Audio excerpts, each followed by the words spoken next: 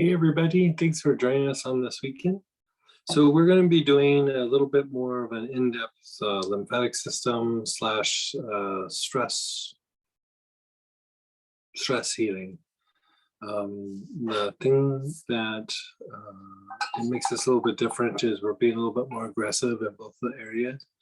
And for those of you that have the brainwave kit and the vital center kit, that will also be integrated into this.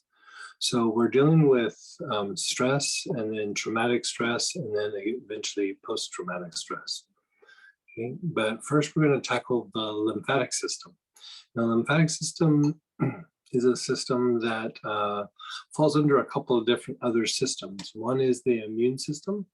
It is tied to detoxifying the body and helping with the inflammatory response.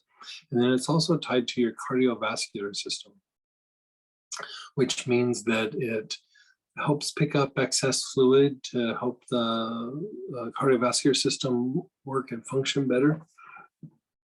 And it also carries hormones.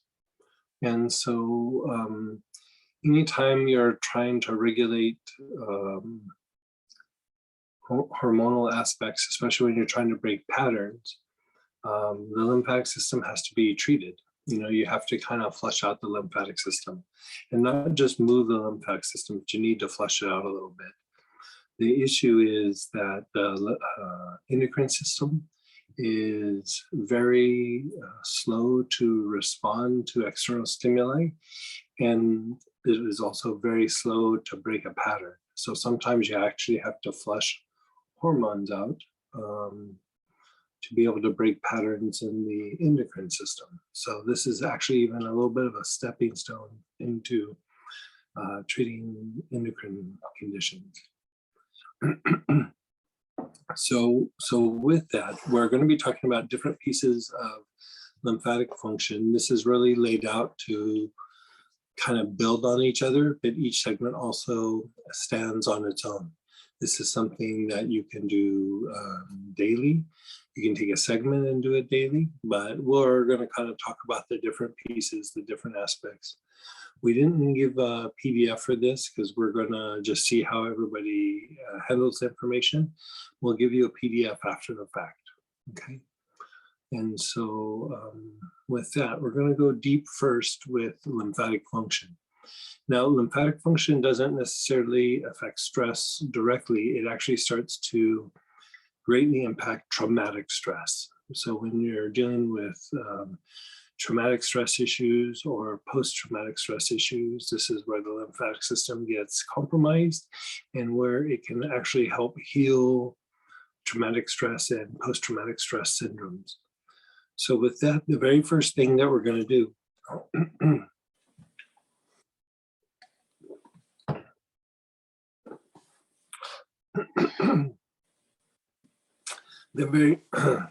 excuse me. The very first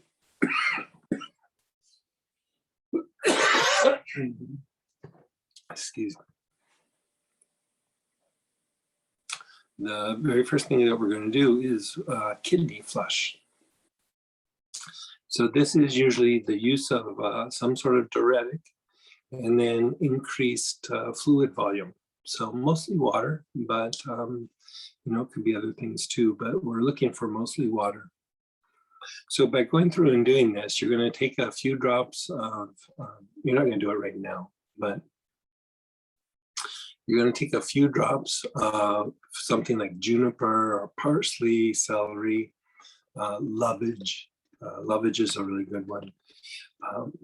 And you're going to take a few drops internally, and then with increasing fluid volume, you're starting to get lymph to move. You're flushing out the joints. The key is to use, sorry, I've been losing my voice a little bit. The key is to get things moving. So you're moving the lymph, you're moving the deposits in the joints. You know, you're just basically flushing out the system. And so when the lymphatic system goes through and picks things up, part of where it releases some of that old material is through the kidneys. By taking a diuretic, you're starting to stimulate the elimination of fluids. You increase the fluid retention, or excuse me, you increase the fluid ingestion to flush things out. This actually even helps fluid retention sometimes. Most times it does help. It seems counterintuitive, but the two pieces go together, the use of the diuretic and then the use of increased fluid throughout the day. So the one that really shines here is sandalwood. Sandalwood is very good for being used as a diuretic, but it helps break up blockages in the pelvis, in the kidneys, in the lymphatic system, and the venous flow of the cardiovascular system. So part of fluid retention is poor lymphatic function and then poor venous circulation, which is getting blood back to the heart. So this actually helps and it helps to flush things out and get things moving. And after a few dosages, you're just doing 1 or 2 drops a day, depending on how intensely you want to work it. Within a few days, you can actually even stop taking it because the sandalwood has broken up some of the blockages, and then it will continue to flow. The only thing that I would say downside is don't use sandalwood more than 30 days, straight. Use it for a week or 2 weeks. And then I would say this for all the diuretics, and then give yourself a break. Usually a week is enough, but so we're not going to have you ingest anything right now, but what we want you to do is go through and just check the body, and we're going to inhale on the pattern to help with the kidneys and the urinary tract. Now, this is not a replacement for ingestion. Ingestion is far more potent, but at least gives you an idea. We get the ball rolling for the things that we're doing for the rest of the day. So I just want to let everyone know who had just come in before and didn't get this part. Greg's going to give a list of oils, and those are the best choices. That's what we call our A choice oils. If you don't have any of the recommended oils, the A choice oils, we'll do our best to find a substitute for you. It may be a B choice, it may not be a C choice, and there may not be a choice, depending on the oils that you do have. Greg will do his best, but what we need from you is a list, to have your list of oils you do have to send to us. And so if it's not that Greg just has a B choice on the top of his head. It's not that he just has a C choice on the top of his head. We need to know what oils you guys have to potentially find a substitute if you don't have the oil choice. That was it. Yeah.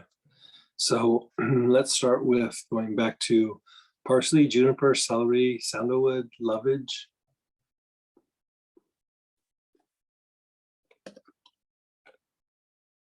And golden sandalwood is a good choice. Yeah.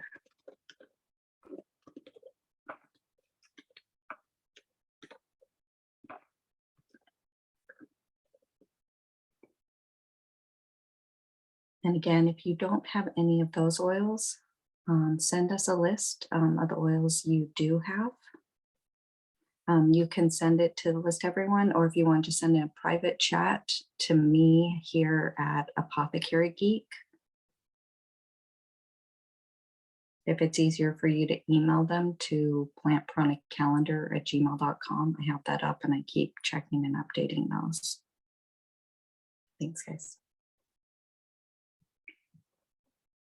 There will be people who need substitutes, but they're going to be randomly sending oils. Okay. So we can keep going.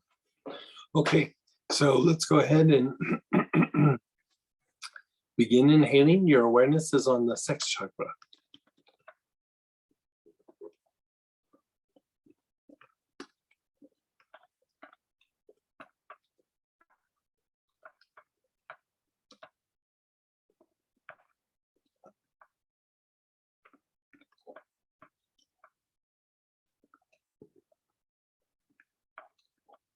Long, slow, deep breaths. Your awareness is on the sex chakra, which is where the sex organs are.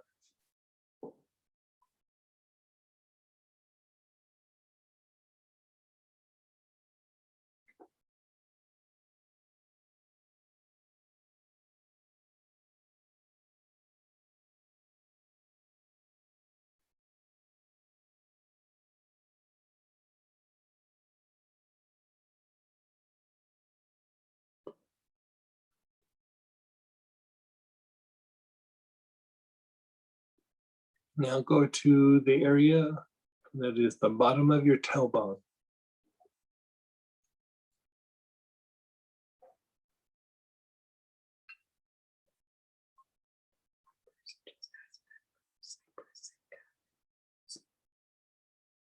Just those three. No.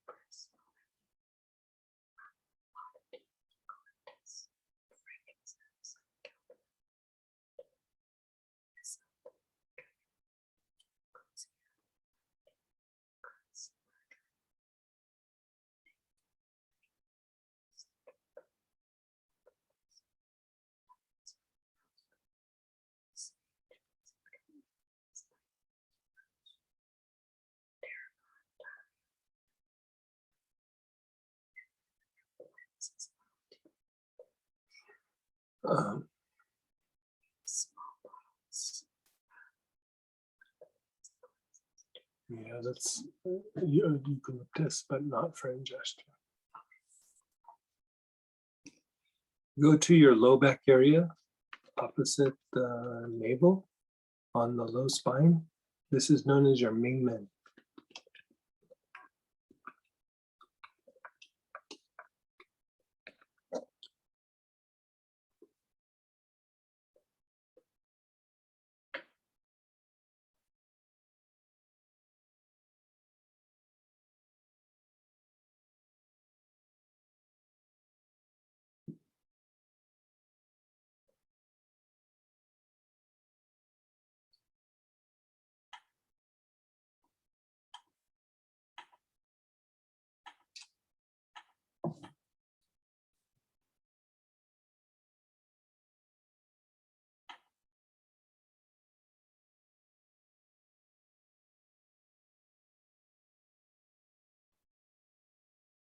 Move your awareness to the kidneys.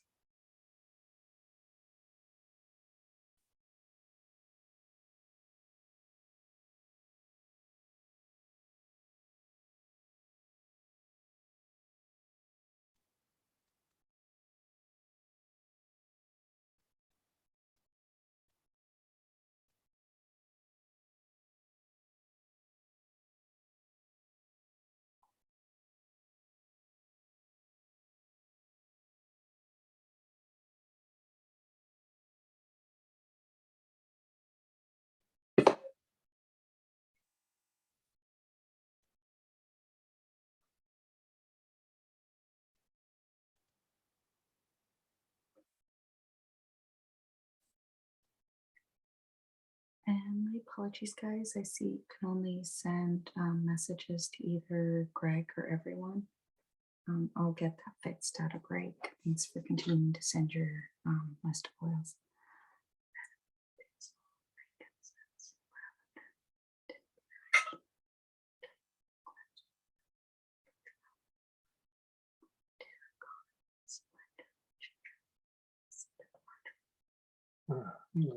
Choice of the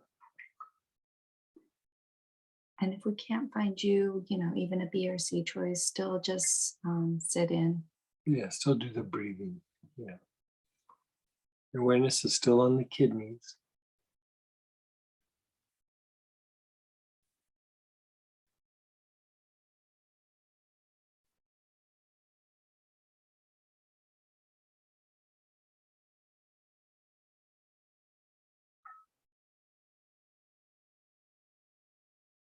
And now you're going down to your perineum or perineum, the floor of your pelvis, which is between the sex organs and the anus, like the very bottom of the floor of the pelvis.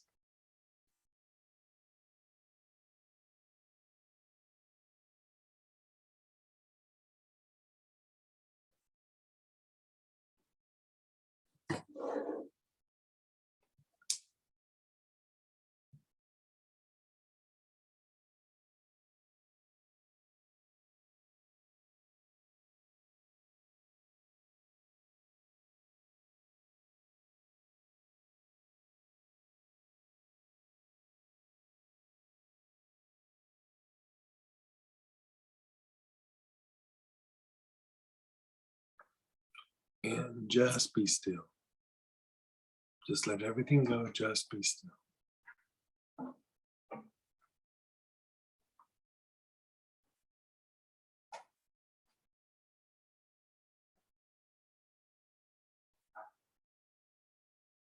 Okay, we're going to do it again.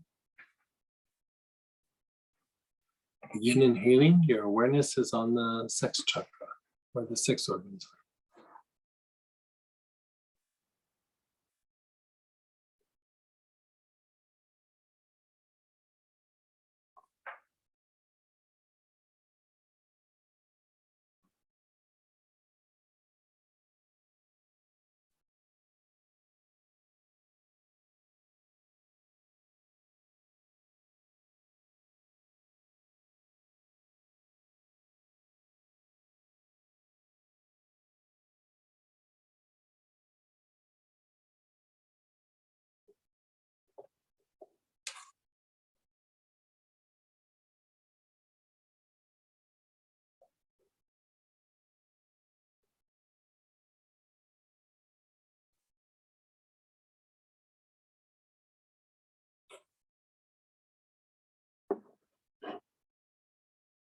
Move your awareness to the bottom of the tailbone.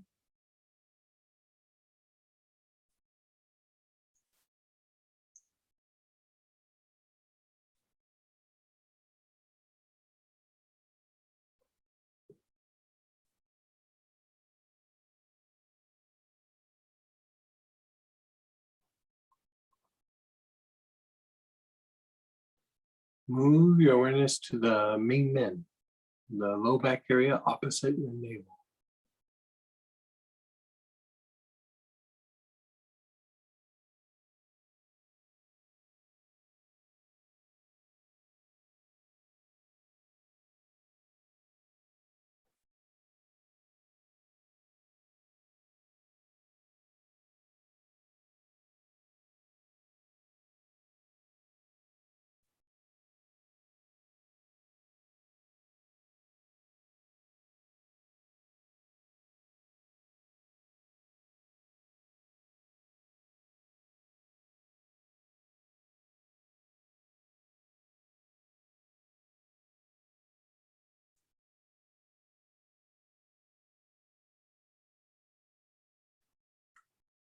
Move to the kidneys. Your awareness is on the kidneys. You're taking a long, slow, deep breath.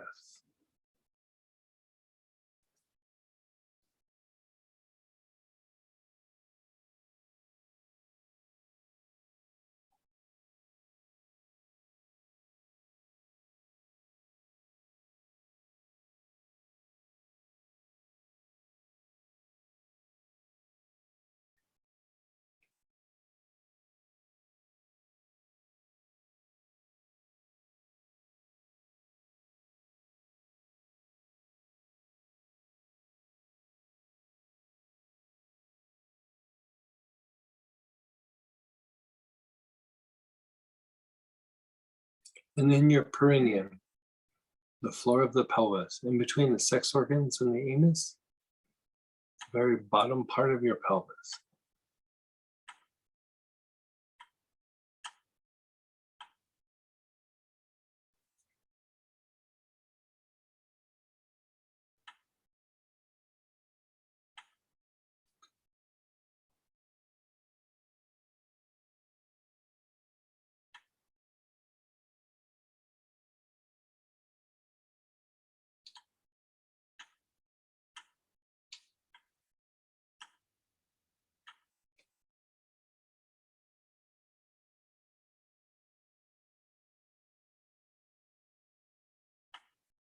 Okay, be still, be aware. Just let go for a moment. Keep your eyes closed and just let it incubate.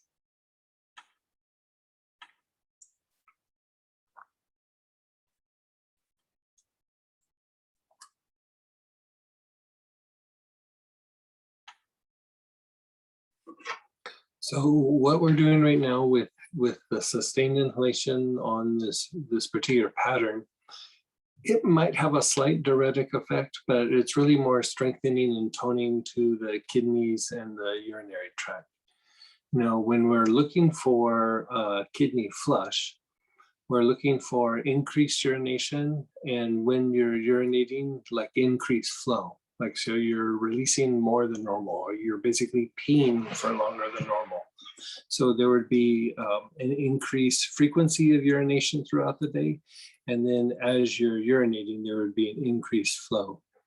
And if you're not having it with the dosage that you're using, then you can increase the dosage by just a drop. Doing the breathing pattern might do it for a little bit, but it's probably more strengthening and toning. But still, for what we're doing right now, let's say it's good enough for a bit. So we are going to do another couple cycles of this just because the inhalation is not quite as strong. So again, let's have you begin inhaling with the same oil. Your awareness is on the sex chakra. Mm-hmm.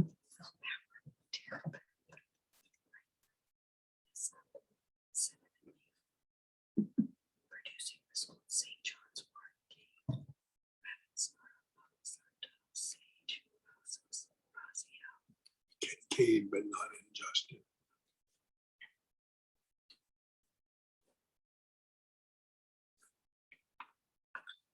Awareness is on the sex chakra. Long, slow, deep breaths. I'm going to keep talking as we're doing this. So sometimes when the lymphatic system is a little bit backed up, you'll get a little bit of fuzzy thinking.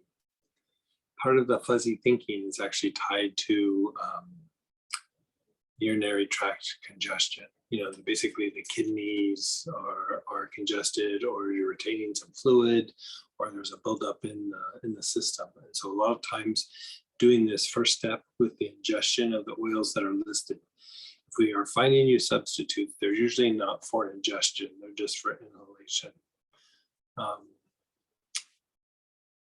That combined with increased water intake will actually help flush things out and clear up the brain. It usually makes your joints feel a little bit better. And it does have an effect of reducing swelling in certain areas sometimes.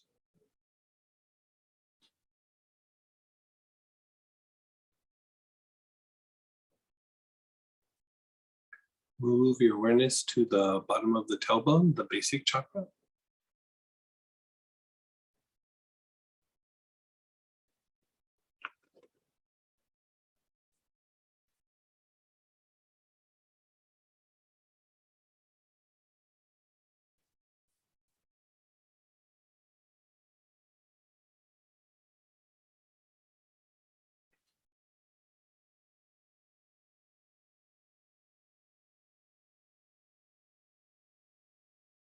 Move your awareness to the low back area opposite your navel on the back side, known as your mingmen. Yeah. That's why we want system.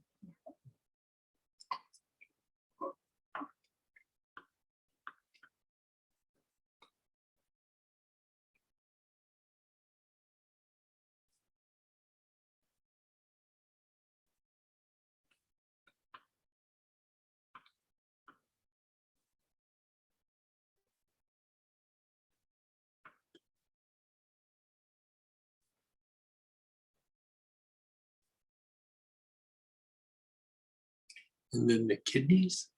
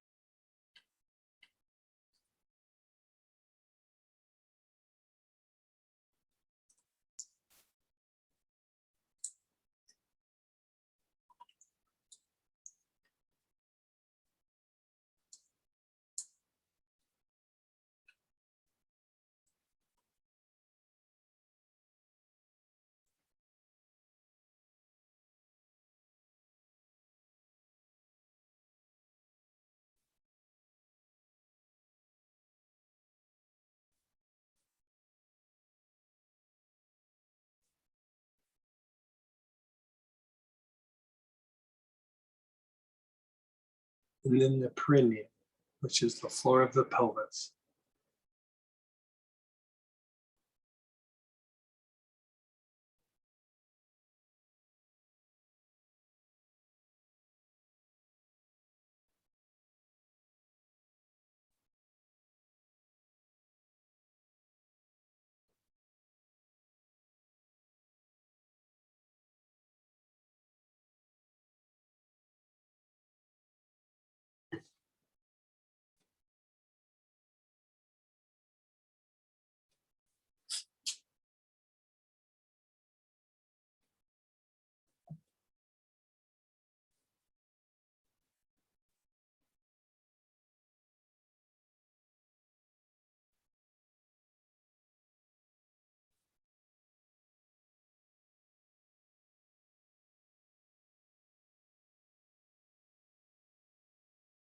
And just be still, keep your eyes closed. Let it incubate, but if you were able to scan or perceive partially what's happening is you're toning up your urinary tract, but also in doing this, you're starting to cast off energies associated with traumatic stress. So stress is anytime you've been pushed out of balance, and then becomes traumatic when it reaches another certain threshold. Right? And so you're doing something physical here, but it's also having a lower emotional effect on the traumatic stress that's in the body. And even in the psyche, you're throwing off traumatic stress. So you're actually doing a couple of things at once. Just by going through and doing this, you are starting to do stress prevention. When you use the diuretics and increase water ingestion, you will be casting off more stress and more traumatic stress. You know, just like old traumas and things will start coming out. And so this is actually considered even a way to do deeper psychological work when it comes to stress.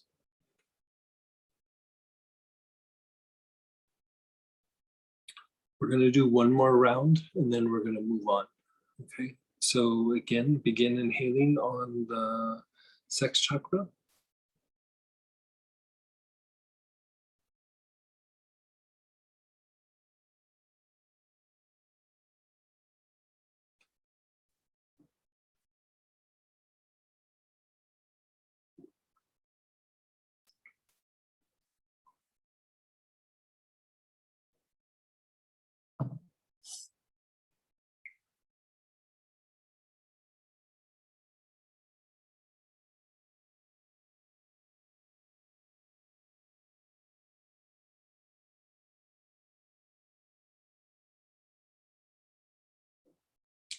Move your awareness to the bottom of the tailbone, the basic chakra.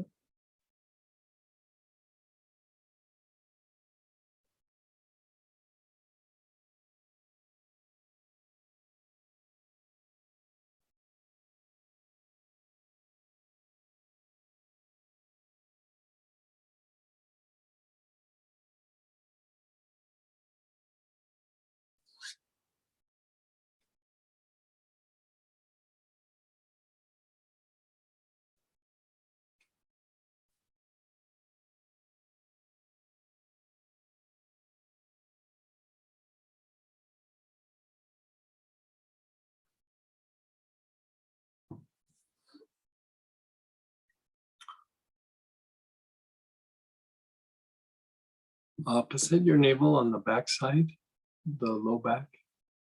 This is known as your Mingmen.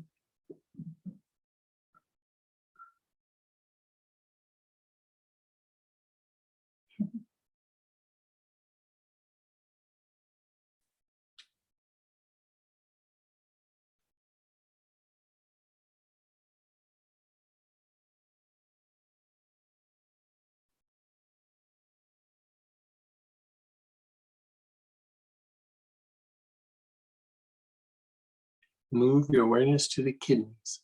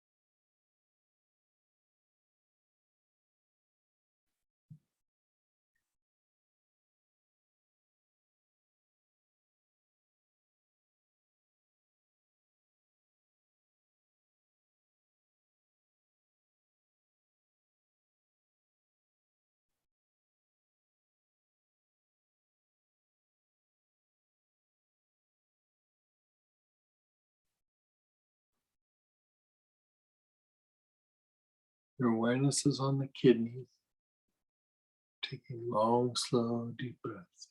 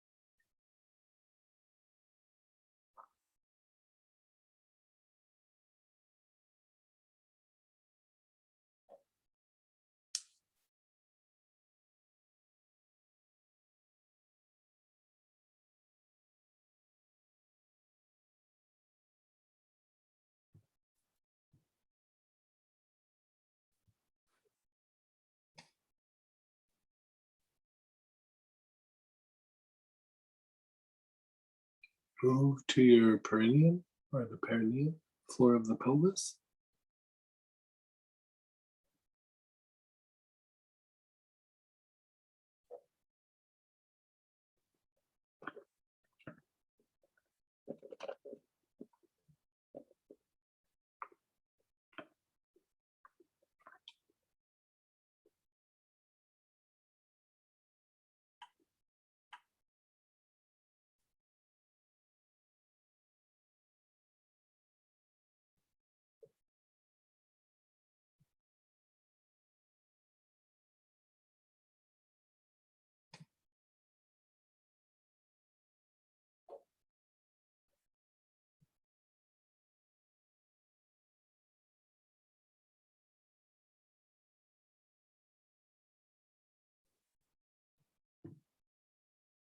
Okay, just be still, be aware, keep your eyes closed. Just notice how you feel physically, emotionally, mentally. How does your body feel?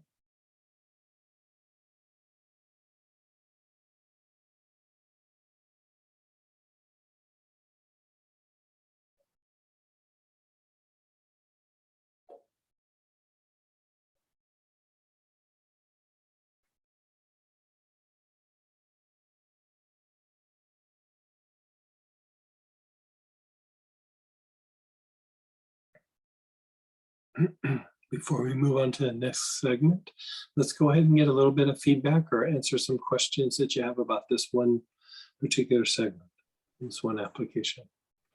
Good morning, Greg.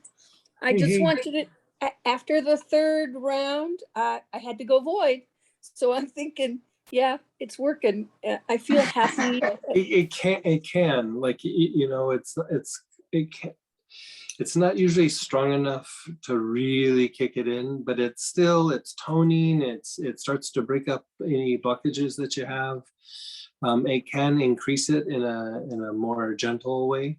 Like if you start taking a couple of drops of sandalwood, like I gotta go to the bathroom. Like I gotta go right now. Like I gotta go, and so it's a little bit stronger. You could do it this way just from time to time as like a toning up, but also keep in mind that this is also a way of reducing traumatic stress. And any time that you hit the involuntary part of the nerves, usually we hit the respiratory tract and the digestive tract. This one's a little bit more involved, because you are dealing with the lymphatic system as well. Hitting the kidneys is another way of reducing some of that stress kind of symptoms. If you notice, like sometimes people have like the need to go urinate, like a higher frequency, but when they go to the bathroom, they really don't urinate very much. That can actually be tied to fight-flight mechanisms, where when you're in more of a sympathetic tone, which is more fight-flight, one of the things that fight-flight does is it tells the body empty out the bladder and sometimes even empty out the bowels so that you can run and fight better. And so sometimes the issue with the frequency, but without the elimination, is it can be a little bit of a fight flight mechanism. You know, it's like a kind of a body anxiety. You know, it's not really in the psyche, it's just in the body. And so as a way to kind of tone everything up, it can potentially help frequency or urge to urinate, but without really elimination, potentially. But I would say go through everything, you know, because you're just dealing with stress. And keep in mind, stress is anytime the body is pushed out of balance. So even when you're trying to bring in something good, even when you're trying to shift the body for better function, the body still sees it as stress. Like it always is trying to maintain whatever balance that it's in at the time. And so good or bad, the stress response gets engaged. Well, let me ask, I have a friend who just had stents put into the kidneys because of kidney stones. And that was pretty traumatic and stressful. So I'm wondering, is this something, because they're now on the mend, it's been 2 weeks, so they're building back up to their, but the point is it okay to use the sandalwood or the lovage? Yeah, I probably wouldn't have them ingest. Like I'd probably just have them do what we just did, where they do the inhalation. I think that's fine, but because there's been a medical procedure there, and Sure. I would just let it be for a little while. You know? Okay. Thank you very much. Yeah. Thank you. And Marianne? Hey, Marianne. Hi. I'm wondering, would you want to ingest the oils if you're already being treated with a diuretic? You could. The one that I would ingest, it would be a little bit of sandalwood, and I'd probably only do it for like a day or two, and then go off of it. It would probably potentially make your diuretic that you're already on work better. Really? You know, just because it breaks up blockages in the lymphatic system and in the pelvis and the venous. And so your diuretic is doing what a diuretic does. You know, it's helping you to eliminate, but sometimes it's having to overcome some of the blockages. Okay. And you know, just over the years, I'm really amazed at how well sandalwood works for breaking up blockages in the urinary I'm tract. out of that. I don't have that, so I'll have to order some. Thank you. Yeah. We'll try to get you just like we'll talk to you separately, Mary. Okay. Thank you very much. Hi, Greg. Hey. How are you, Sam? How are you, Zakia? Good, good. So I've got a new patient, 94 years old. Mhm. He doesn't have any really bad health issues other than they put him on a pacemaker about 4 or 5 months ago because he simply just passed out. He didn't have any previous cardiac issues. And he went to the doctor recently. I saw him last week. They said his kidneys were not very strong. He only has a little bit of fluid retention issues. And I put him on 1 drop of juniper every day with his first glass of water in the morning. Would sandalwood be better, or if juniper's okay? I would probably do sandalwood just because it would break up the blockages more, and given his age, he's more prone to blockages because of his age. Okay. And so, you know, and I would just do it for a few days. I wouldn't do it for any crazy. A few days a month, a few days and never again? Depending on how he responded. Like I Okay. give him a couple of days and then maybe a week or two, I might do another day or two. But I just like kind of nudging him towards, you know, better kidney function, better elimination, things And like ultimately we'll stop, or it's just like, yeah, well, ultimately okay. you would stop. Yeah, like sandalwood isn't considered something you would do long term for kidney issues. It's like a way to jumpstart things. Okay. Yeah. Okay, thank you. Yeah, you're so welcome. Go ahead, Noreen. Hi, Greg. Hi, Sam. Nice to see Hey, you. all right. Hey.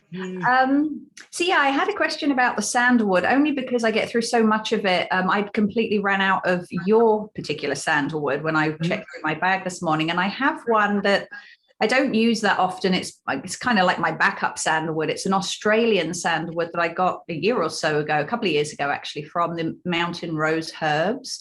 And it has a very different kind of smell. I don't know if you know anything about it, but I'm wondering how, if you do, like how different that may have an effect, the type of sandalwood you use, because I'm having this sensation in my body right now, in my pelvis and my sort of belly area, that's almost like the feeling when you spray a like biofreeze or something, like a deep heat thing on your body, and it gets cool and tingly. But like I'm just feeling that all around my pelvis after inhaling this oil. So I'm just wondering if there's anything you know that about probably Australian means sandalwood. it probably means there is a little bit of a blockage of some sort.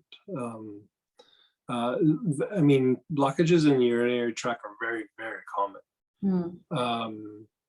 That particular company, I mean, I've never looked at their particular oils or their sandalwood, but the issue with the sandalwood is, you know, there's a cultivated sandalwood that's like a true sandalwood that comes out of Australia. But then what started happening over a period of time is there's a sandalwood, they call it sandalwood, I think it's speculata, which is different than normal sandalwood. It's actually, smells like sandalwood and everything, but it's not really like a super true sandalwood. Still has a lot of the same properties and everything, and the issue is the price is also able to be reduced because of that. And I think the plant, I'm not sure, the plant might even grow a little bit faster. You know, the sandalwood tree, it takes about 40 years to really get to a place to where it's mature enough to start harvesting. A lot of times what they do with sandalwood is they harvest the fallen branches. But in India, there was a period of time, you know, I'm not sure about now, but where the sandalwood that was coming out was either from Australia or was synthetic, you know, because sandalwood is an endangered species. And so, you know, again, they collected the fallen branches, but India didn't allow Indian sandalwood oil to be exported. You know, I don't know if that's changed or not, but for a while that was the case. And so the speculata, if that's what it is, it might even say it on the side of the bottle sometimes. I would still use it the same way. I think it would have a very similar response.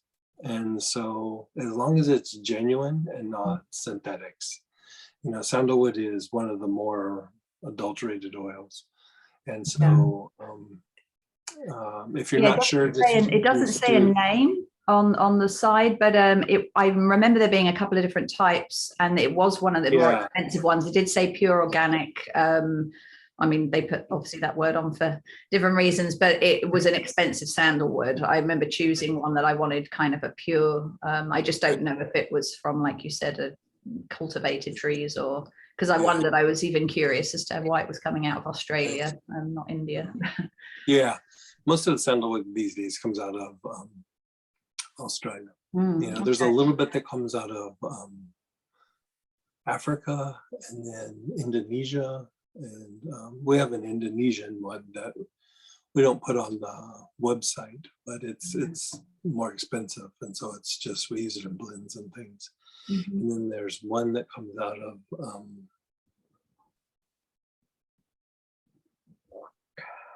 want to say Caledonia. And I don't know, some little island. Like I think it's Madagascar, is it? No, not Madagascar. It's more like I remember something. Papua. However you say that. Right. Yeah, Papua or Papua. There's some getting produced up in New Zealand, but it doesn't hit the market as a single oil. The people up there are making products out of it. So I have never seen it on the market.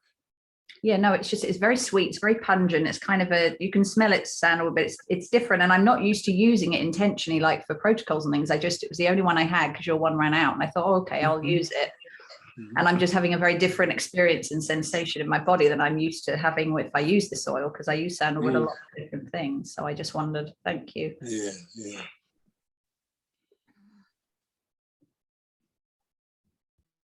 We had some more shares and questions. I feel high on sandalwood. Yeah. And it's interesting how this could actually even be a little bit of stress relief too. You know, it's not something that you would put two and two together, but if you use the sandalwood as a diuretic and you're ingesting it over a short amount of time, you know, you're doing the kidney flush. Actually, what can happen is you can disrupt some of the negative interactions between endocrine glands, and sometimes the byproduct is actually weight loss. You know, in medical aromatherapy, when you're trying to reduce weight, you look at it as excess fluid retention. And the reason is that, like, you start ingesting more fluid and you're using a diuretic, you're flushing, you know, basically excess water that's hit and stayed in some of the systems. But when you start increasing fluid intake like that, it actually changes your appetite. It changes the nature of your relationship with food. And so it starts to become easier and easier to do a little bit of weight loss while doing the kidney flush. If you're doing the kidney flush for a long period of time, you do need to replace minerals, by the way. Yeah. This is pretty funny to go, I'm thirsty. I am thirsty as well. Me too, thirsty. Yeah. This is what I would say. Some of us are a little bit more dehydrated than we realized. You know, and sometimes it's not because you haven't been ingesting fluids, but your body might not be utilizing the fluid that you take in. And so that actually can be a real issue. And so it becomes easier and easier to stimulate the kidneys and the bladder. It starts to become easier to take in more fluid because you're literally thirsty. Like, you know, you get thirsty. You know, and it's usually for like water or, you know, a little bit of juice in water or tea or, you know, a mild tea. And so, yeah. Go ahead, Laura, and then Sharon. Hi, Greg. Hey. So I have a question about the blend Stresses. Does that also work on the lymphatic system? Partially, but not so much with what we're doing here. I mean, it definitely knocks stress out of the body, but it's more of a like a general thing. It's not really targeting a particular system. Can you take Stresses internally? Probably wouldn't. It's been made more for like inhalation or topical use. Let me see what's in it real quick, and I can tell you. Where would you put it topically? Salt bath, or I mean, just rub it all over your body. Like sometimes if I couldn't heat my whole body, I would just rub it on my feet and lower legs. I actually use that one a lot to reduce stress.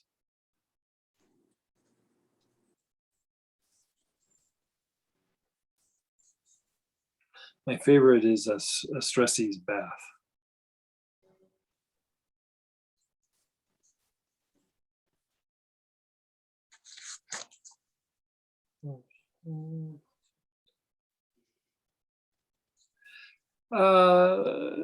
If you took a little bit internally, it would be okay, but it's made more for topical or for inhalation. Okay, thank you. Okay.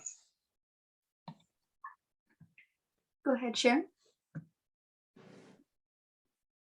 Hey, Sharon.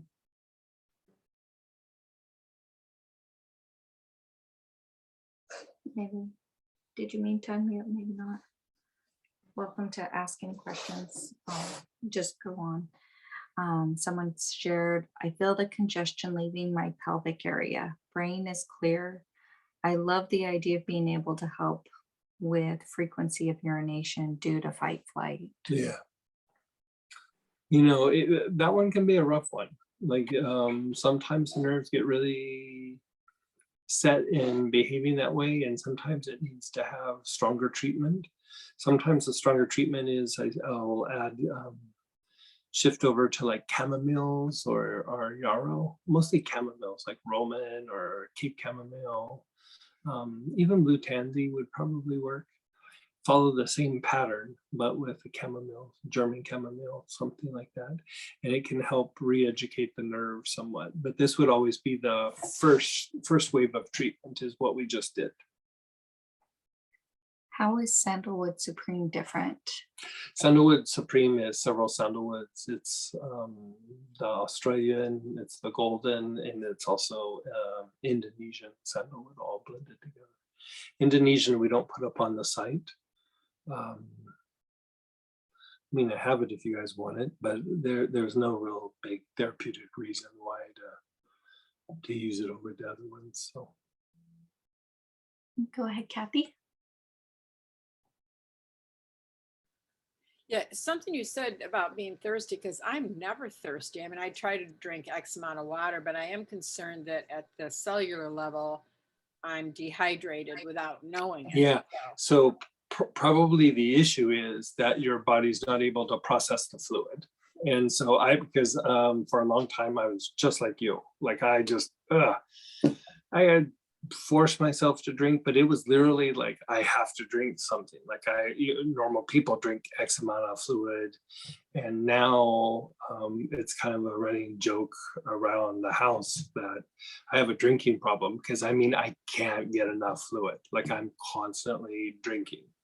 Like if you offer me lunch or a big glass of something, I'll take the big glass of something. And that was never me. And so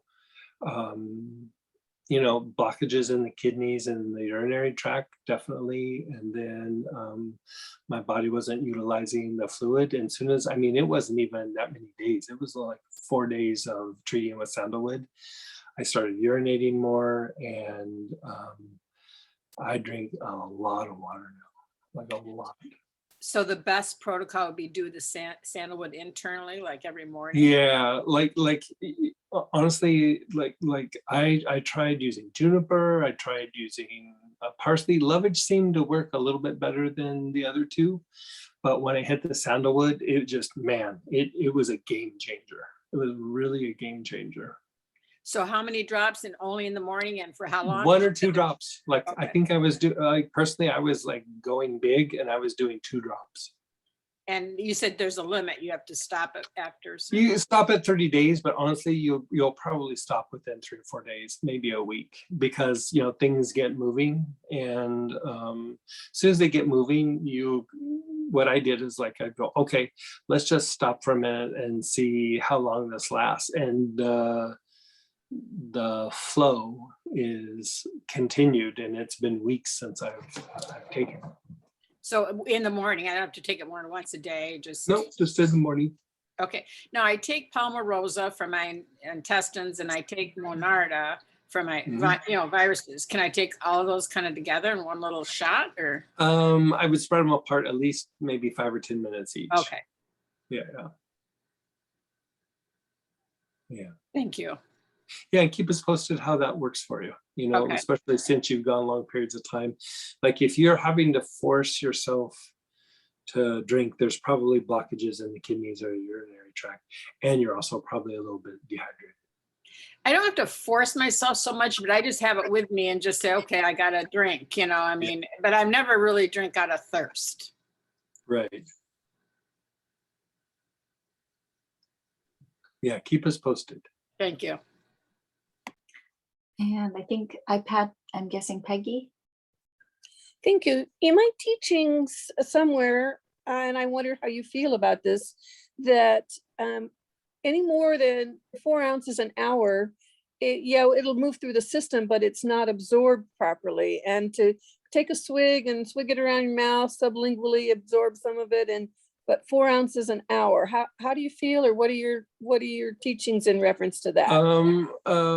I think when everything is normalized, I think that's probably relatively okay. But I would say probably a little bit more than 4 ounces. But when you're doing a flush, you're going to do a lot more than that probably.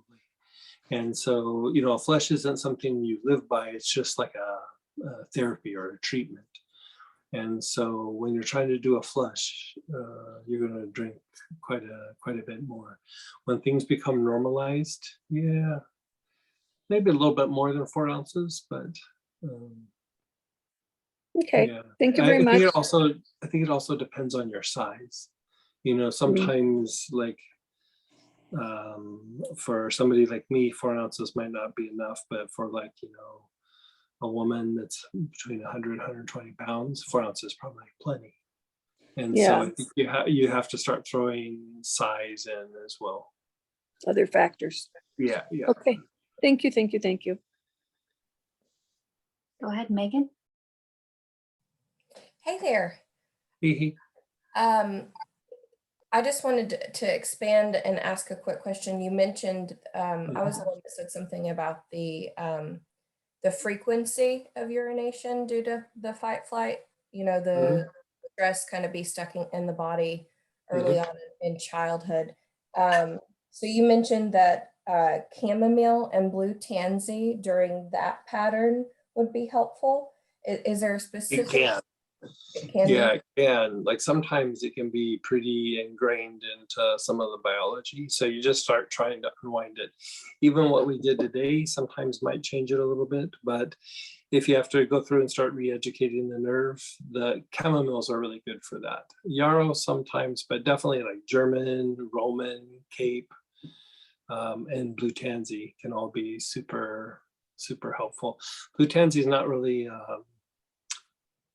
you know, they call it sometimes Moroccan chamomile. So it's kind of like, has similar properties, although it's a bit different.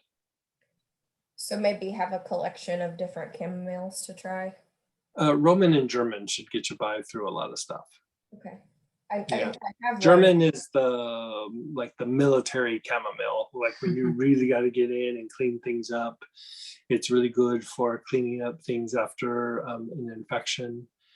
It's really good for reducing inflammation, you know, even fighting off infection. German chamomile is kind of the best one, but you know, sometimes you can get by with gentler chamomiles. Okay, wonderful. And you had mentioned that this could aid in weight loss.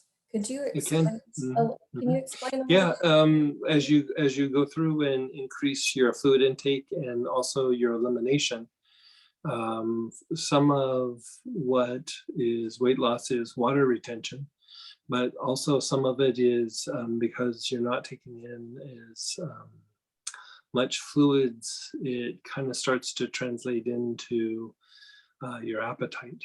And so when you increase the fluid retention, or excuse me, the fluid intake, it starts to change the nature of your appetite and how you ingest food. And so, you know, even for example, if like before you sit down for a meal and you ingest like a glass of water or something, you'll eat way less food, and not because you're forcing yourself, it's just not that interesting. And so it really changes. Sometimes people say they have an issue with food, and it actually is an issue with water. Oh, wow. Okay. Yeah. Thank you for that clarity. You're so welcome. Go ahead, Narayani. Yeah, hi again. Just on that chamomile note, I have one that's blue German chamomile, so I don't know if that's a thing or would that have been a blend? Oh, that is German. Okay. That's German. Yeah. Okay. It's dark blue, so sometimes they'll call it blue chamomile. Or blue German. The military kind. Yeah. Well, it's a good oil. I know that. Thank you. Someone shared, I feel more clear, less fuzzy. Yeah, less fuzzy in the head. Yeah. And we found the country, Papua. There's 2 different regions. I don't know. Do you know what region? West Papua or Iranian Jaya? I don't. Yeah, I've only bought it a couple of times, so I'm not too up on. There's not very many things that come from that area. The website, Sandalwood, where is it from? The one we carry, our sandalwood, are just regular. We have a couple from Australia, and then we have Indonesia, and we also have one from Caledonia. The Indonesia and the Caledonia are just used in blends. Yeah, so if you're ordering sandalwood on our website, it's the Australian. Yeah. There's the regular sandalwood is the speculata, and the golden sandalwood is the true sandalwood. And then someone shared, I'm thirsty a lot. I drink a lot, yet I'm struggling with water retention. Can feel it in my feet and arms. Yeah, if you're really struggling with water retention and you're already drinking a lot, sometimes it's your body's inability to transform the water. I mean, that's not the greatest word to use, but basically utilize the water. And so with that, you would use 2 or 3 drops of an oil called Schizandra in water daily, and that will actually help you to utilize the water. So Schizandra is really super good for transforming the water or utilizing the water in your body.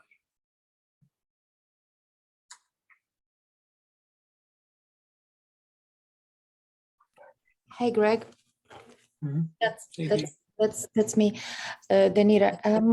That was me that I mentioned that thirsty a lot, drink a lot, yet struggling with water retention. The Schizandra, do I take it just once a day? Once a day at first, and eventually work up to twice a day. And can I do sandalwood internally with it, or No, I would go one direction or the other. So if you start the sandalwood, you could do that for a little bit and then switch over to Schizandra. Okay, because I've been taking parsley and lavage and all the good stuff. That's probably why you can't hold on to the water. Oh, okay.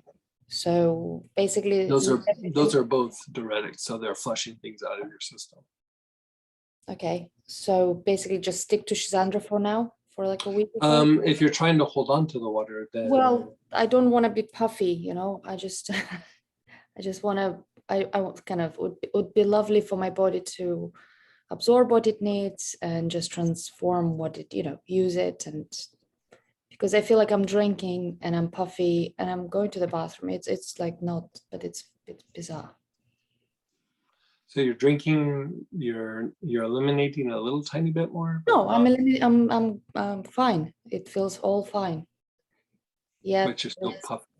Yes. Yeah, there is like swelling in my feet, legs, and arms.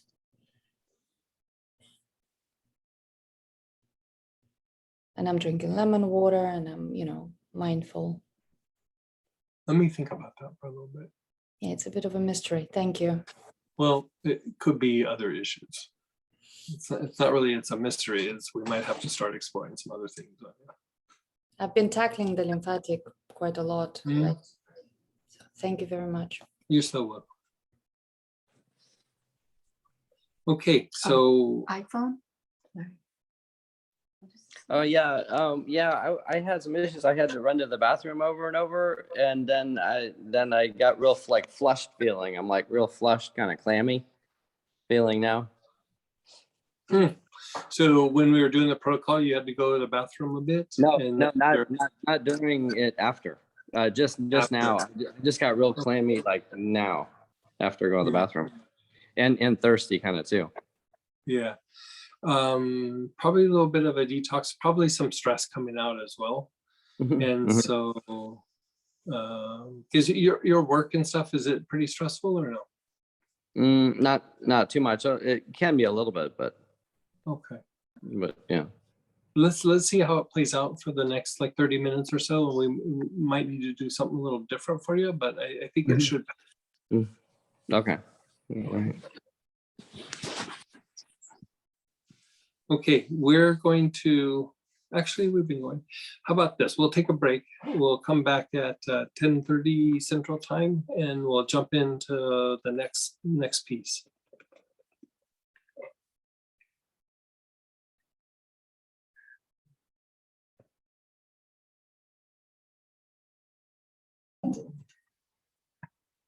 Okay, so the very first thing we talked about was the kidney flush. Now we're going to start talking about the next segment to unwinding some of the things in the lymphatic system.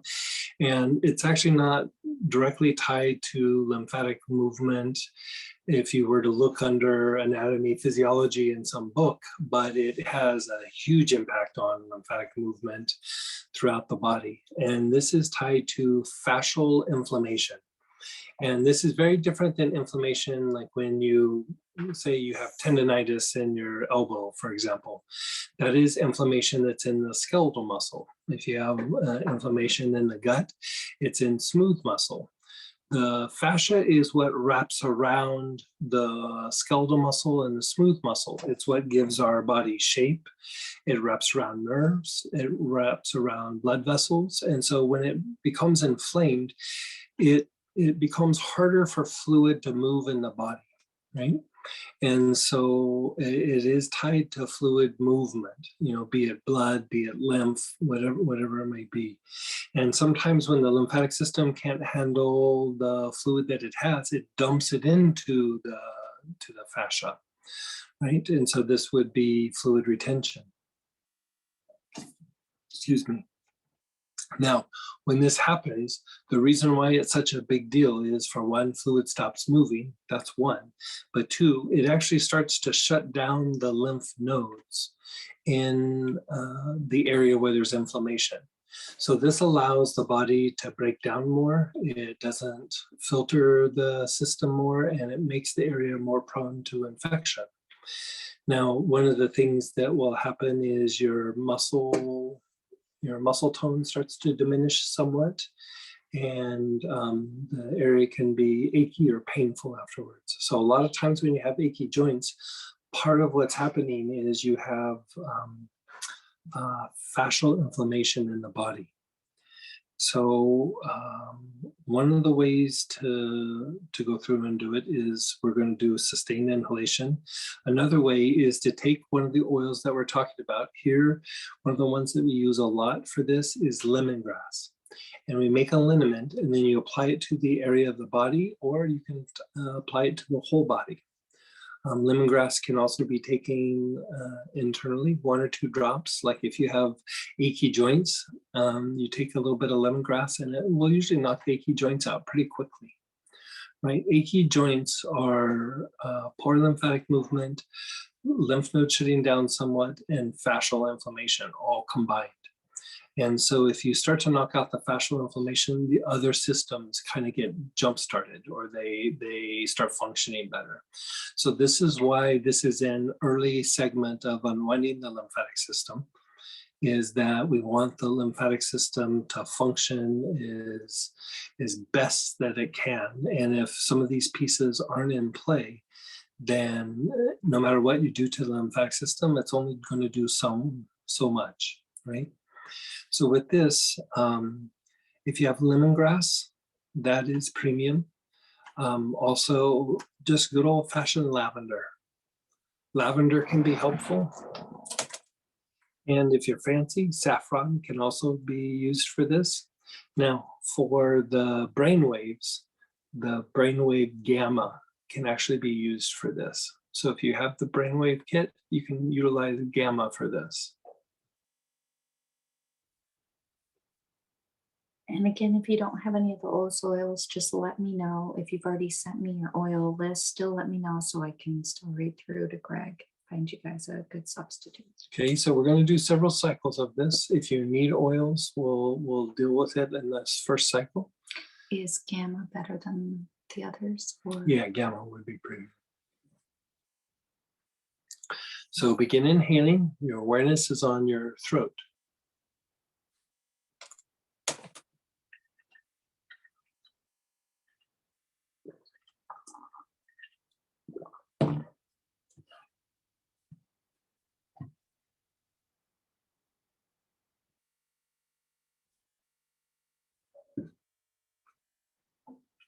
Continue inhaling on your throat.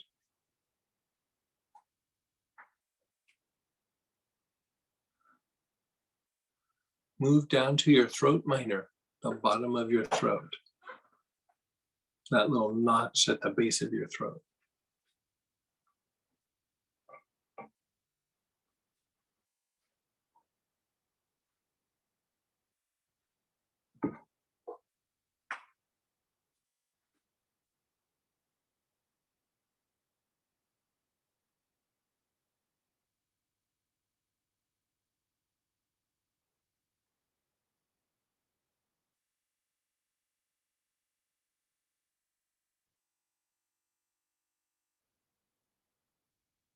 Go to your jaws where they hinge in front of your ears.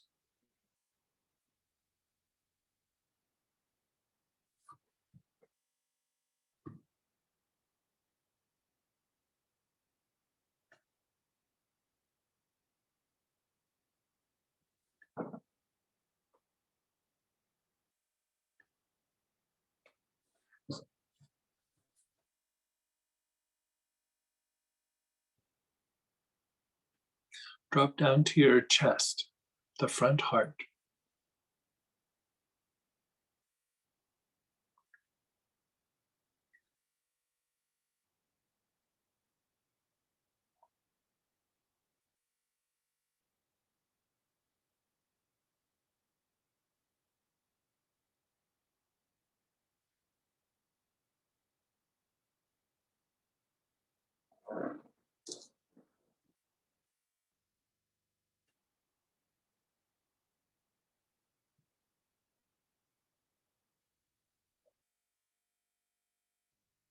Move to your solar plexus, the front solar plexus.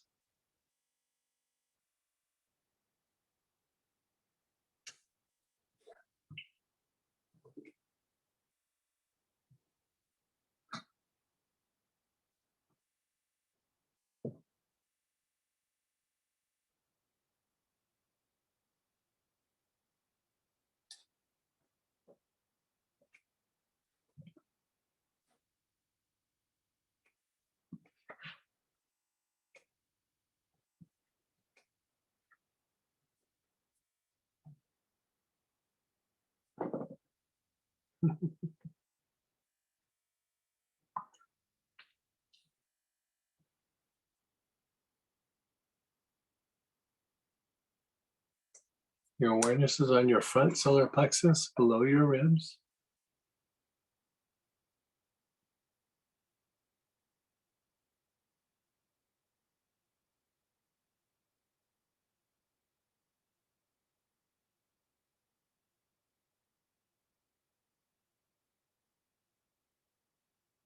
Move your awareness to the back solar plexus, your mid-back area.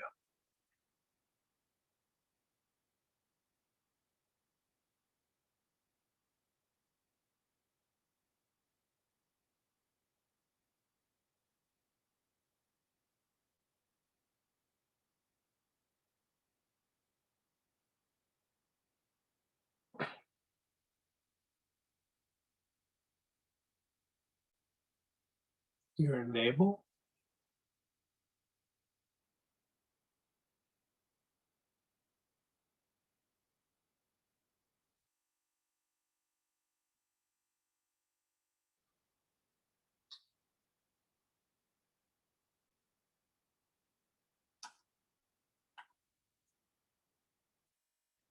The bottom of your tailbone.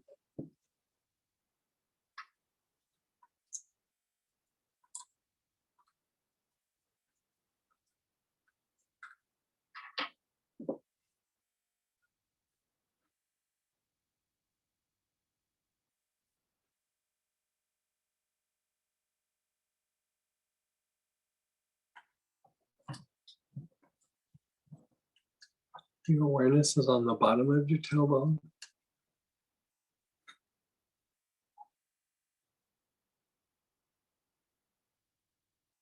Move your awareness to the low back, opposite the navel on your low back.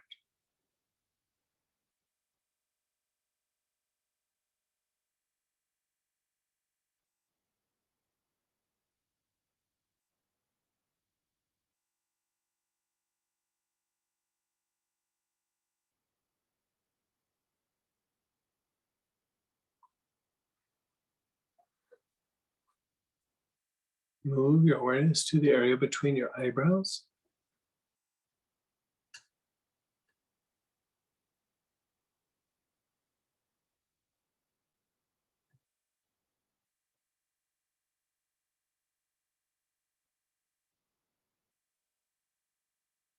Now, move your awareness to any affected area in your body, anywhere where there's achiness, where the area has been compromised, where there's pain.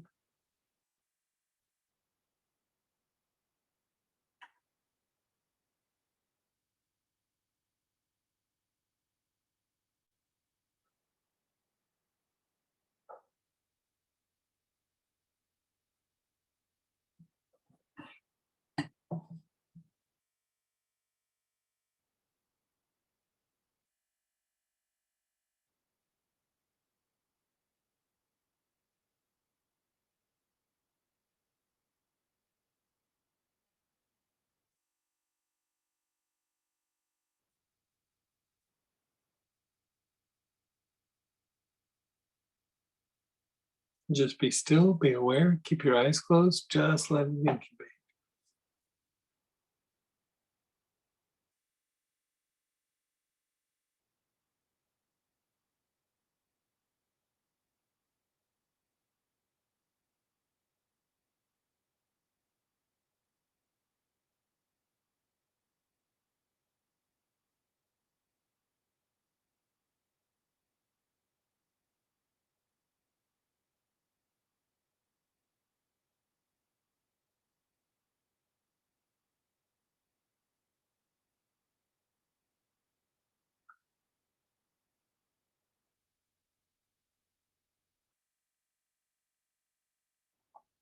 Okay, let's do it again. Long, slow, deep breaths. Your awareness is on your throat.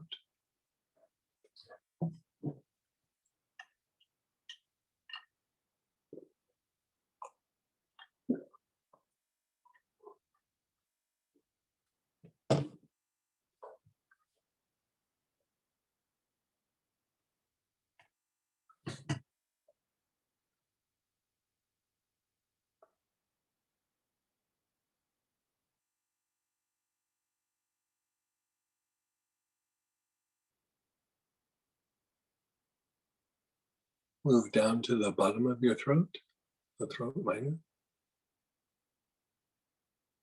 That little notch between your two collarbones.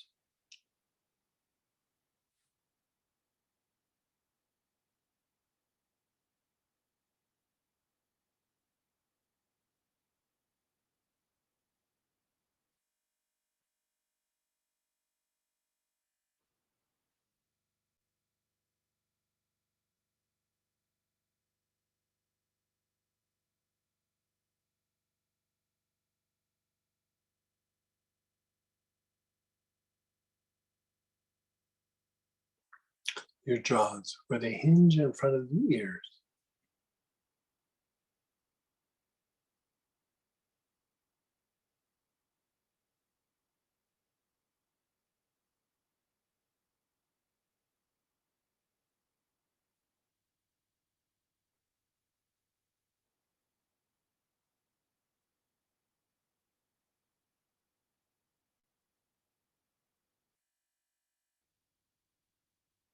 Your heart, the center of your chest.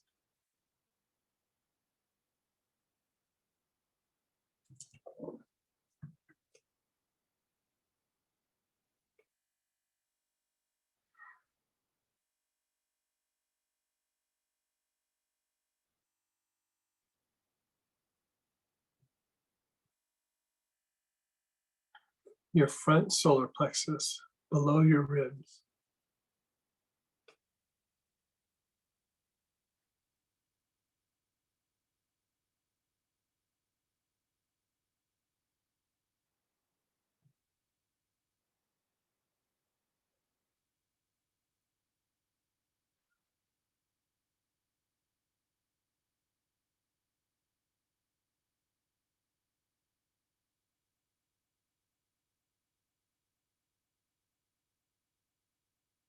Your back shoulder, your mid back area.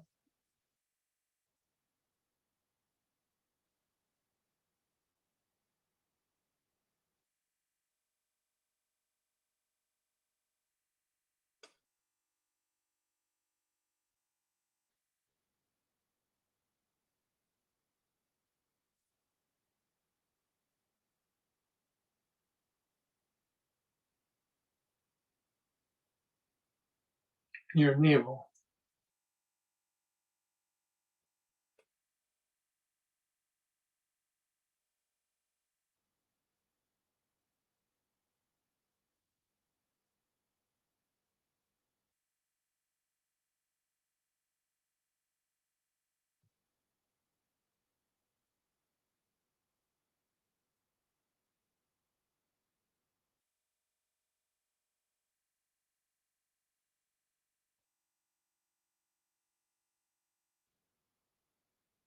The bottom of the tailbone, also known as the basic chakra.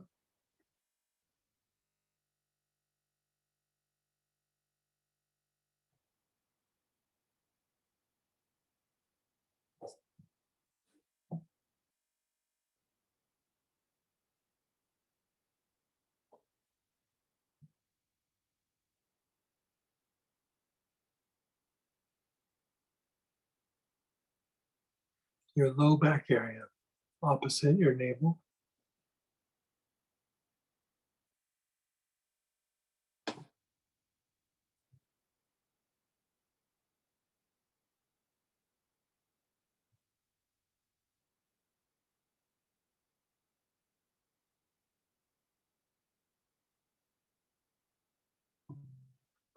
Up to the ajna, the area between your eyebrows.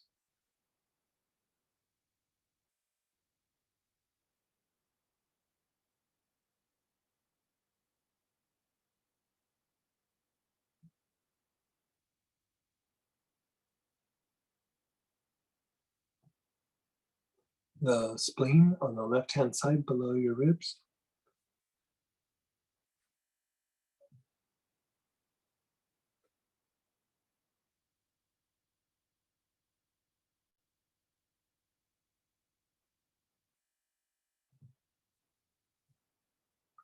Now go to the affected area.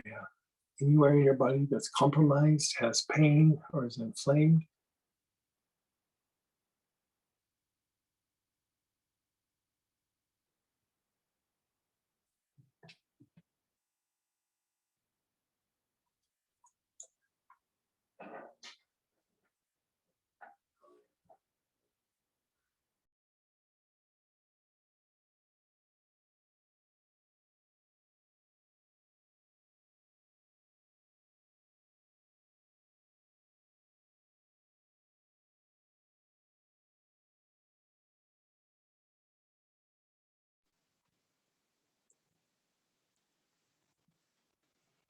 Okay, just be still, be aware. Just let everything go for a moment.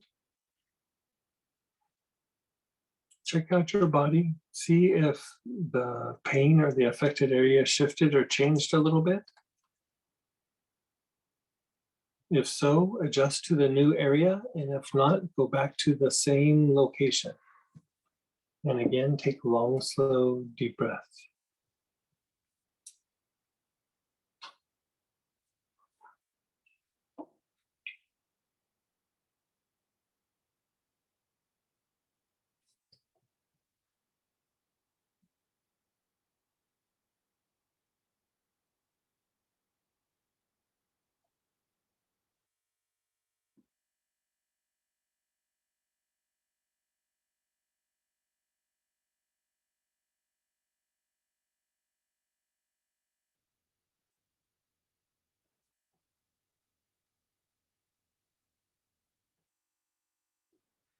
Just be still, be aware, just let it all go for a moment.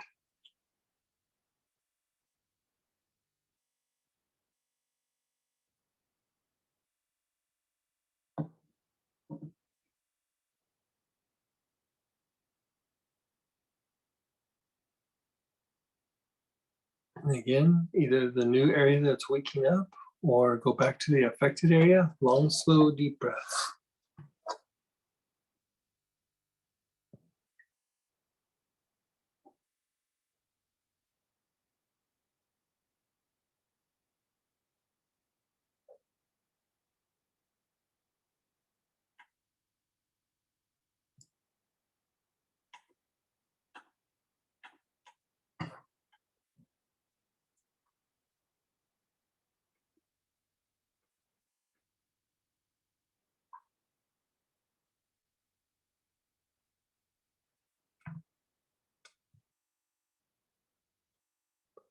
Okay, just be still, be aware, just let go.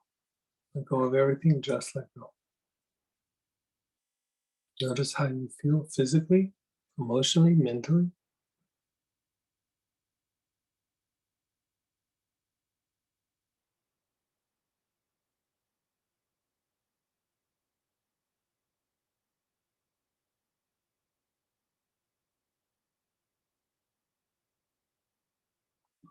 We're going to move to the next segment, which is lymph nodes. So these are little areas, usually in and around the joints, in your gut, in your armpit, in your neck. They're tied to detoxification and fighting off things like viruses and bacteria. Think of them as like filters or pumping stations. Okay, so with that, we're going to, let's see, you're going to utilize one of the following: African bluegrass, arbor vitae or arbor vitae, bay laurel, which is like the premium for this treatment, the lymph nodes, bay laurel, ginger grass, lemongrass, sandalwood, guja, and out of the brainwave kit, alpha.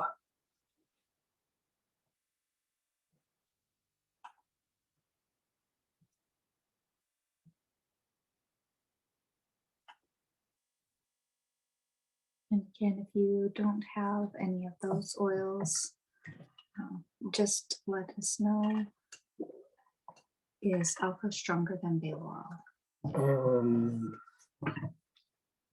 They're about the same.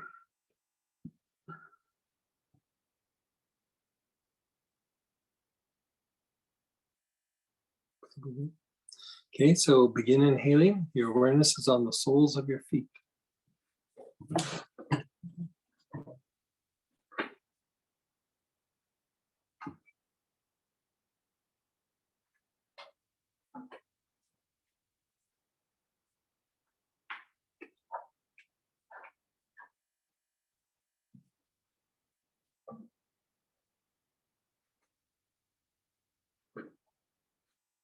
Your awareness is on your ankles.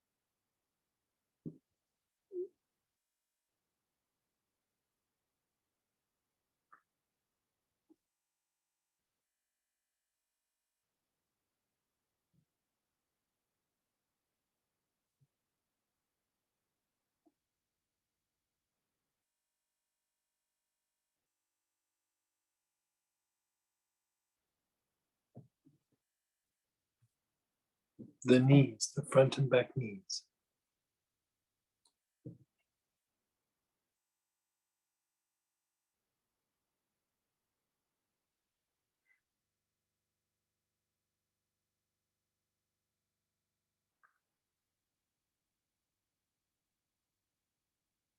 Your hips, the sides of your hips.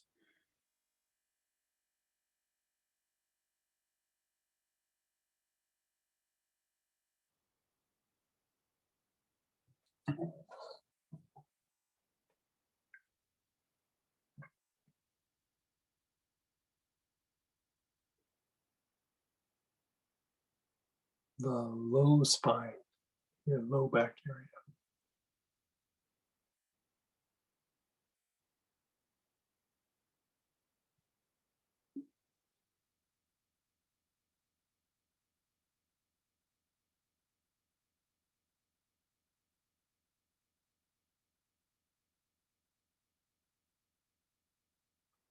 Your mid spine, your mid back area.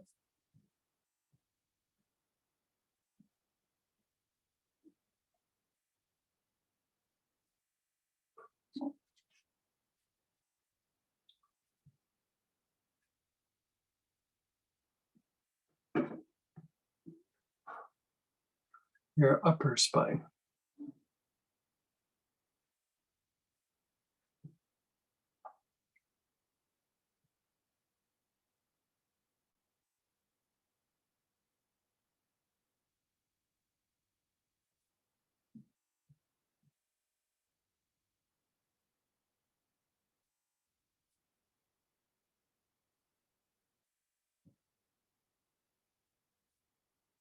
Your cervical spine, the bones in your neck.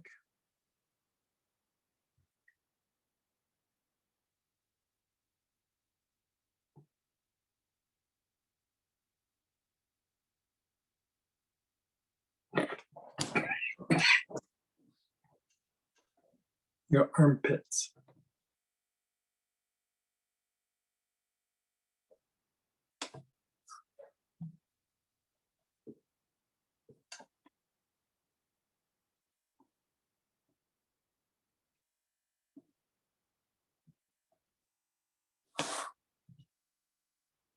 Your elbows.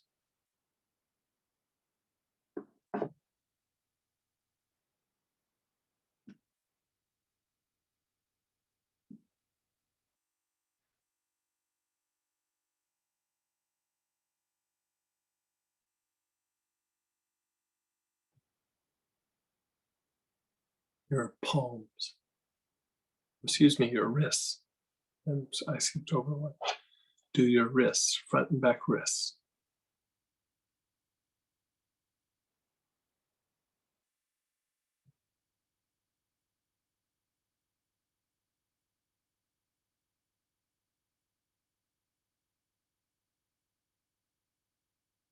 Your palms.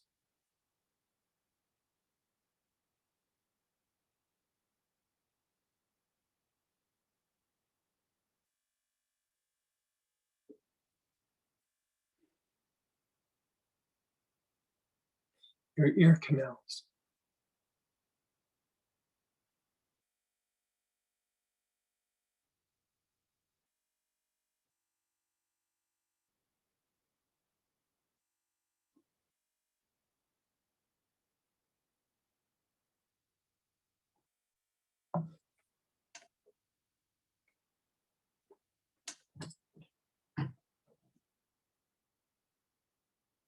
Your ear canals, the holes in your ears.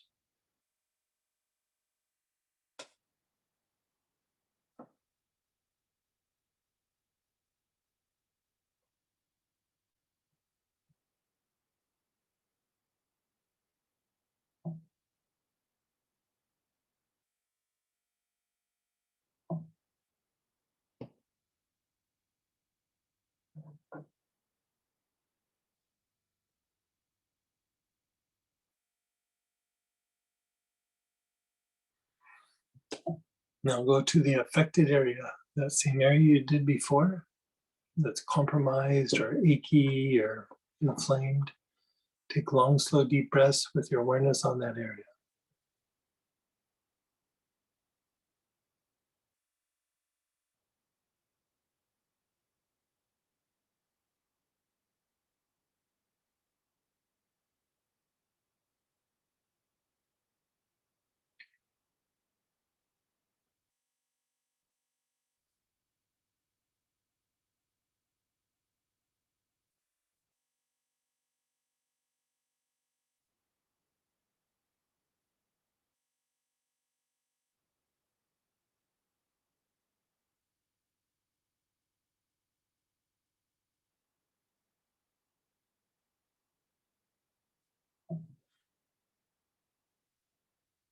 Be still, be aware.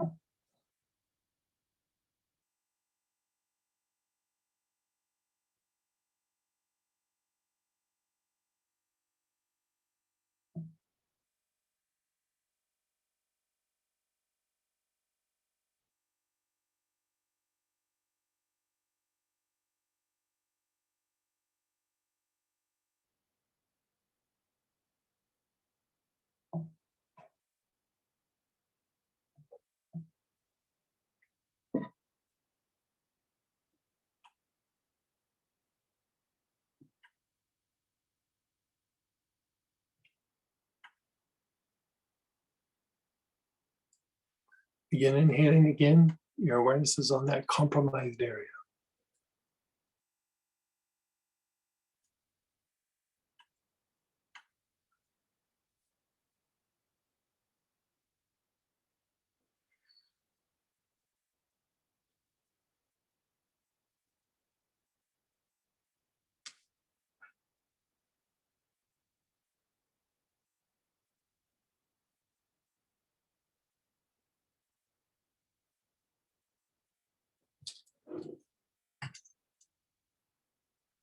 Just let go. Keep your eyes closed. Just let it incubate.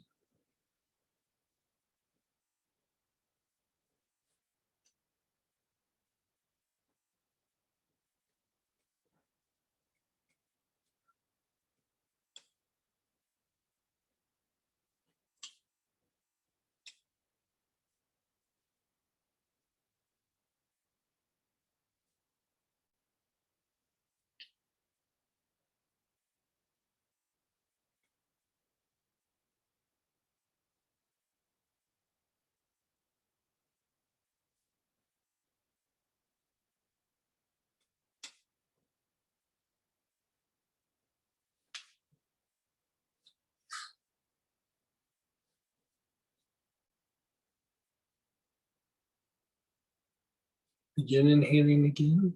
Your awareness is on the soles of your feet.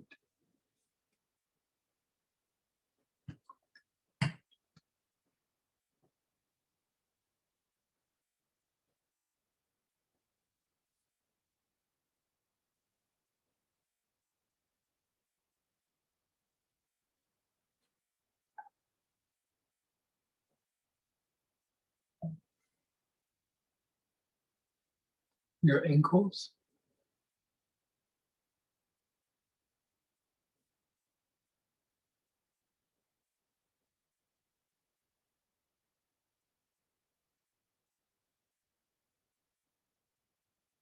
Your knees, your front and back knees.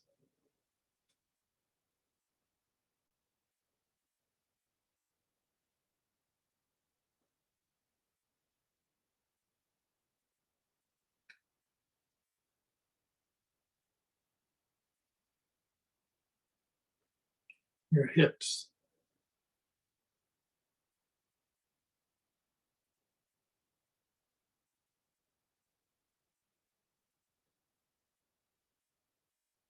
Your low spine.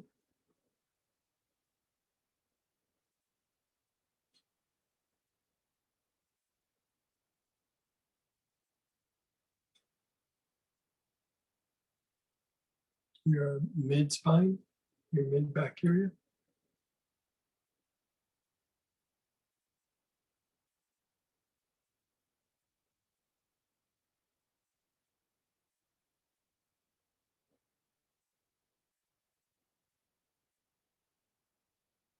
Your upper spine, the area between your shoulder blades.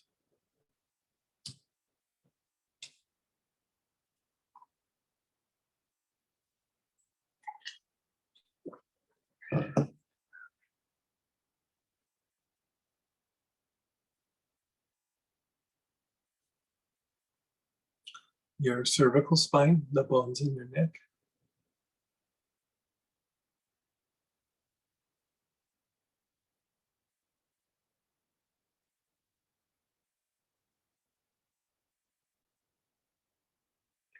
Your armpits.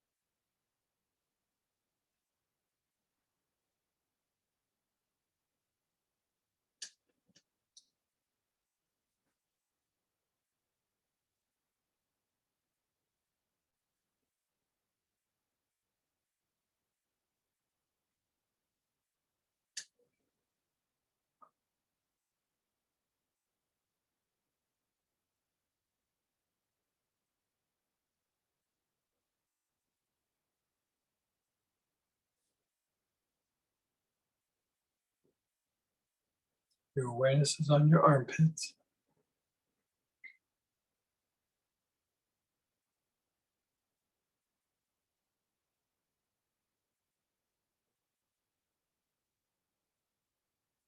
Move to your elbows.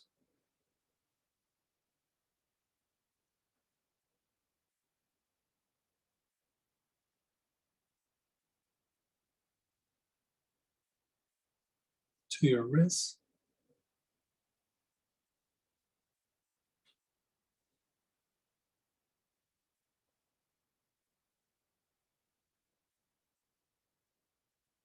To the palms of your hand.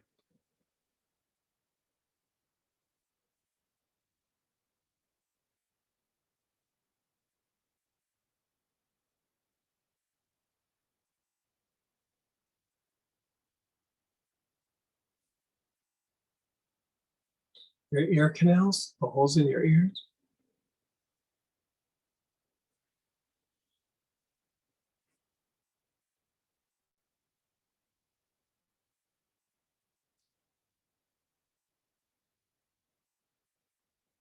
Go to the affected area.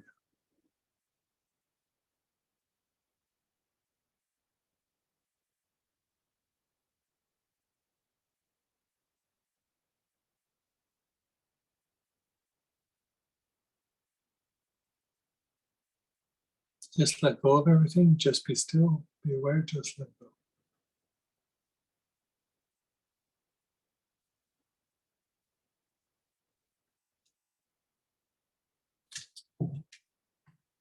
Inhale on the affected area again.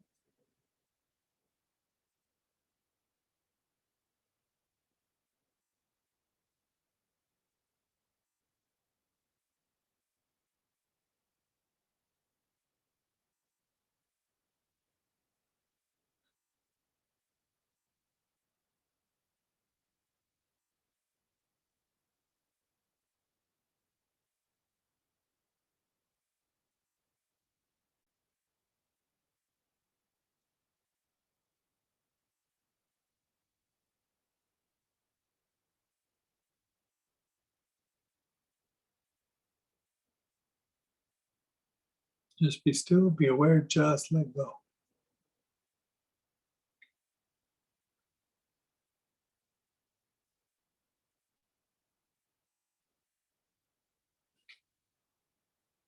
Check in with your body, your emotions, your mind, your thoughts.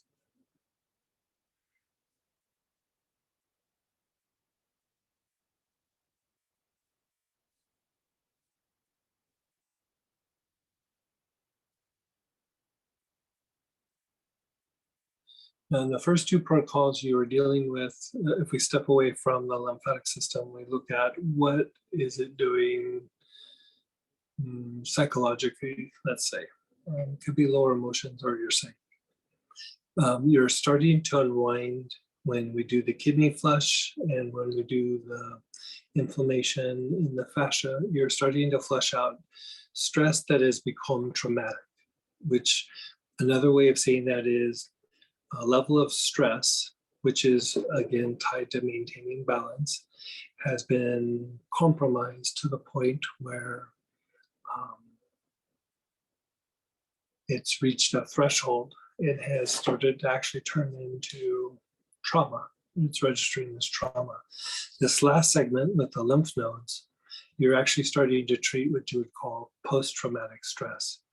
And post-traumatic stress is when the traumatic stress has then been there long enough or intense enough, it actually starts to change your physiology. So really what we're doing here when we're unwinding the lymphatic system is we're making the body and the lower emotions much more adaptable, right? If you want to shift something in the body, the body needs to be more adaptable. If you want to shift something in your work environment or in a relationship, again, body needs to be more adaptable. If you're doing a spiritual practice, the divine energy that comes in and meditation and the different things you do causes a stress response. And so this too is starting to begin to unwind the post-traumatic triggers, and you're now starting to be able to be adaptive. It's a little bit different than just treating straight up PTSD, although this could be a treatment for PTSD, but it's more about making the stress mechanisms in the body more flexible, so to speak. So with that, let's get a little bit of feedback from you guys. How are you feeling? Share your experiences or your questions. You can unmute or type in. Go ahead, Kathy. No, it's interesting because to remind you, I have that trigeminal neuralgia. Right. I remember. Yeah, I had for 20 some years. So I would imagine I've collected a lot of trauma around it because it's painful. And I go to a lot of alternative practitioners, and lately they're telling me that my fascia, it's systemic over time, that the fascia is tightened, and I'm actually posture is affected, and I kind of have a forward thrusting head, because everything's tight. So I was particularly interested in this because, to release all that, the area I went to every time, of course, is that right side face pain. It's still there, but the very first round when I was going along and I'm thinking this is, wonderful. And then I get to that area and the tears start coming. Yeah. And it's traumatizing. Like, that thing with the body, it's very, very traumatizing. It's usually starts off as a lower emotion, like a physiological emotion. So it's not something you're thinking or feeling, it's your body is generating it, but over a period of time, it translates into something in the psyche. It's very common for people who have chronic health issues, like pain issues, that they'll generate feelings of like hurt feelings or traumatic feelings. And it's just mechanical what happens with the physiology. So it seems like, because obviously I went to that area every time and it's still painful. And it's deep and long standing. So do this protocol continue, or is there something? Yeah, I would say continue. You're fleshing out some of the emotions so that you keep it regulated. But as we go through, we're trying to help the body to shift and change. And as weird as it sounds, like when something's been chronic and has been there for a while, like the face pain, your body has this mechanism of like maintaining the balance, and your body just goes, this is the new me. And so when you go through and try to shift and change something up there, the lack of adaptability of your physiology doesn't allow for a lot of change to happen in a chronic pain syndrome. And so it becomes, when I originally taught the pain class, this was a big piece of the pain class. It's just that it's so much a thing unto itself that I couldn't do both, like, in a weekend. And so here we're starting to shift the physiology so that you can make changes in the body and have it like hold, where sometimes if it's been there long enough, your body just sees it as part of what it is and actually tries to hold on to it. That's how I feel. It sounds really weird, but it's a homeostasis mechanism. Your body doesn't judge good or bad. Your body just goes, this is the way we've been for the last year or 2 years. I'm sticking to it. Like, I'm not changing. It doesn't really think it out. It's just, we'll maintain this. And so chronic pain syndromes are very hard to treat sometimes. Well, that's how I feel. It's like I've lived with 20 years. Yeah. It's better, sometimes it's worse, but it is almost like I have to accept it as a part of who I am because it's been forever. Right. Well, I haven't given up on being able to shift that or change that. So we'll see how things roll out. We'll see how the rest of the day plays out today and tomorrow and see if that helps. But overall, would this be the standard practice I might do daily just to try to?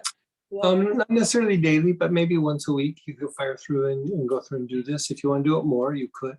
But you don't have to make it such a regimen, but that's the indication of it's been with me so long. It's like it's Yeah, you're ready to do anything.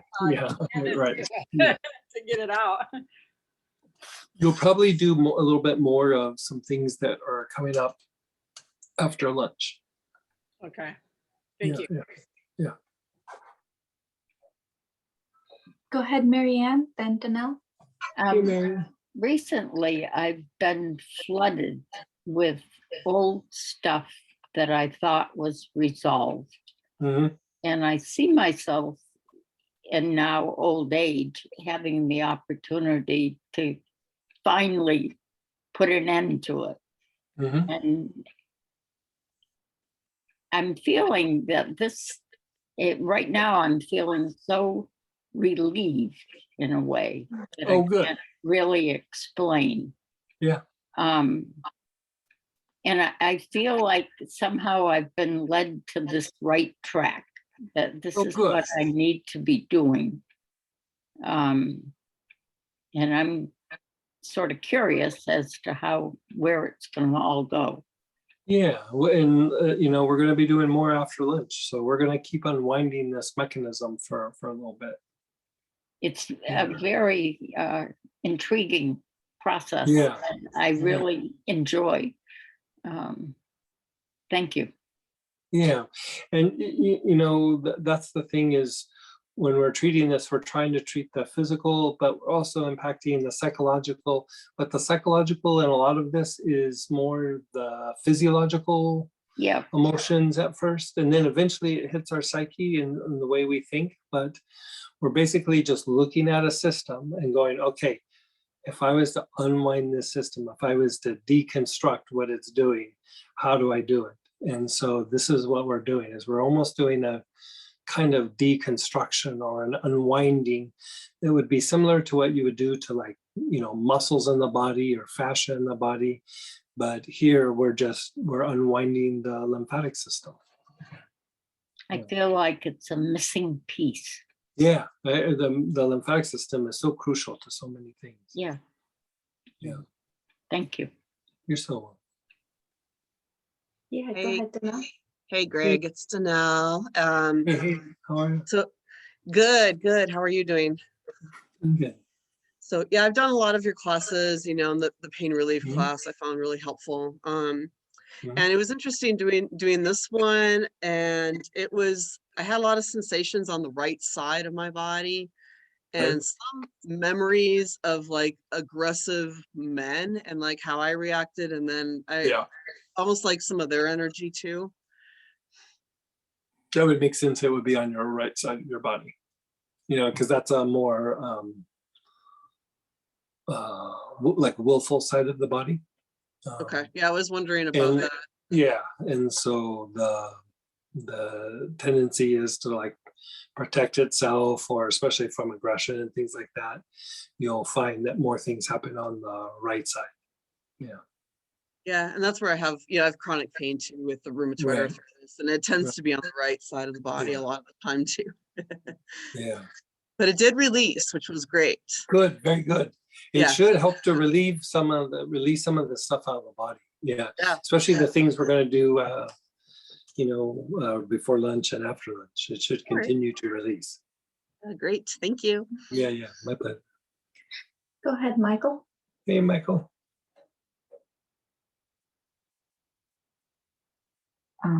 I put it so you can unmute yourself. There you go. Sorry. Hi. I felt really shaky through this, and the thoughts kind of confusing, and I couldn't focus. Okay. And I was not becoming relaxed.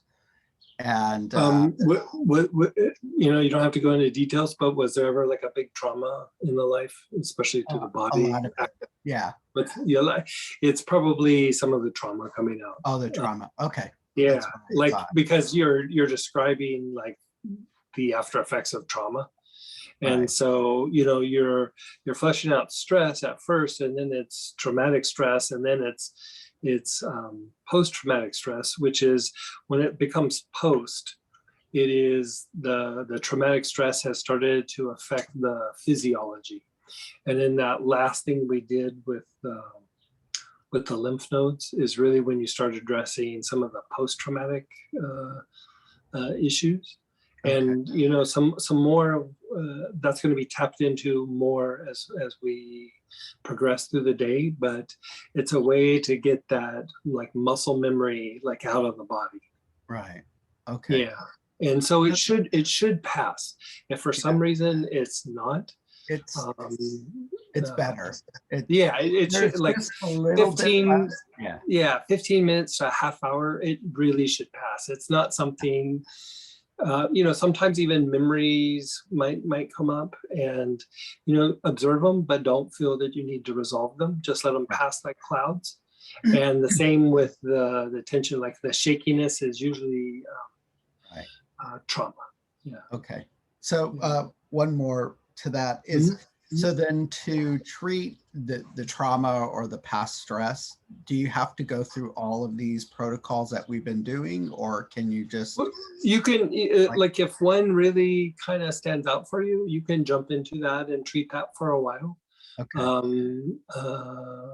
Like for me, I've really focused on the kidney flush. Like I'm just flushing out the kidneys like nobody's business.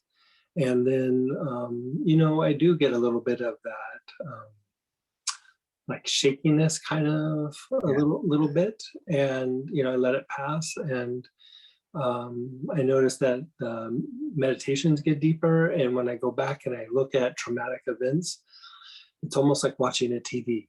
Like it's just no like emotion to it. And I wasn't really doing psychological work. I was really getting it out of the body. Yeah. You know, and so much of it is the body is affecting our physiology so much. And so no need to relive it, no need to try to fix it. Sometimes you just got to flush it out of the body. You know, you just, and so, but if it lasts more than 20 or 30 minutes, like bring it to our attention. Yeah. You know, it's just means something stuck somewhere. Sometimes there's a memory mechanism or something. Yeah. Most of it's gone. Yeah. There's just a little tiny bit of the shakiness, but I didn't have any memories. Didn't see anything. Yeah. And it could be a psychological thing, or it could be like a physical injury, you know, or like a combination of the two. And so it can be all over the place. All right. Thank you. Good, Michael. Thank you. Go ahead, Beth. Hey, Beth. Hey, I am dealing with lymphoma. So I have some very swollen lymph nodes here. I've had it for a while and it's been very stable. I've been able to really take care of myself and keep things at bay. But things recently have started growing, and I'm going to see my doc about that. But I'm thinking that this could be a wonderful adjunct therapy to what everything else. I would say, let me do a little evaluation on you and give you like instead of doing the whole thing, I might have you just focus on a couple segments. Oh, okay. And, you know, really try to go after that lymphoma. We might even adjust the oils that you use. Okay, great. Thank you. Yeah. How long have you been diagnosed by? Well, it's actually been 17 years. I've been keeping it at bay. Wow. Yes, I am my doctor's. You are a trooper. I am. I'm a hard worker. So yeah, I'm impressed. Yeah, thanks. But recently it's, you know, they're growing. So yeah. Okay. I thought this would be perfect. Yeah. Let's get in, give you things that are going to directly, hopefully address it and not waste time with things that really won't. Oh, sounds wonderful. Yeah. Thank you. You're so welcome. Go ahead, Peggy. Hey. I'm just, I feel very minimalist on this. I had just a little discomfort in my hip, which then moved to my psoas, which then moved to my kidney. So I just, that's it was all just pretty kind of connected. Yeah, that's all pretty connected. Yeah. So it was just moving around. Yeah. In the old days when I would treat low back pain, I would treat the psoas, but I would treat the kidneys and the fascia around the kidneys. Sometimes a kidney issue is actually the connective tissue around the kidney.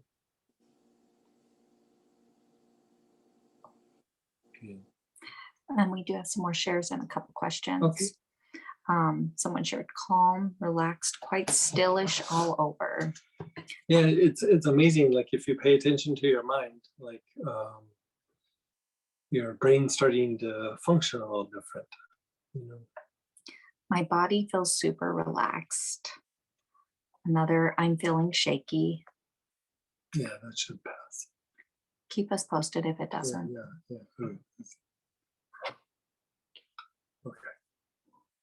Slept through the repeat part. Now feeling a bit shaky. Yeah. Oh my gosh, that felt amazing. Yeah, it feels good. Things just kept untangling in my neck and shoulders. Yeah. Really loose, and I can feel the circulation coming back. Yeah. Can't wait to do it again. Yeah. Yeah. Anytime you treat the lymphatic system, it improves circulation as well.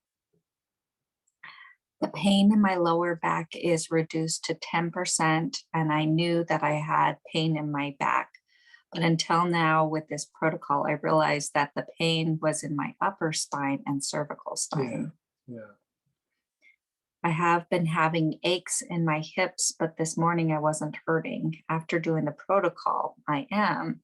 Should I just do more of this last protocol? Yeah, just like unwind it throughout the day. Your body's shifting around and changing. And so the thing with the stress mechanism, it's another way of saying homeostasis, or the homeostasis mechanism, is part of how that system or that response maintains a balance. Is it does like a little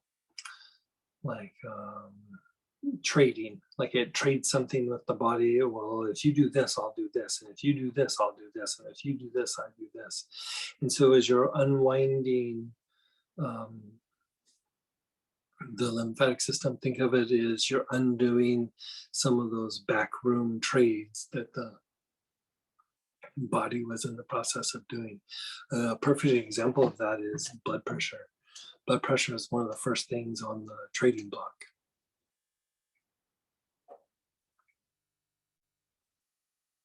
Would it help to take Bayloral internally with this protocol?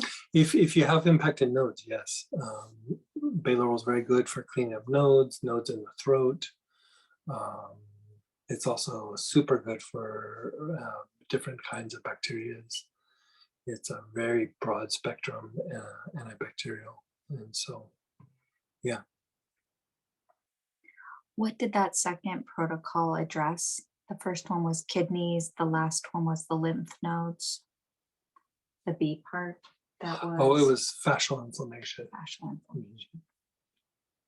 And you're going to get a booklet after the fact, but I wanted to kind of fine tune it as we were doing it. Interesting observation. Got a vision/memory. Traumatic. It was mine, yet nothing like what happened to me in this life. Is it from the past, or did my mind create it? Hard to say. It's just probably how your body perceived it. A lot of this is muscle memory that's coming out. So.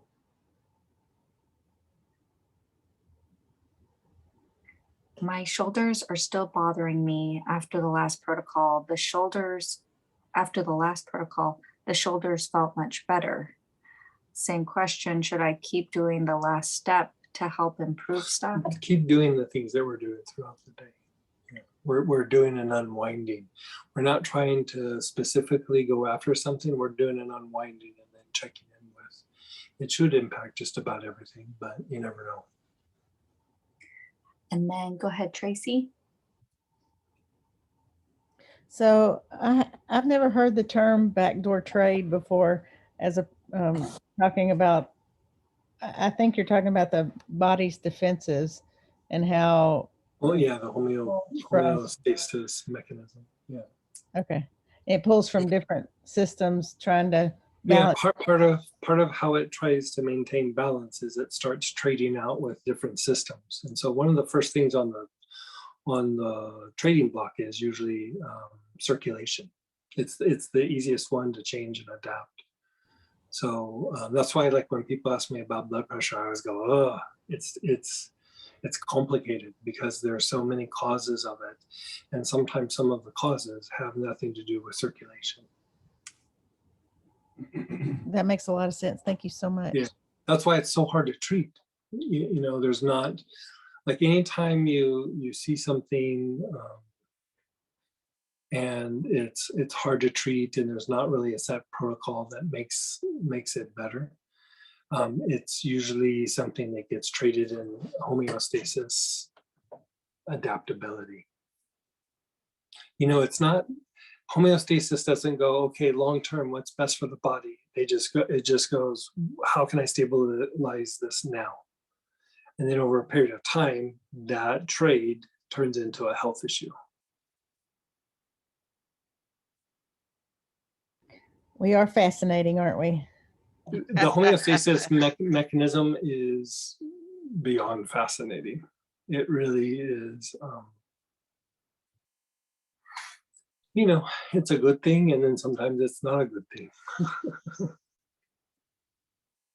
Maybe we can all benefit from possibly, if you could do a whole segment on maintaining high blood pressure, low blood pressure. Does that sound feasible or beyond reach? Yeah, I know. I'd have to think about how that would look, because that would go a bunch of different systems. Yeah. You know, like we were doing like, for example, we were doing a thing where we were taking oils and just measuring their impact on blood pressure. And one person would do it and would lower it. We go to the next person, it wouldn't.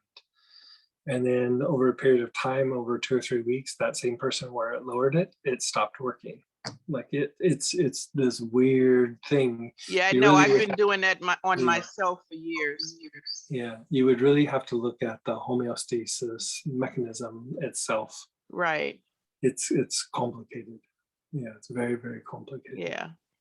Just thought I'd post a question. Yeah. Oh, I still haven't given up on it. Yeah. But, it's one of those areas where I just don't have a good, like, this is the answer. Yeah, I've done it on myself, and it'll work for 2 or 3 days, and then bam, it's right back up. Yep. Thanks for thinking about it anyway. Yeah. Oh, it's on my mind all the time. Great. Yeah. Okay, so let's take a break. We'll come back at 10 till, and we'll do a little bit more before we break for lunch. So I'll see you at 10 till the hour.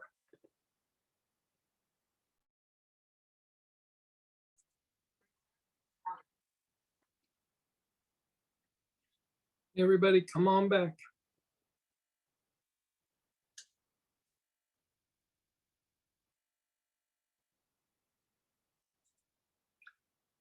Okay, now, one of the areas that gets really, really super blocked up in our lymphatic system is the lymph in our digestive tract. This causes food sensitivities, food allergies, nausea, can cause vomiting, diarrhea. This also is tied to our ability to, again, adapt to changes, okay? So with this, single oils, absinthium, ginger lily, poplar balsam, wormwood. You can actually also use the grasses. So bluegrass,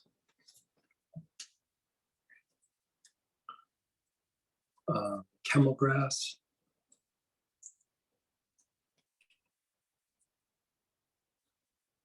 let's see, what is there? There's ginger grass,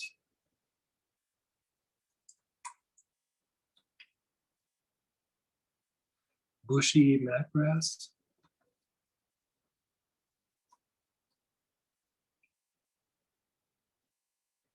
again, lemongrass,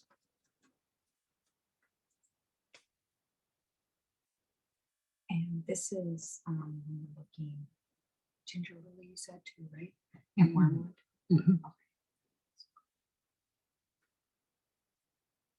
Can the poplar spray work? Yeah, it would be a little mild, but it would still work for what we're doing. Yeah. Also, there's a blend digestive lymph. R&R. Glory of Lebanon. That one's old school. And Hod. I guess that would also include Glory Supreme.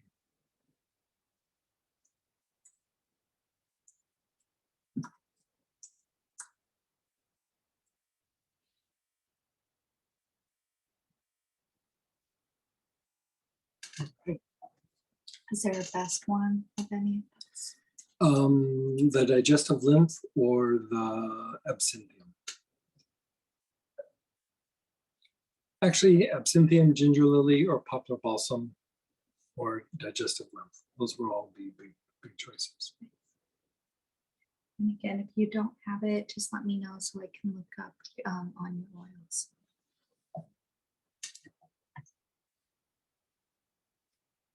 This right here is going to increase adaptability as far as the stress mechanism. Yeah, poplar absolute's a good choice. Yeah, that's a great one. Yeah.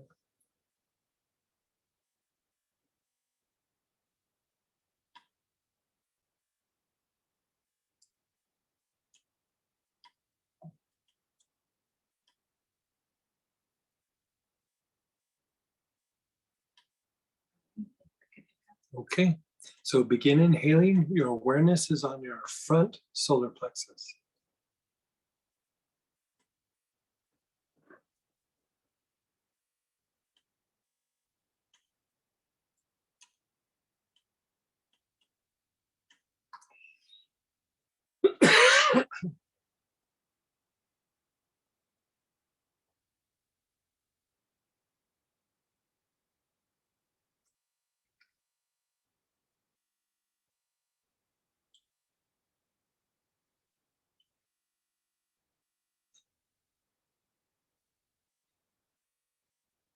You're inhaling, your awareness is on your front solar plexus, which is below your ribs,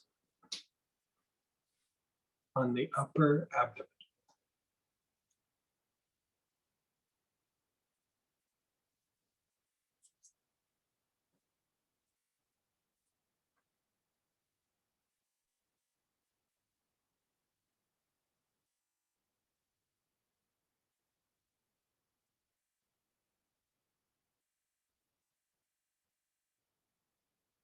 Move to your back solar plexus, which is your mid-back area.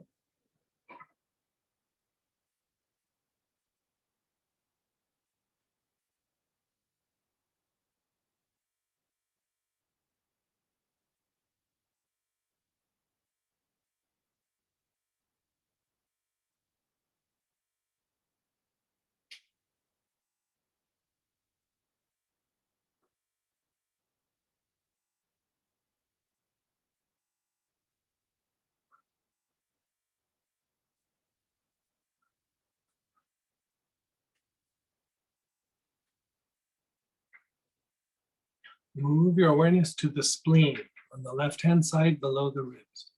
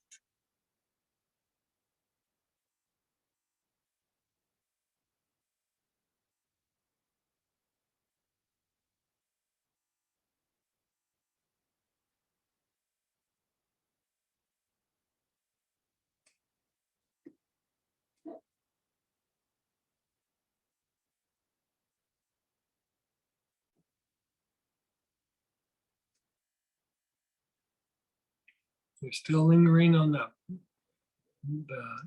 where we have back solar plexus. Spleen. You're still lingering on the spleen.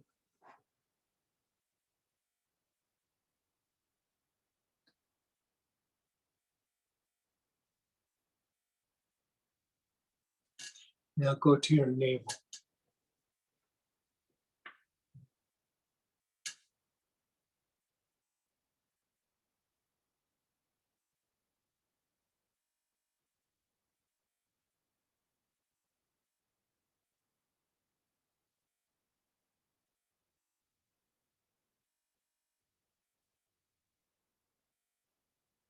You're still on your navel.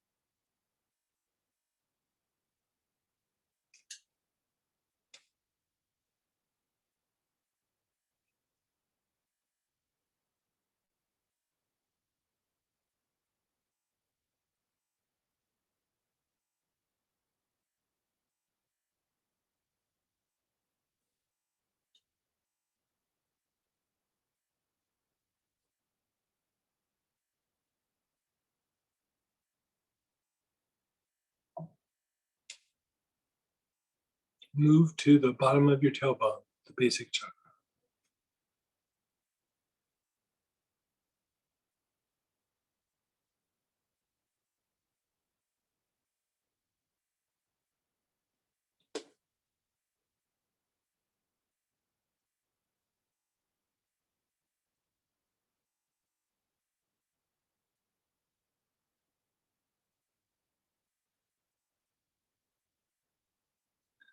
And then the soles of your feet.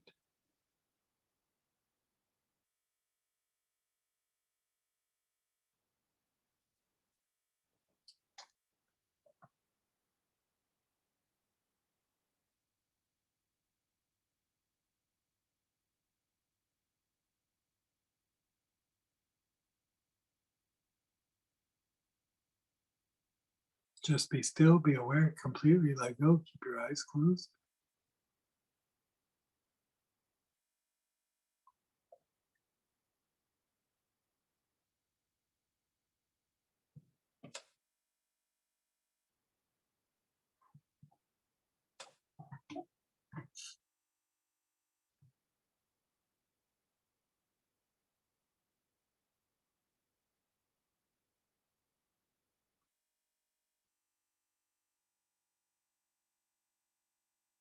Same application, same oil, begin inhaling. Your awareness is on your front solar.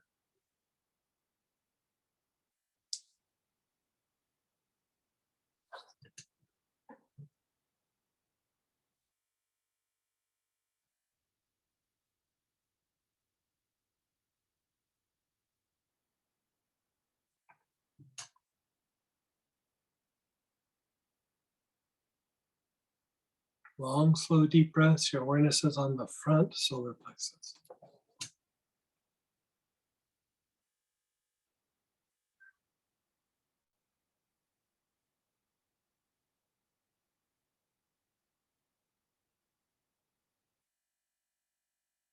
Move to the back solar plexus.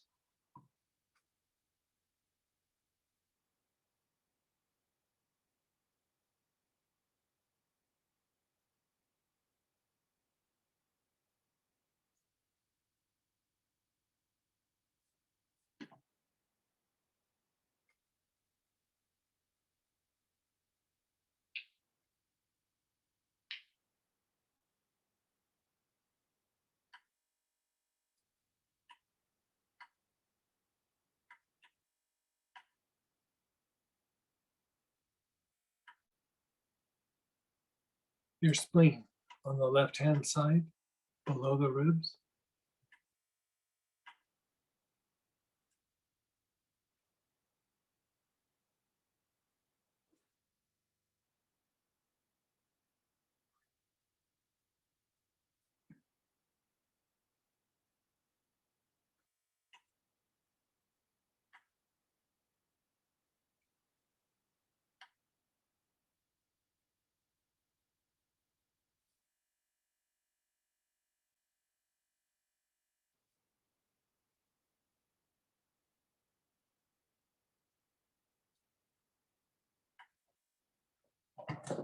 your navel.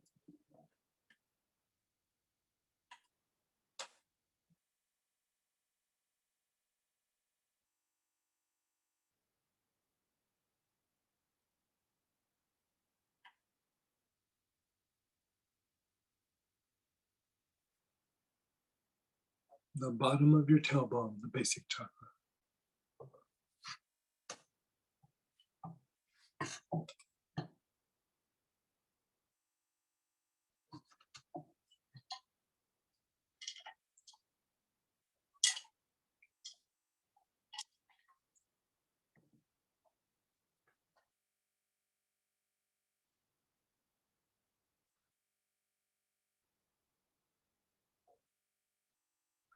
Your awareness is on the bottom of the tailbone, the basic chakra.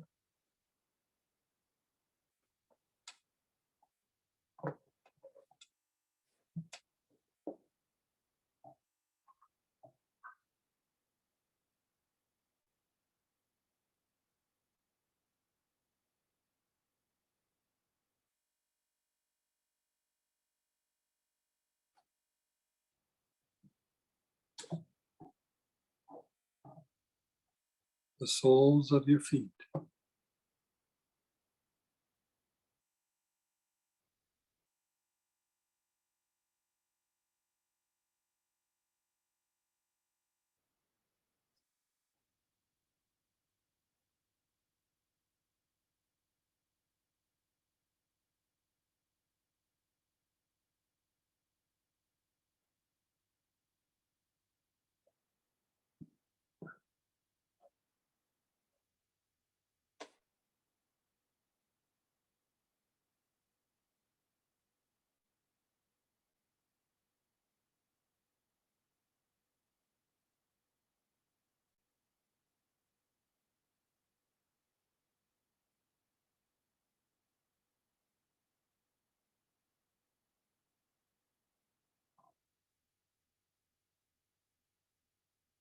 Just be still, be aware.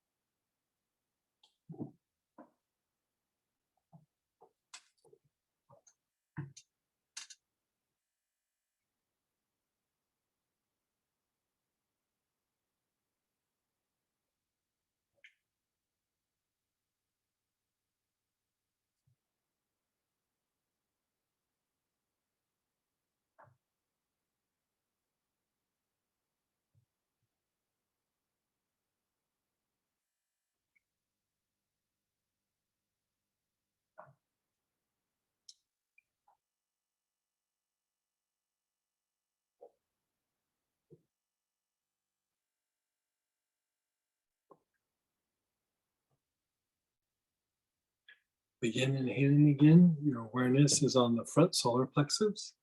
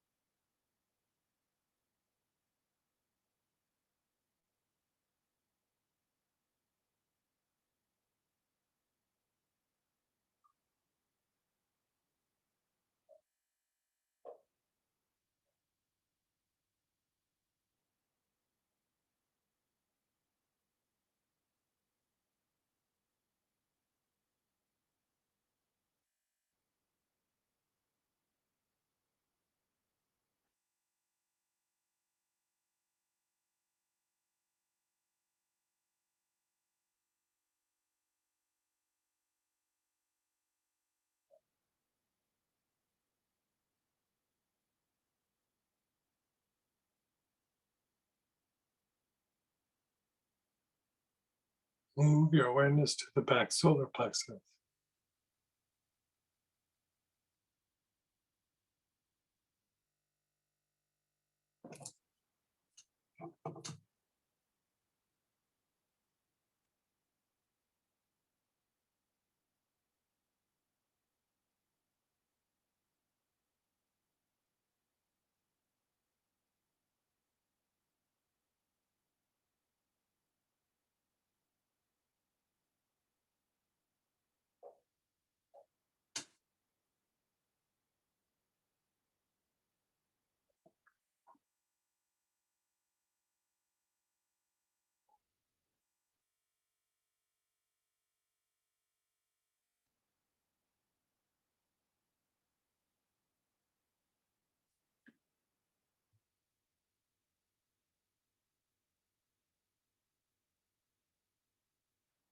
over to your spleen on the left-hand side below the ribs.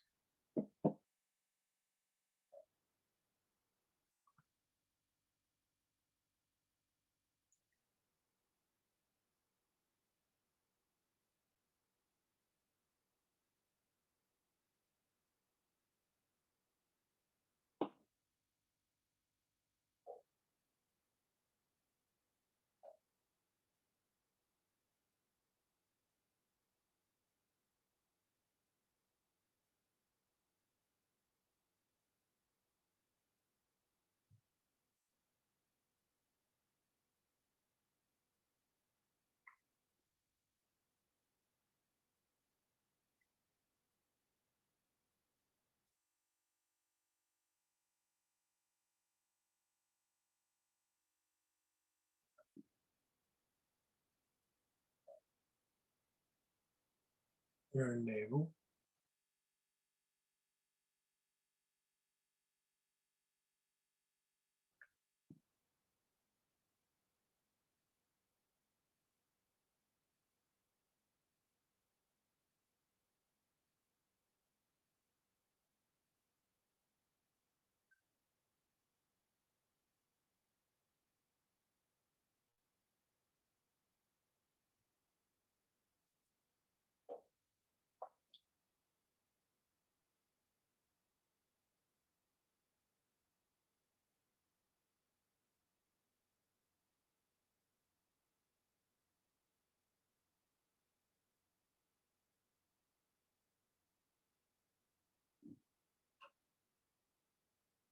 The bottom of your tailbone.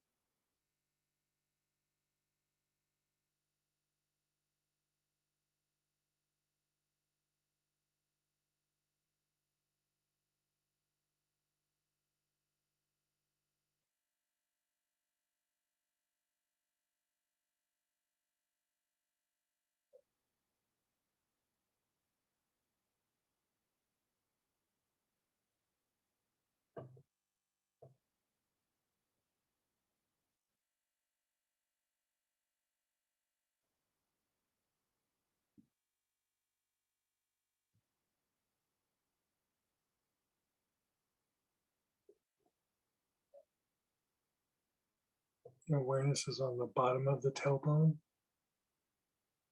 Long, slow, deep breath.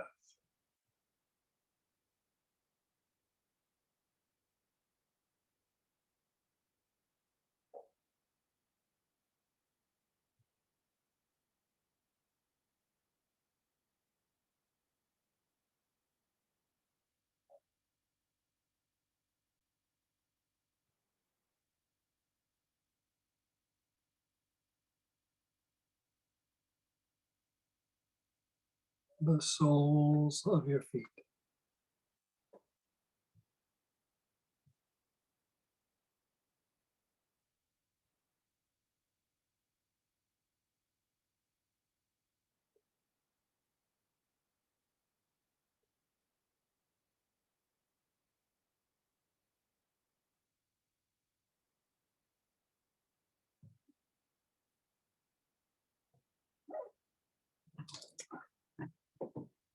Just be still, be aware.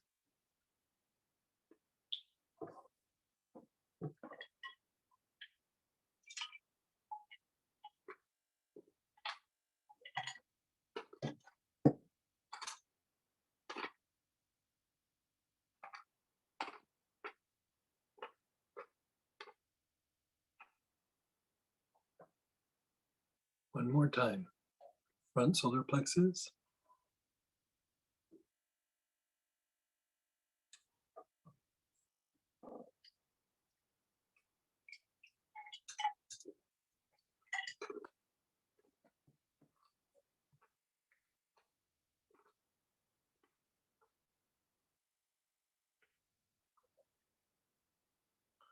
Your back solar plexus, your mid-back area.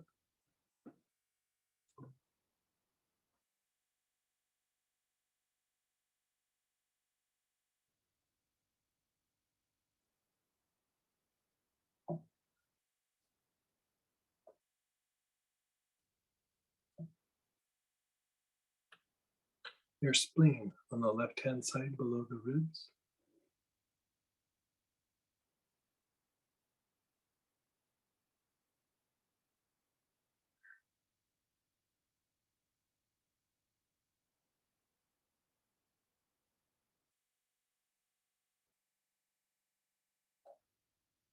The navel.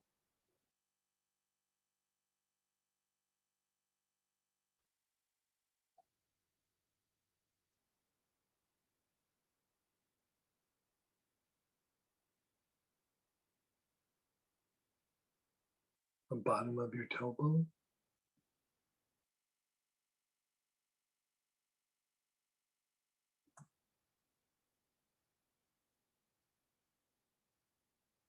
And the soles of your feet.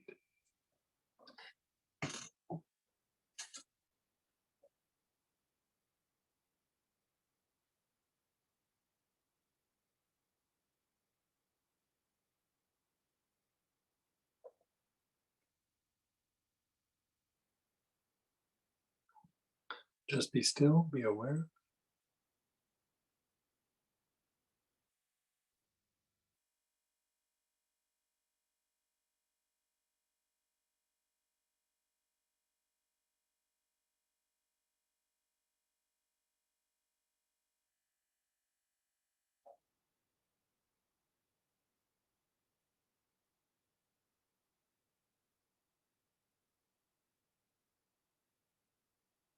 Check in with your body, your emotions, your mind, your thoughts.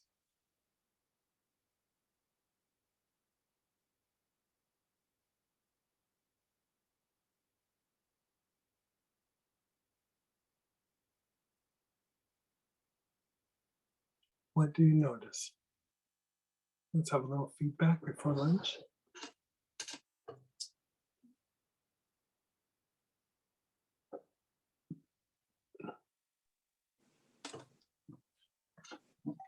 Yeah, go ahead, Peggy Bonfa. I just got intoxicated by the smell of Glory of Lebanon. I couldn't get much farther than that. What's in that? I'm in love. Cade, Cade for balsam, and Nutka. It's just fabulous. Okay. Mm-hmm. Someone shared sleepy and relaxed. Yeah. So a lot of times when you're feeling anxious, a lot of times it's your gut. Could be just tight. It could be lymphatic backup. But your inability to shift and change a lot of time is tied to gut health. Yeah. Go ahead, Naraini and Laura. Hey, Naraini. Hey, yeah, no, just following what Peggy said, I started with the ginger grass and it was good the first couple of rounds, and then I just felt complete. And when you guided to go into another round, I kind of reached for the Glory of Lebanon and had the same experience, just kind of went into a whole nother space. And very settled in my body, very deep, very relaxed, very grounded. So very good. Go ahead, Laura. Hey, Greg. I've got really high cortisol levels. Should I, if we know that we're in a situation of great stress, would you do one segment multiple times? Yeah, like if you know that you're in a really difficult situation and it's kind of ongoing, this one that we just did, the digestive lymph, that's your bread and butter, to be honest with you. That one's going to make the most significant change quickly. Because the first, what's that? The one right before this, it put me out. I slept that entire little break. Oh, good. Do that one at the end of the day. Yeah. Okay, great. Yeah. Thank you. Yeah, you're so welcome. Someone shared very calm. Another first breath had my stomach rumbling and a slight pain in the abdomen. Felt deep and pervasive beyond the gut. Yeah, I'm curious, like Lauren was having some like urination and sweating. Lauren, how are you feeling? Yeah, so I'm way better. I'm a little bit tired. I was real tired afterward, but then I was okay, and I felt good with the segments we did after that. Okay, good. The only thing is I have a little bit of discomfort and awareness on my liver area, and that's the only area. Do the inhalation, but just directly on your liver. That's what I did. Yeah, I did that before. Perfect. A little bit. Yeah. Perfect. So that's the only thing. No sharp pain. Just like a very aware of it. Just slight discomfort. Great. Okay. Good. But everything else is good. Good. I'm glad you're feeling better. Yeah. Okay. Just 2 more shares. Thoughts of a conflict I had with a person recently keeps floating around my head. However, mentally I feel calm, no triggers of negative emotions, and my body felt very relaxed. Good. A lot of times when that's still floating around, it could be that the situation is also unresolved. Like there's still another piece that's going to happen probably. If you go through and do this, it helps you put you in a better place to be able to deal with it. But it's probably all still unresolved. Speaking from experience. And Megan, your hands raised. Hey, Megan. Hey there. A little personal experience at the beginning. It was quite painful in my lower back. It definitely eased up at the end, but I really felt like my main men was just pushing through sludge. And I guess I'm having a difficult time understanding how the gut is associated with the lymphs. You have lymph going through your whole gut. So a lot of times when a person is lymphatically stagnant, it's usually in the gut. Oh. Yeah. Okay. Well, and so there also can be some tension there. And so that can be a source of anxiety as well. Yeah, because you get that. And a lot of times it happens and there's no reason for it. Yep. The Because it's more physiology than it is the environment or psychology. So this will help us kind of break that pattern. Yeah. Part of what you're breaking here is, or you're re-educating is your ability to adapt and change when the circumstances dictate that, or you've made a choice. Up until then, you're just kind of resisting on what's already in place. Oh man, did I need this? Okay. Yeah. Thank you. We're actually going to do this segment again after lunch. Oh. That's how important it is. It's a really important segment. Well, thank you. We'll fill our bellies with delicious food and then come back and feed them. Thank you, Greg. You're so welcome. And then just a couple more shares. Someone said, calm, energized, just feel awesome. Good. Kind of feel like my aura just got evened out, upper and lower. Yeah. It actually also helps facilitate forgiveness. Yeah. Go ahead, Marianne. Hey, I'm so sorry. Someone came to my door and I was a little late getting back. Were we doing C? We were doing D. D? Mm-hmm. And we're going to do it again after lunch. So you didn't miss anything. I do not have an herb for oil for D. I was using lemongrass. I thought that works. Say that. Works. Yeah, that works. So continue with lemongrass? For D, yes. Okay. Thank you. You're so welcome. And then Donita? Hi. I've had jaw tension for the last few days, a little bit on and off, just tired. And this morning, just till this particular one, D, it was still there, very uncomfortable, right?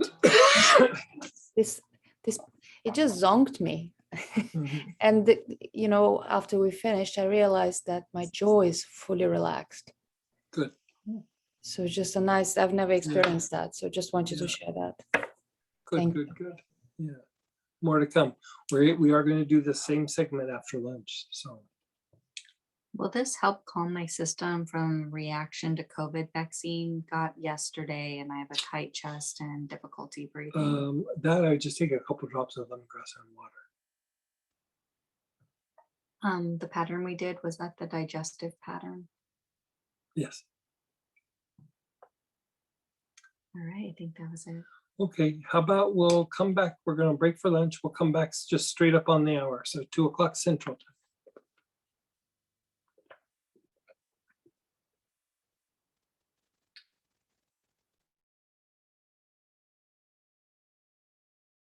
Okay. Hey, everybody, come on back.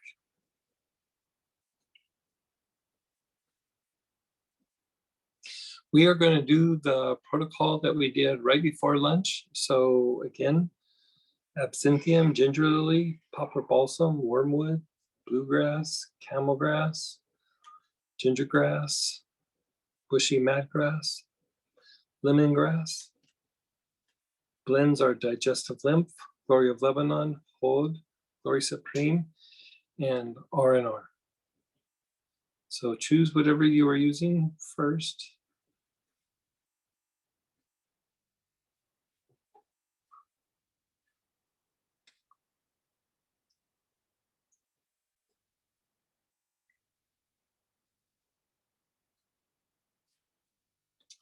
We're just going to cover this again. So begin inhaling. Your awareness is on your front sole.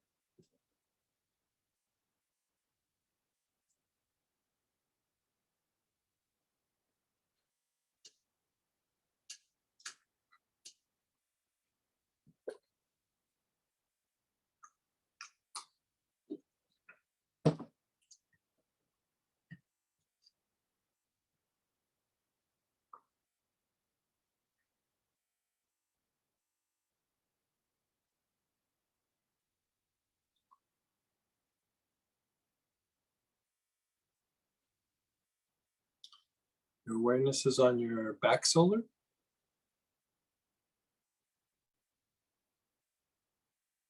The middle of your back.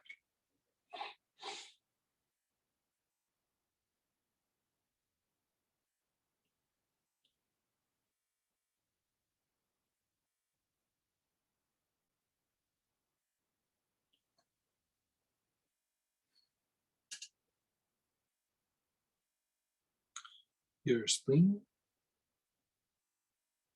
The left-hand side below the ribs.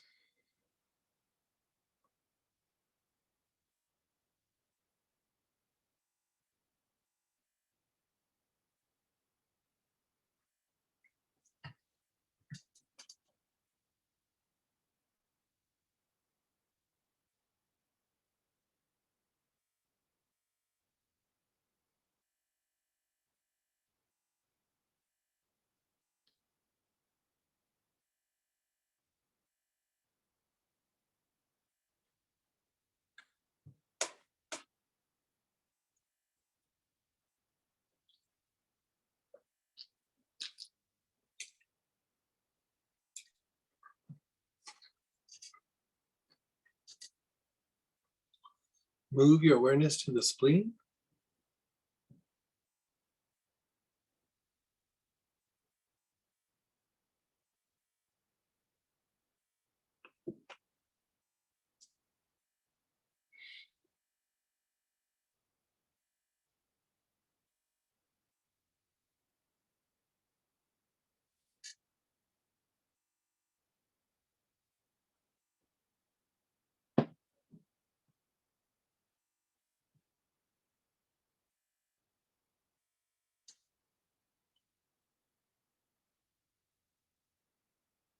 Your navel.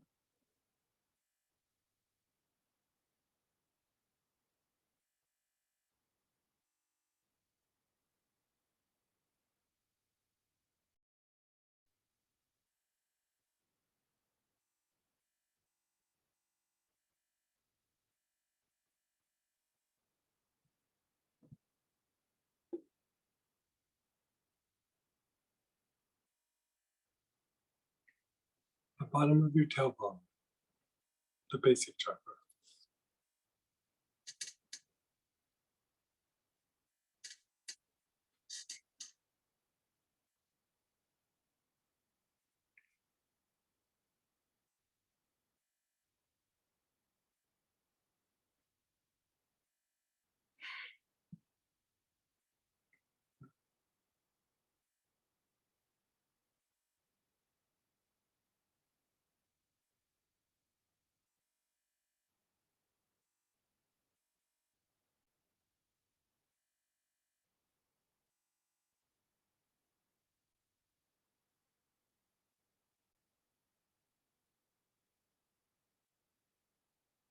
On the bottom of your tailbone, the basic chakra.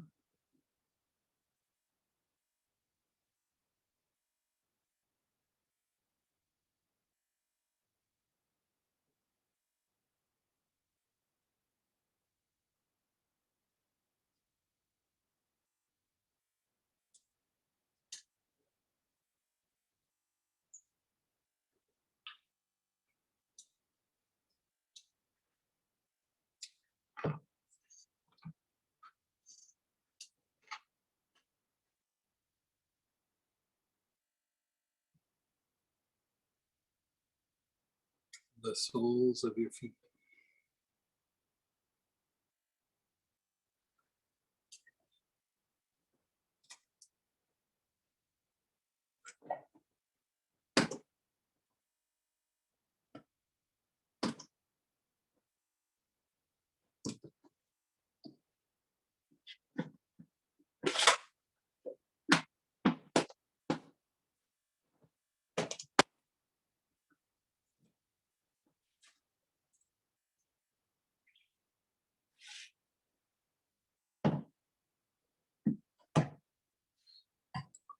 Just be still, be aware, just let go.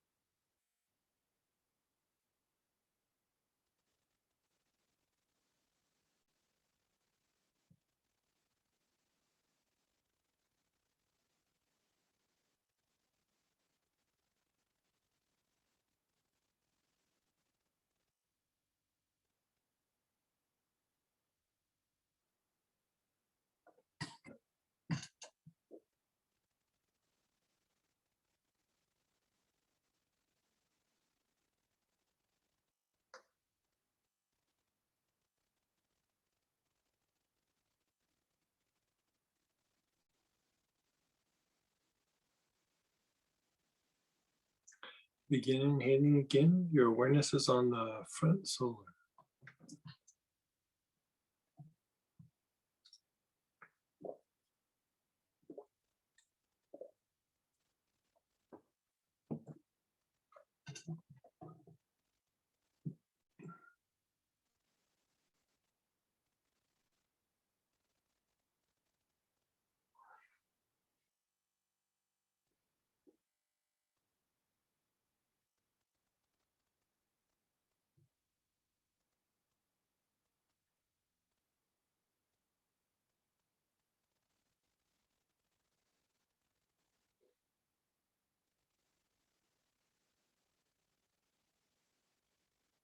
Your back solar plexus.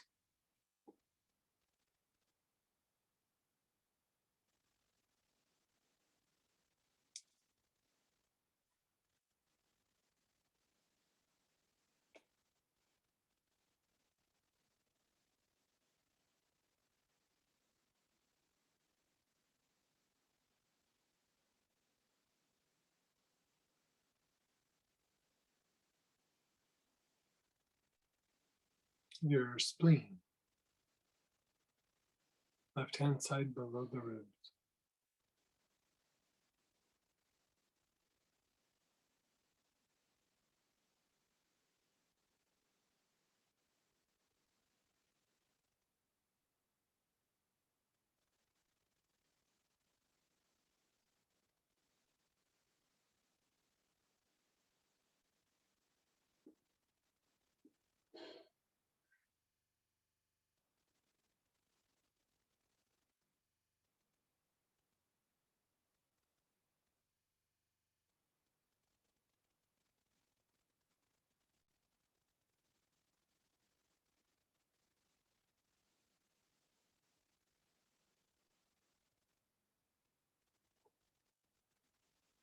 the navel.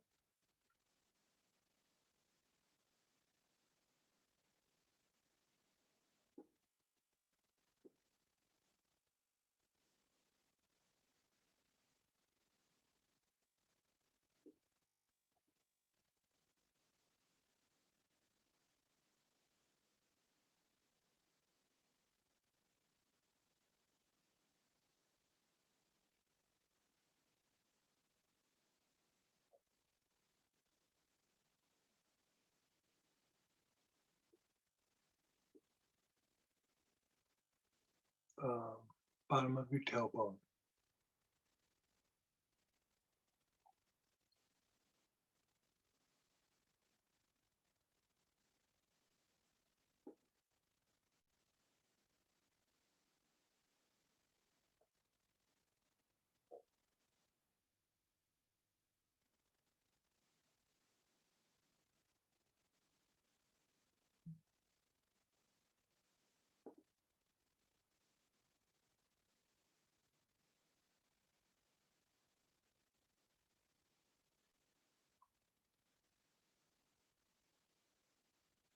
Your awareness is on the soles of your feet.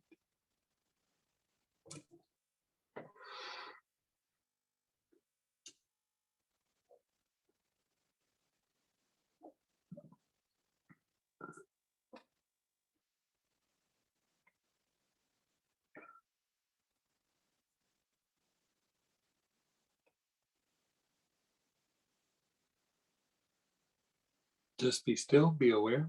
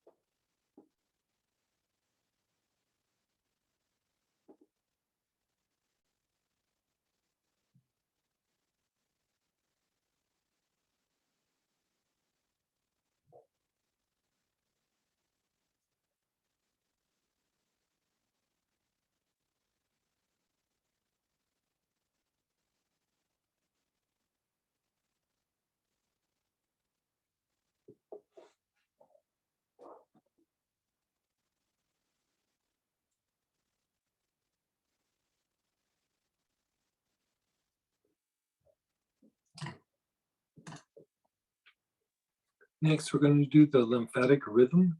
This is the rhythm through the body that the lymphatic pulsates to. So we're going to use one of the following oils: catrafate, rhododendron, petitgreen, Lycia cubeba, frankincense, myrrh. And then blends 3 wise men or the brainwave delta.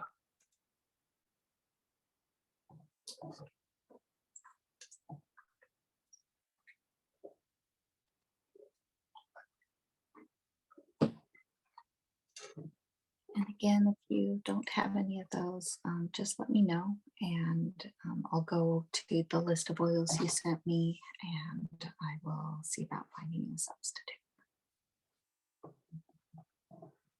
Begin inhaling. Your awareness is on your throat.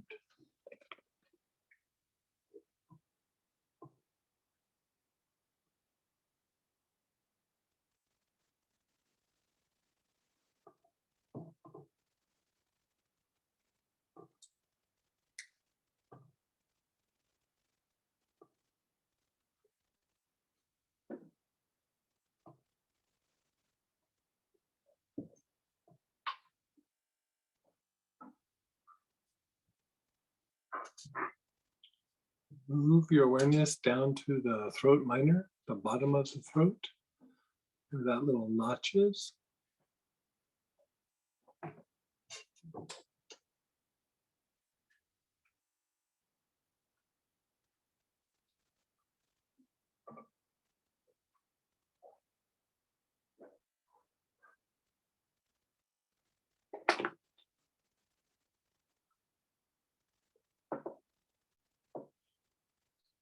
to the jaws where they hinge in front of the ears.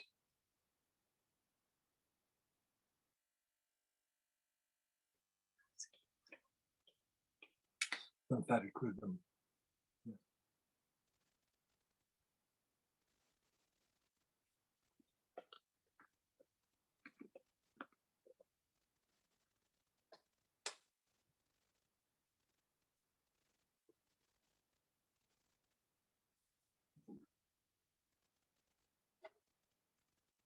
Go down to the heart, the center of the chest.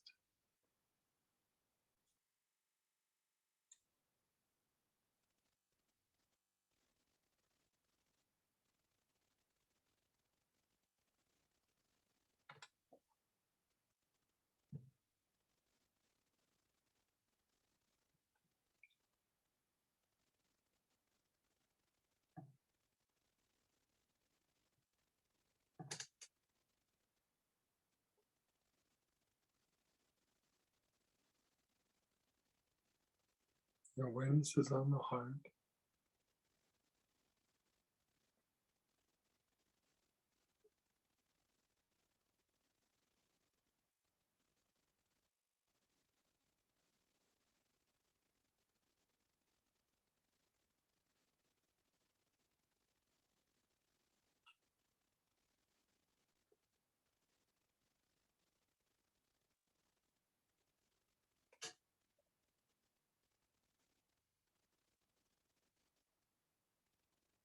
Your front shoulder, which is below your ribs.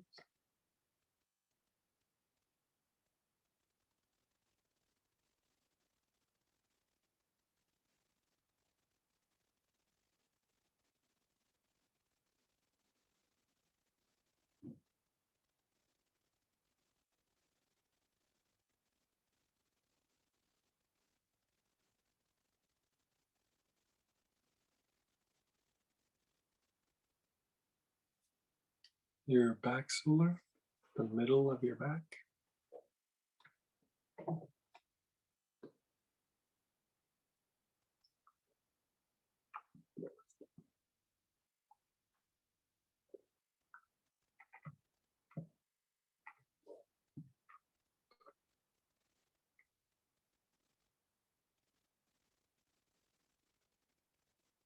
Your navel.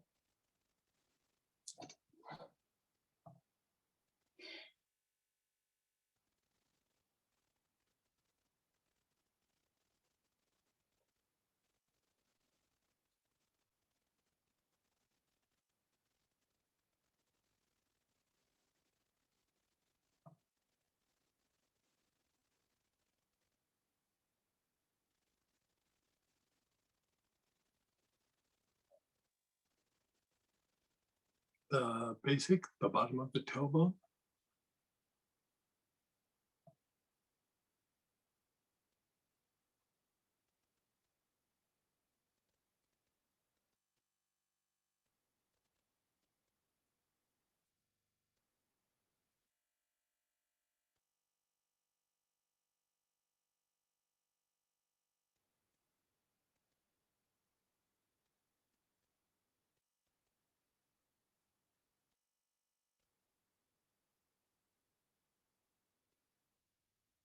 You're at the bottom of your tailbone.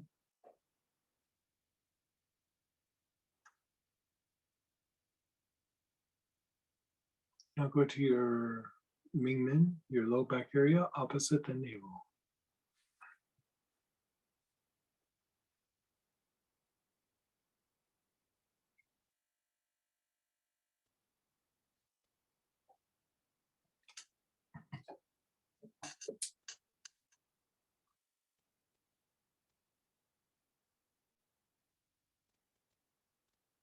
The center between your eyebrows.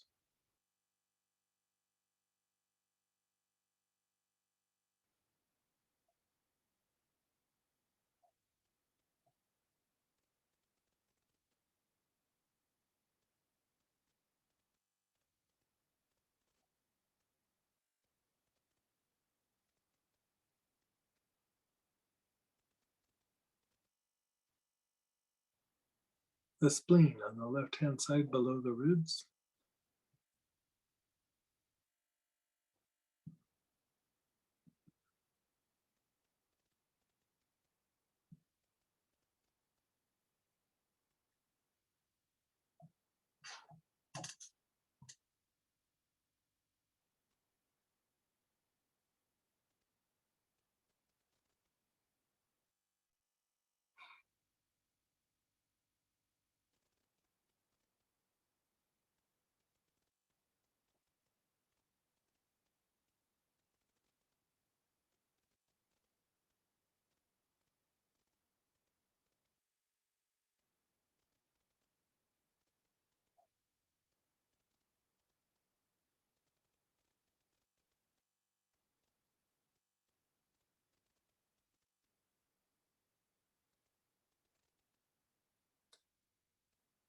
Now go to the affected area in your body.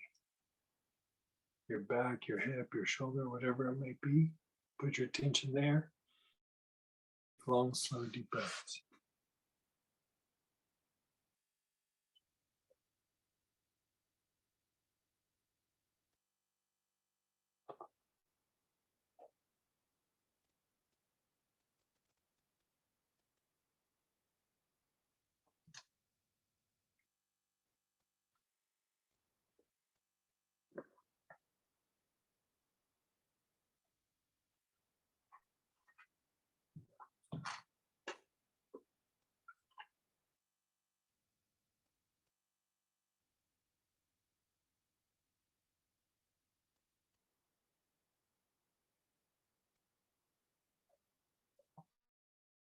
Be still, be aware, just completely let go.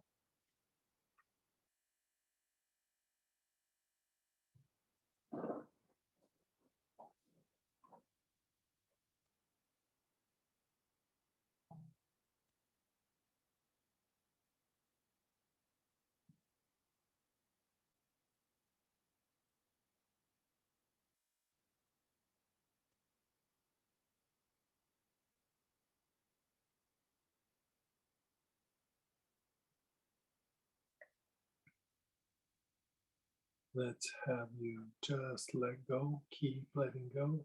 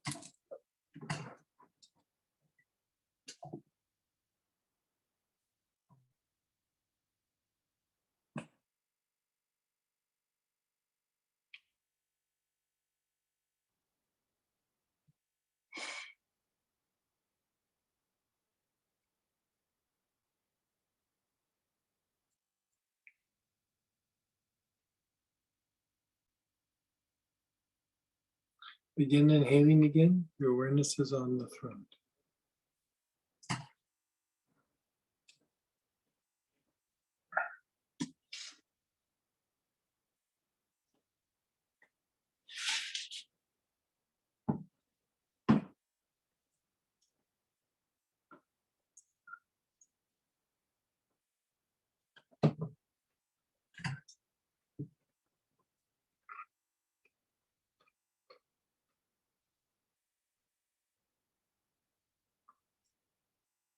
Move your awareness down to the throat minor, the bottom part of the throat.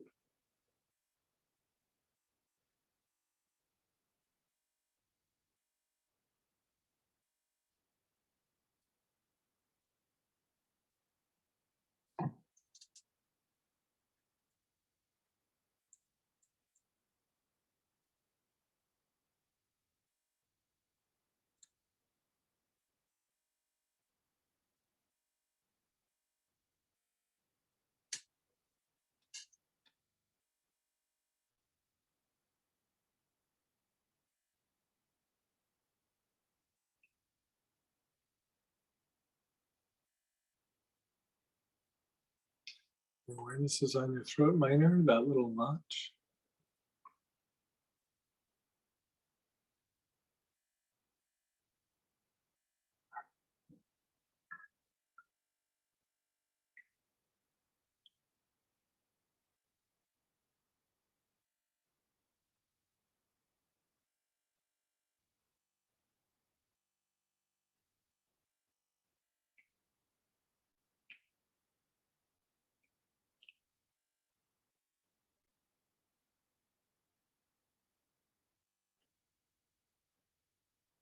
Jaw minors, area that hinges in front of the ears.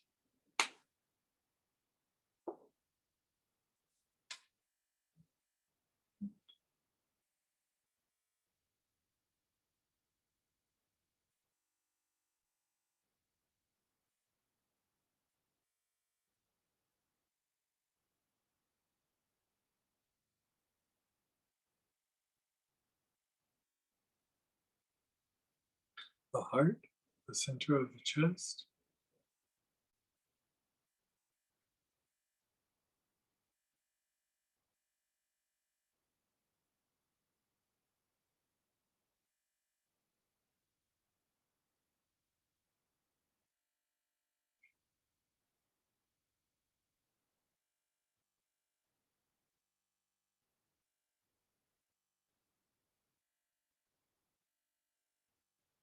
The front solar, the area below the ribs.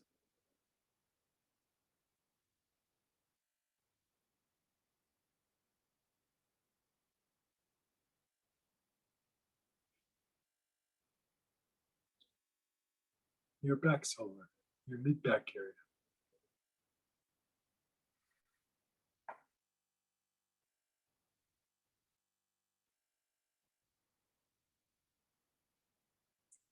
Move to your navel.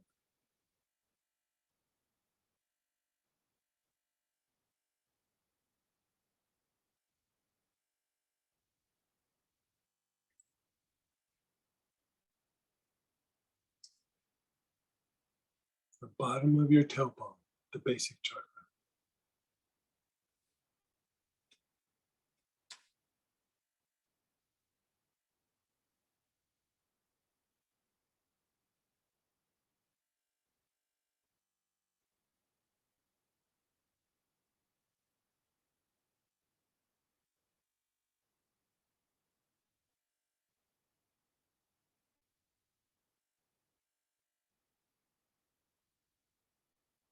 At the bottom of your tailbone.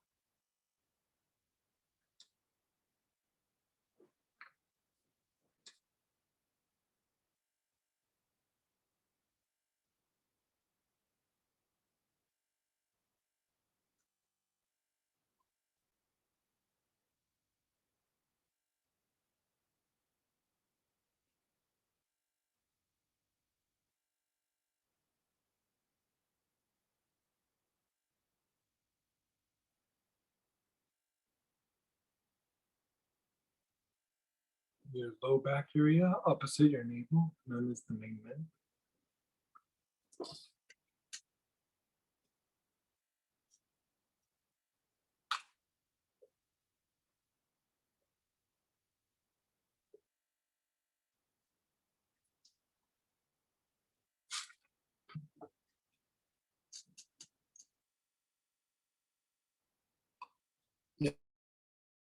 Bounce the ajna.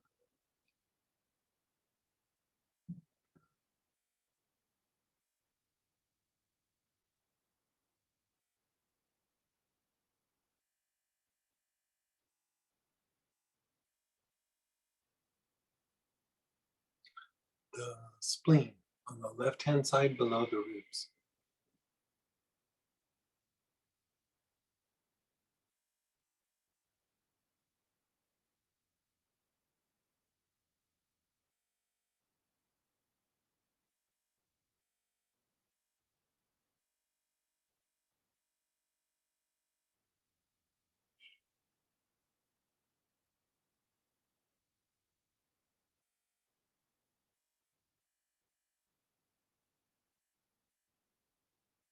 Then go to the affected area.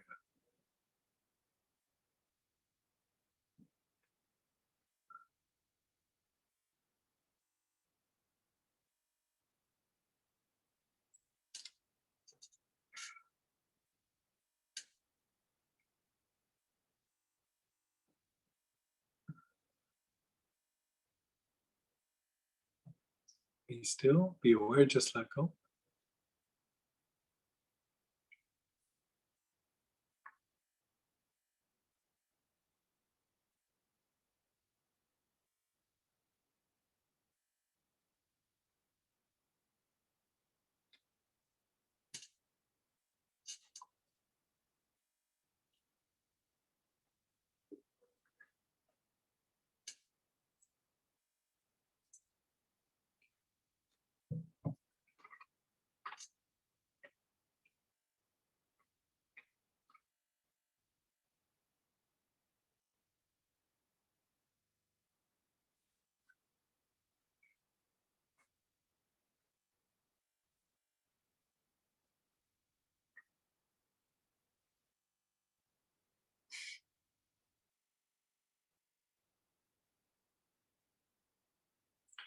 Inhale again on the affected area.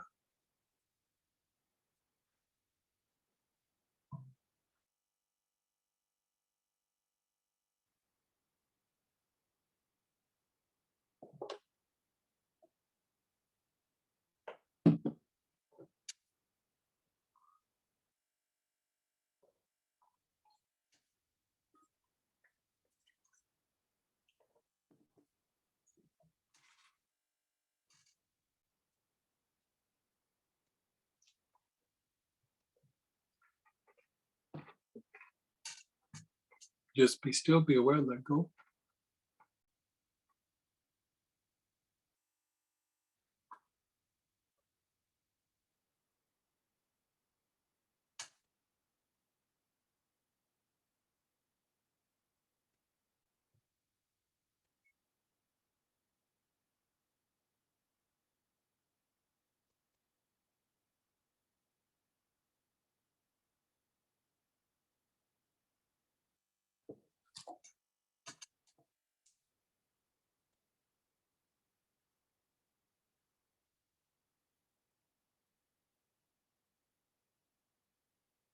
One more time on the affected area.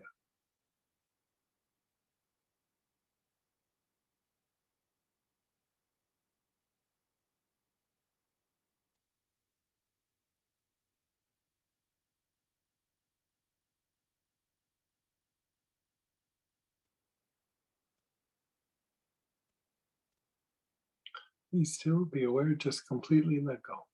Just let it incubate.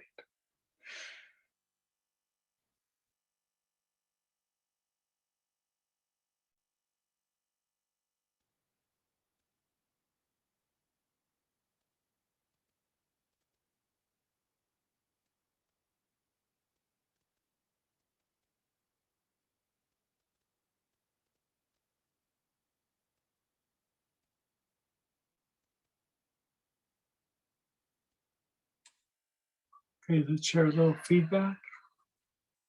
Unmute or type in.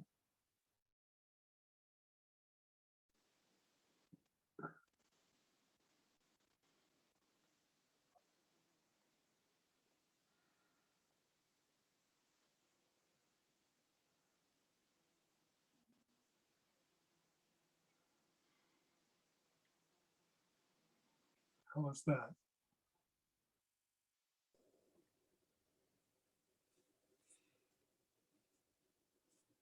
Go ahead, Peggy Baumfeld. What I am concentrating on is that my feet feel a little kind of spongy as a side effect of the blood pressure medicine I'm taking. Can this help something drain or flow better? I'm not understanding the connection. I don't But know. It's the unpleasant, so I was concentrating on it. yeah. What kind of BP med are you on? A Beta blocker, alpha blocker. all 4 different ones, a diuretic and a calcium channel, and probably both of the others too. Hard to say. Yeah, blood pressure is really unpredictable, so it'd be really hard to say. I mean, lymphatic movement is definitely tied to blood pressure, but hard to say with that one. Okay, thanks. Yeah. Someone shared, I am floating, deeply sleepy, very calm. This segment is treating lymphatic rhythm. Right. Lots of deep yawning, but not sleepy, and had good night's sleep. Good. Yeah. Very heavy in my feet in a good and grounding way. Yeah. So relaxed. I got knocked out at some point. Yeah, good for you. I feel like my body is encased with smooth divine energy. Nice. Yeah, go ahead, Megan. Hey, Greg. Mhm. Megan in Seattle. I had a question. I wondered if you wouldn't mind checking something for me. I've been working on an area for years that I've had chronic stiffness and pain and whatever, and this is the biggest change I've had in any class. I'm really excited, but then I thought, what if 2 days later it just comes back? Can you just scan like my throat and like my upper chest? And I'm always trying to do pranic healing on it. And So what goes on with that? With the throat? and- well, my neck is just super, super stiff. I mean, this varies. Sometimes it's not too bad. And then my right shoulder and shoulder blade are really, really stiff. And then my upper spine, like right before my neck, is always seeming to like curve forward. And I'm always trying to stretch it back into place. And so, and you know, the last class we were in, you were talking about in a different student, I think I had the same thing where there's like a trauma under my rib cage. Right. Oh yeah, yeah, I don't know yeah. if that's just connected to that or if that's a totally separate thing, but Did you treat it? yeah. Well, I don't think I'm done, No. but I did it. Yeah, still there. Yeah. Yeah. So with the scraping you suggest, is that the cause of my neck stiffness, do you think, or is that a separate, totally different?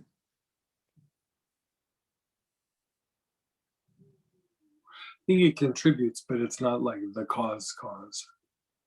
There's just something on my right side, like kind of under my clavicle and to the right a little bit. And it just, no matter what. Ever an injury there or anything like that?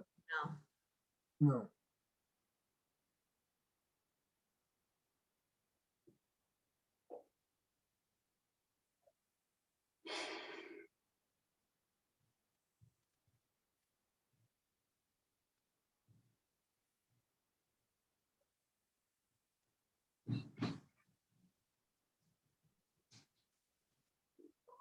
You definitely have some fascial restrictions there. When you start moving the lymph the way that we're doing, it does unwind the fascia somewhat.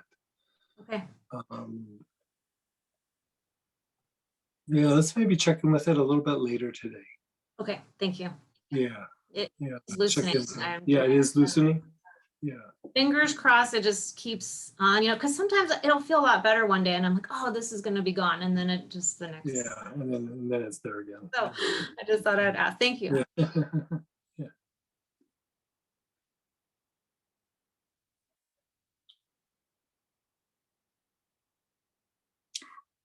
Original old FX is the focus.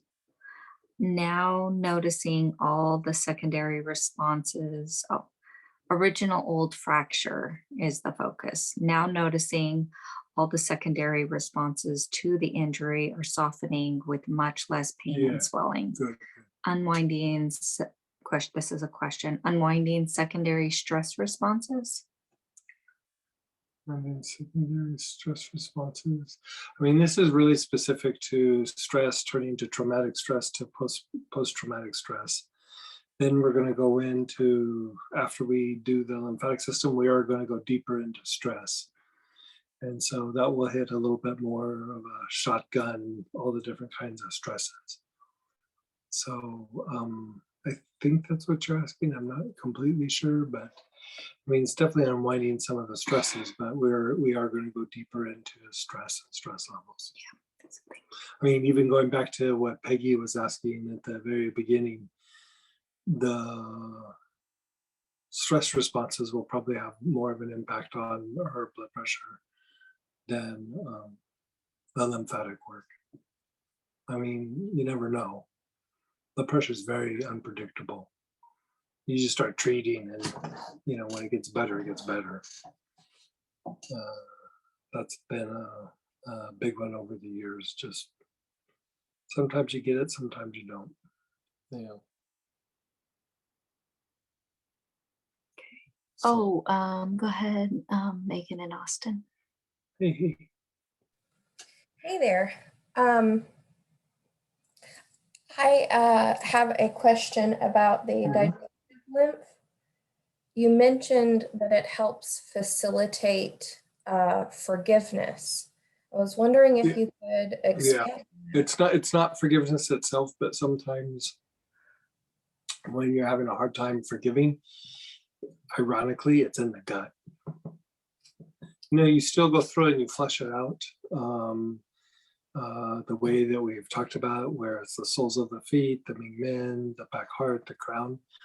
But when it's being held in the body, it's actually the gut. The gut is having a hard time letting go of it. The gut is wanting to protect itself and is not one to change very easily. So there can be anxiety and resistance to it.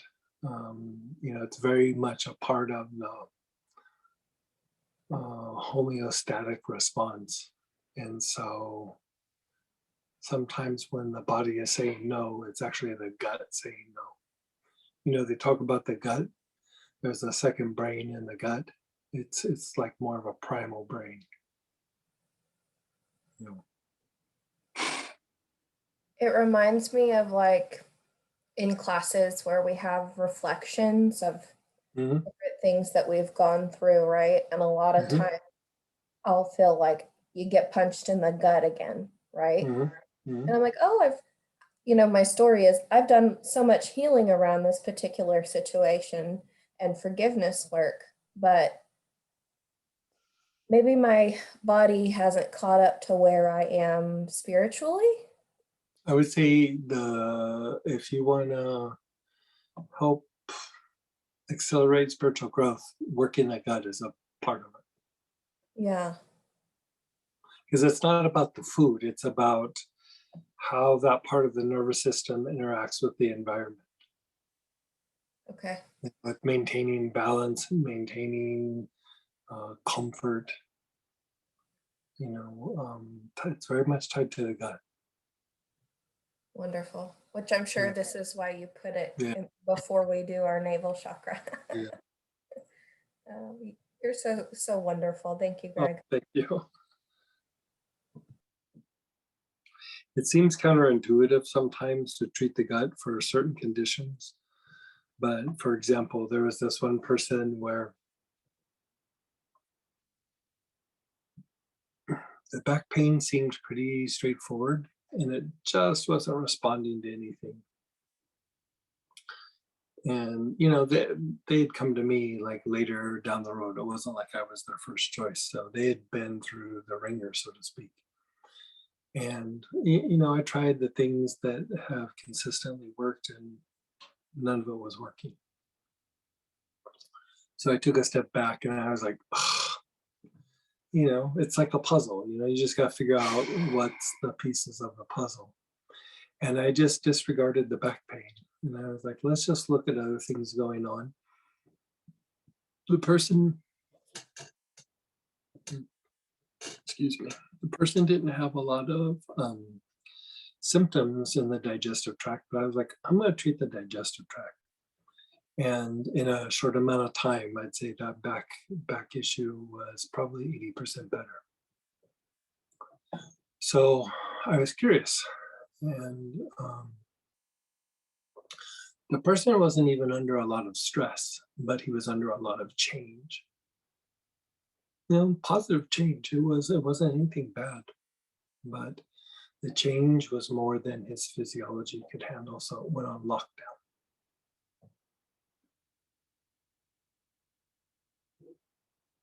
Yeah. Go ahead, Naraini. Hey, Naraini. Hey, Greg. So I'm just wondering how these different protocols and things work in relationship to CPTSD, sort of that complex trauma that comes more sort of precognitive, maybe from like relational and developmental traumas that we're not even really aware of, like PTSD, obviously being stuff, incidences that we're aware. I would say most PTSD would be pre-verbal, because pre-verbal is not necessarily child. Pre-verbal is even like now when we can't put like words to it, or we can't quite tap into what's going on. And so I don't make a big differentiation between the two, because I really think they're just two sides of the same coin. Most stress is not, like if you ask somebody a lot of times, are they under stress? They'll go, no. but you look at it and you start asking them questions, they're under a lot of stress. It's because it's not really a lot of emotional, mental, it's more like physiological. And so even that can fall into the pre-verbal. Mhm. Yeah.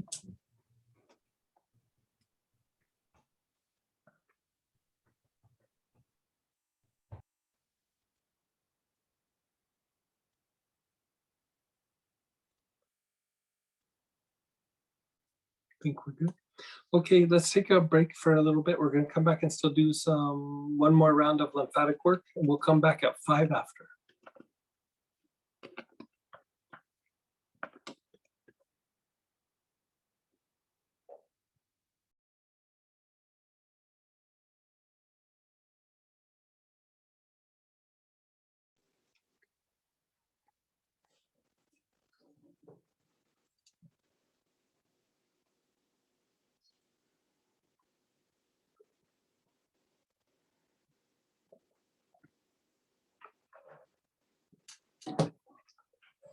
Everybody, come on back.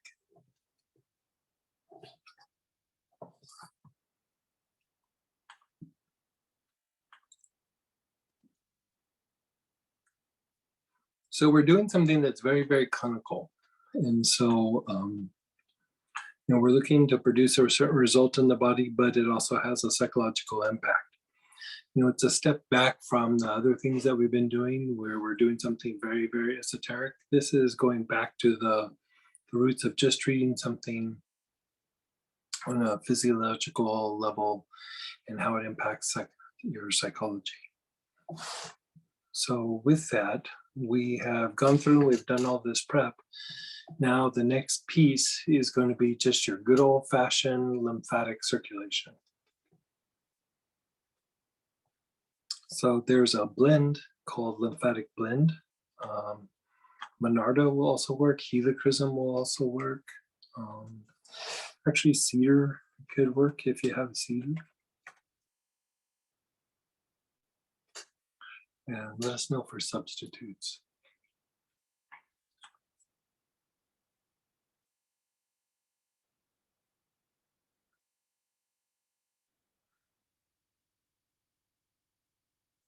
So she's checking with that. So we're going to go through and do the sustained inhalation, but also applying these oils topically to the body can also be super helpful. Like rubbing them in as a liniment, rubbing them as an ointment, doing a salt bath, even putting 2 or 3 drops of the lymphatic blend on your wrist on a daily basis really helps to stimulate circulation, lymphatic circulation. So if you don't have any of those oils, just let us know. But I think we're good. Okay, we're good. So let's go ahead and start inhaling. Your awareness is on your throat. Marianne, you should have cedar.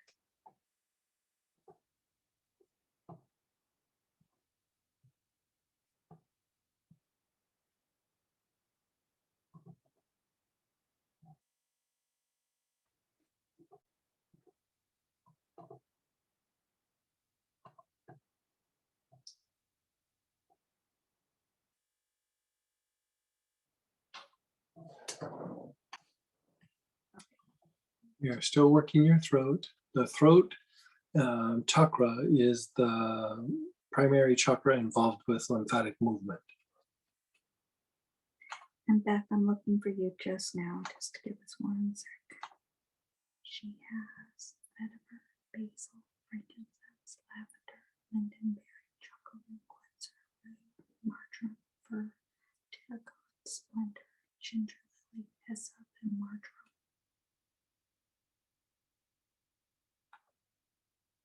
Start again, start off.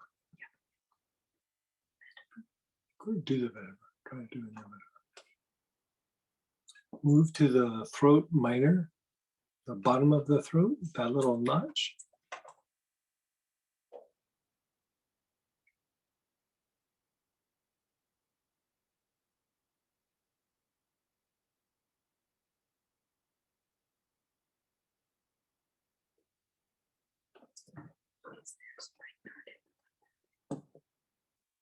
No.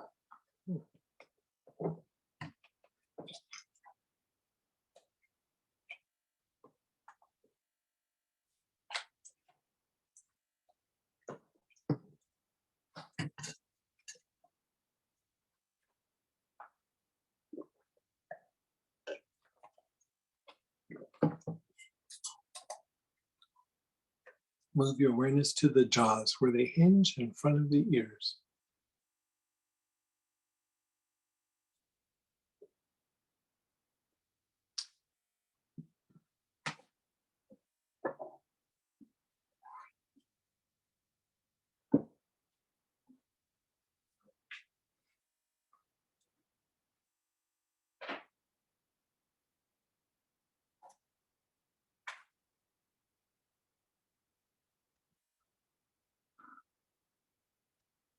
Your awareness is on the jaw where it hinges in front of the ears.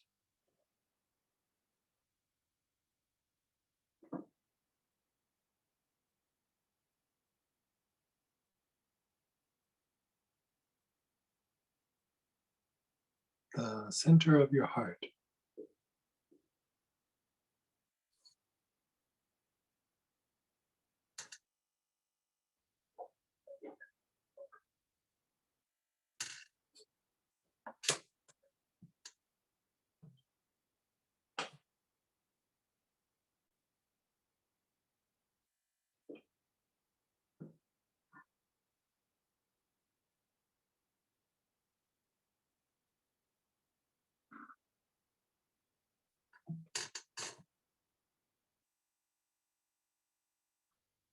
Down to your solar, the area below your ribs.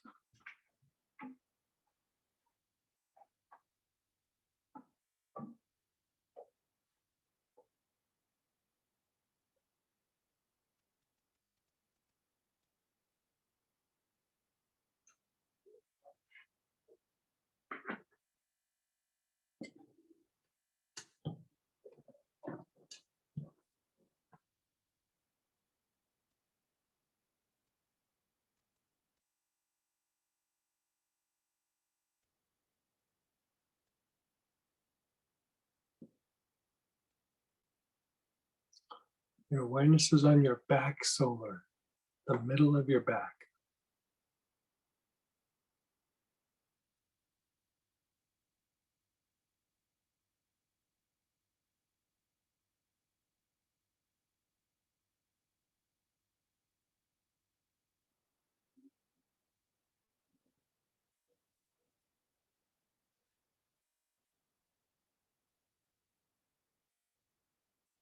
Down to your navel.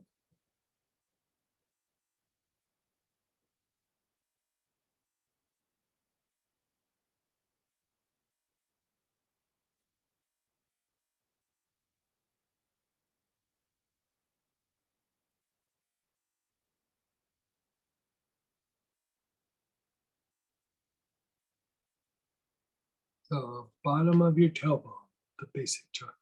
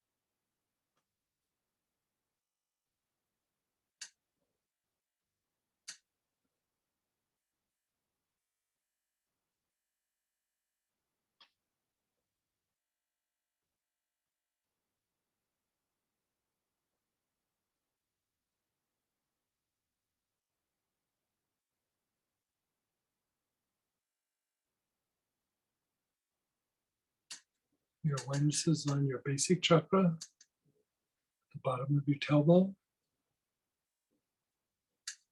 Move your awareness to your low back area opposite your main med.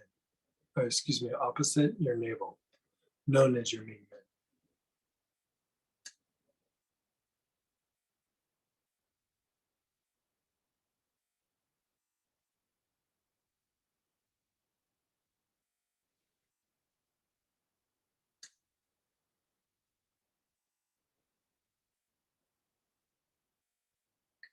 The area between your eyebrows.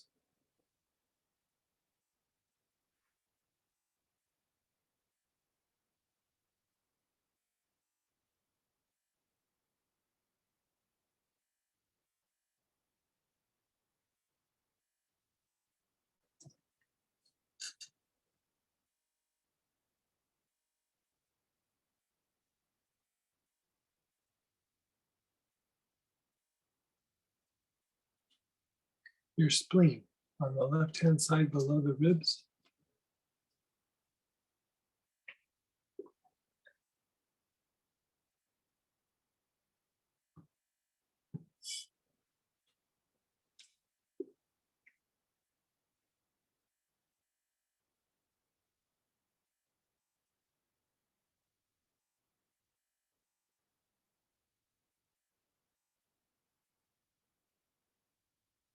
Move to the affected area in your body, the area that's compromised, achy, or in pain.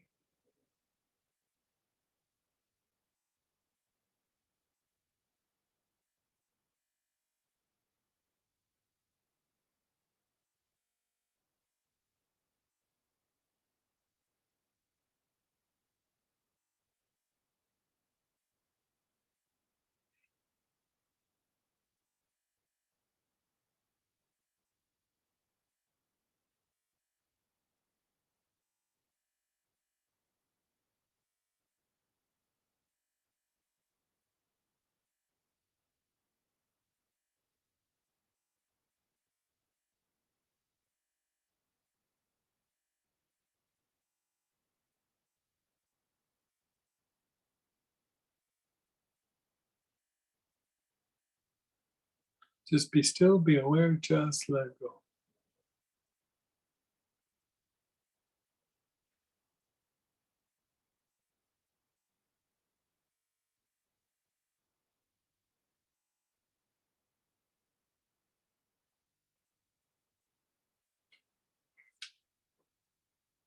USPS.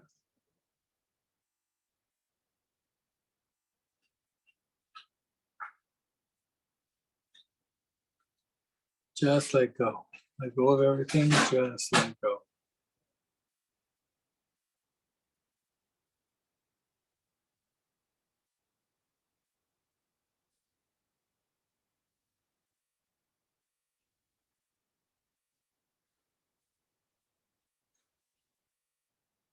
Okay, let's begin again. You're inhaling, your awareness is on your throat.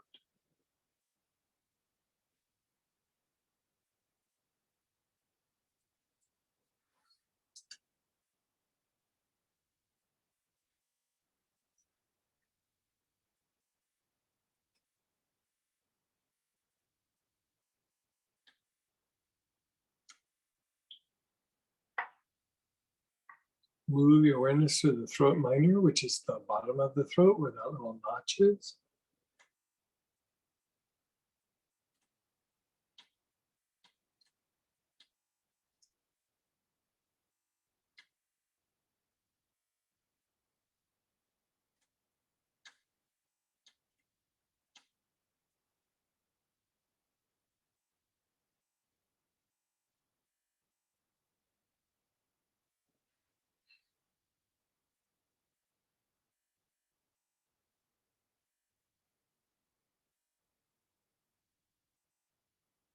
Your jaws, where they hinge in front of the ears.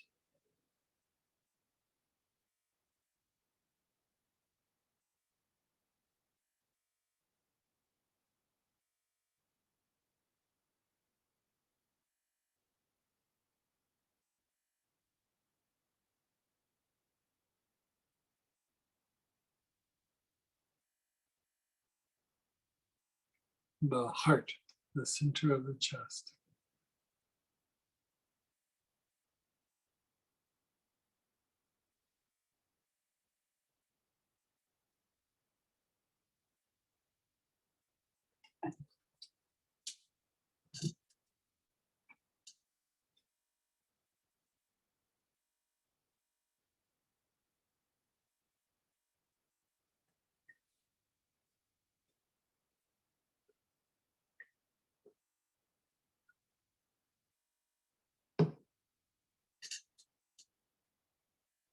Your solar plexus, below the ribs.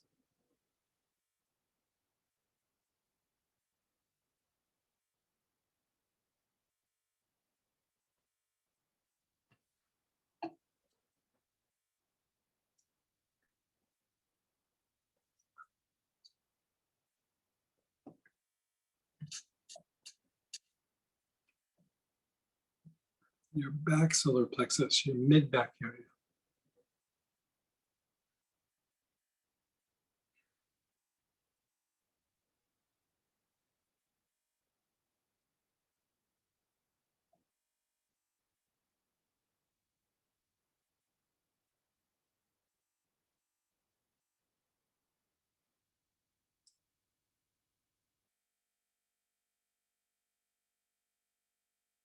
Down to your navel.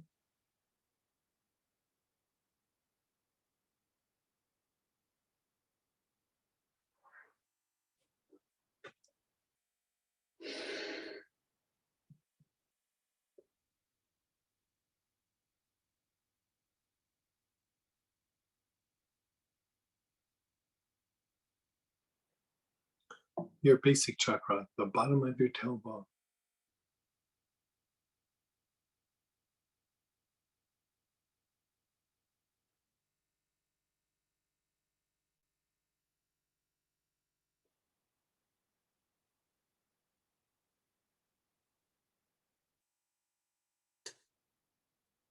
Your low back area opposite the navel, the migmen.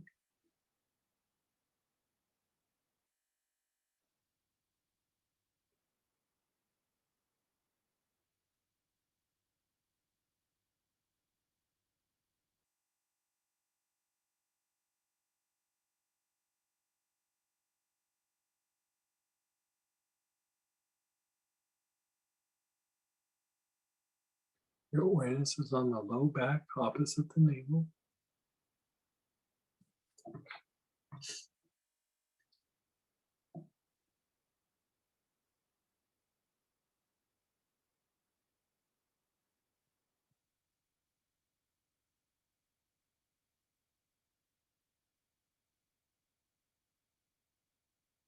The area between your eyebrows.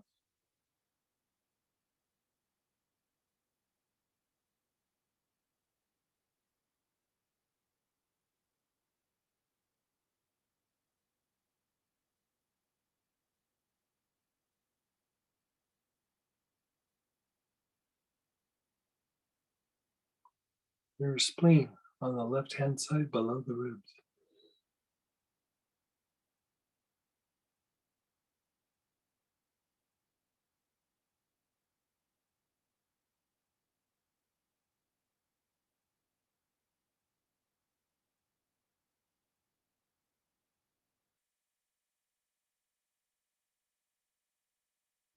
Go back to the affected area, the area that's compromised, achy, or in pain.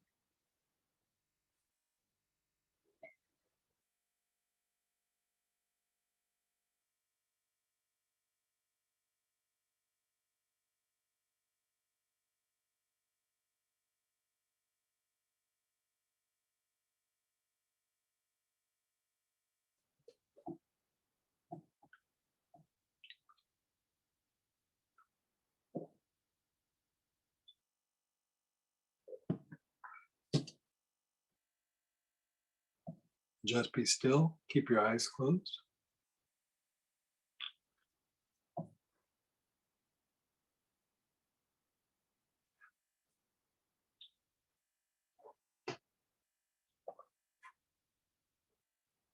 Begin inhaling on the affected area again.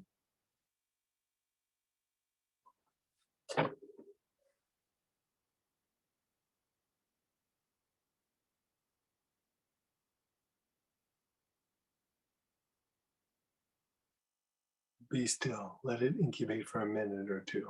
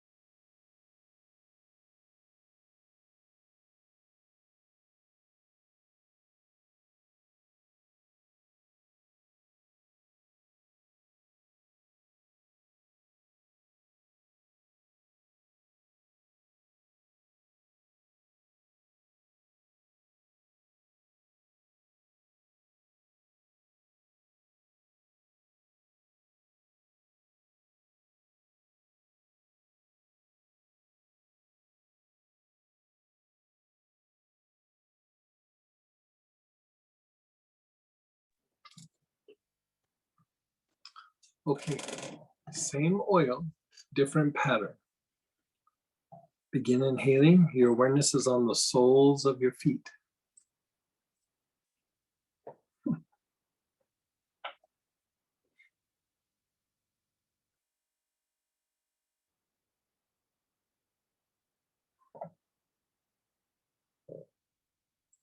Your ankles.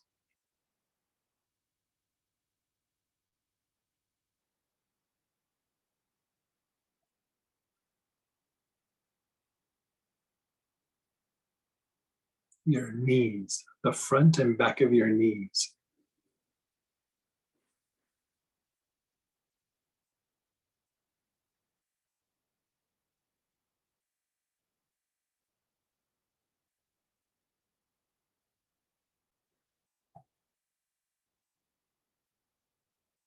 Your hips, the sides of your hips.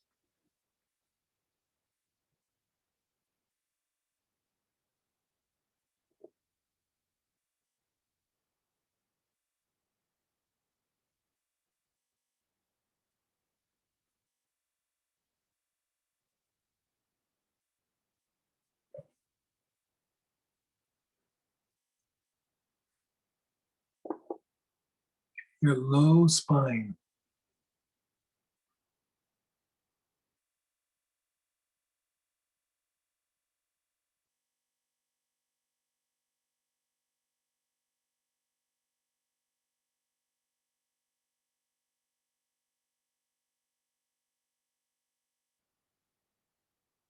Your mid spine.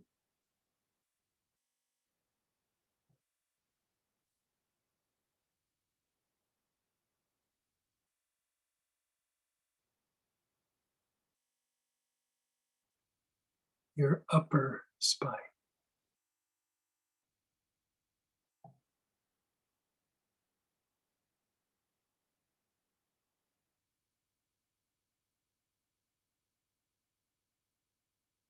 The bones in your neck, the cervical spine.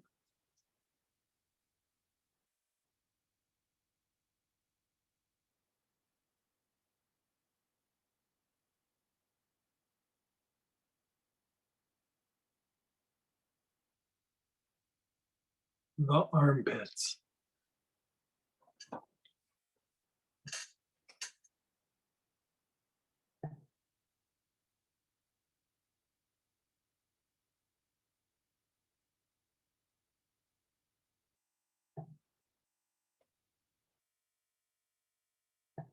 The elbows.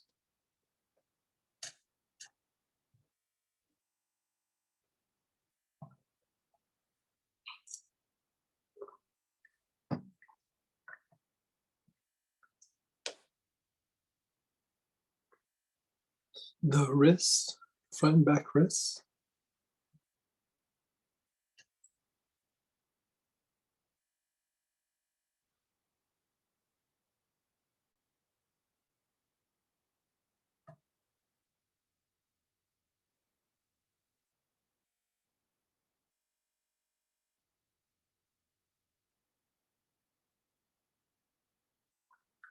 The palms of your hands.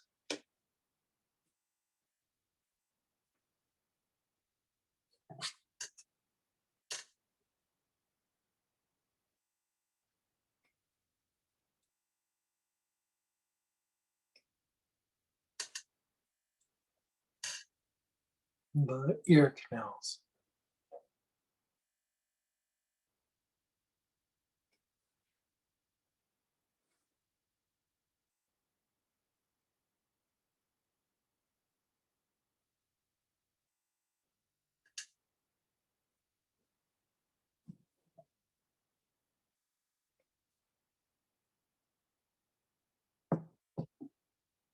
Now go to the affected area.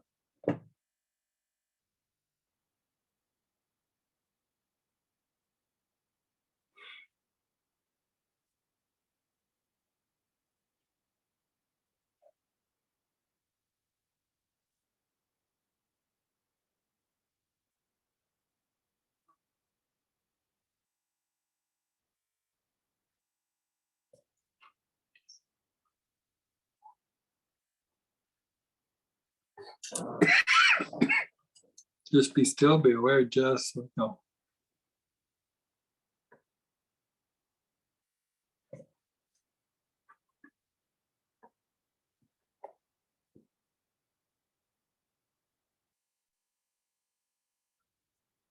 Inhale into the affected area again.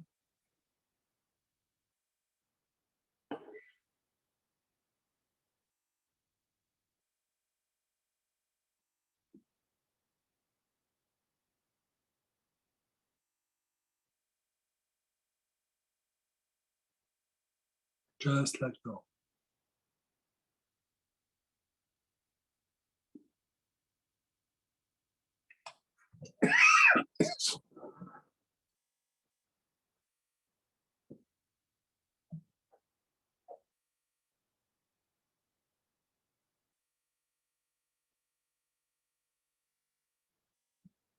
Begin inhaling again.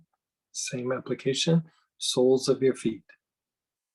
Long, slow, deep breaths.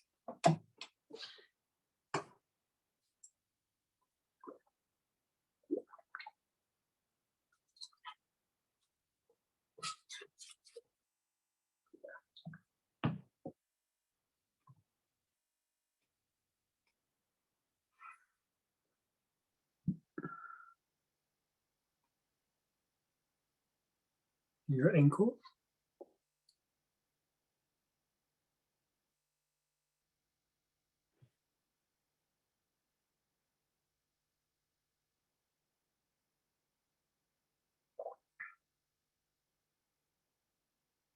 Your knees.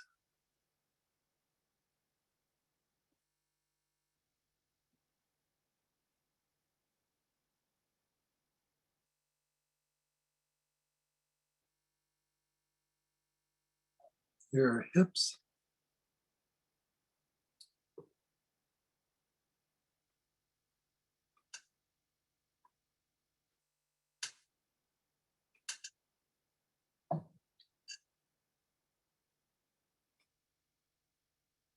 Your low spine.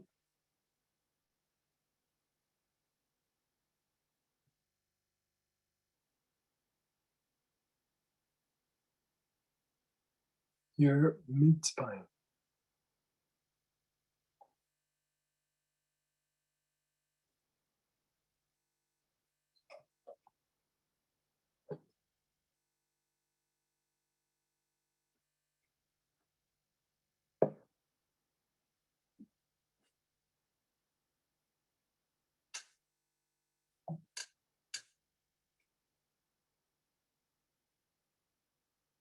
Your upper spine.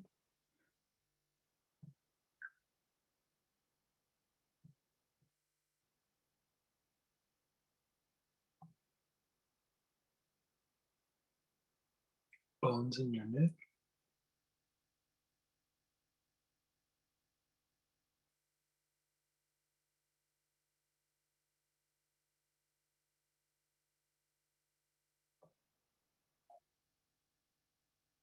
Your armpits.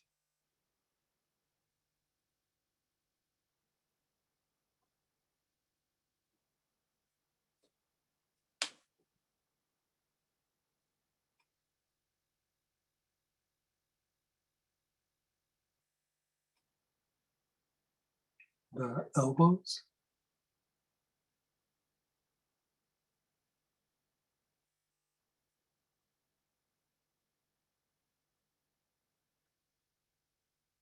The wrists.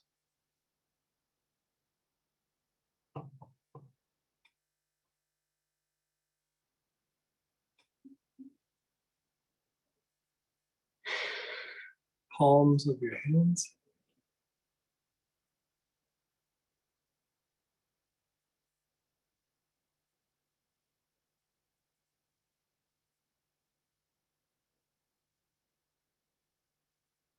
The ear canals, the holes in your ears.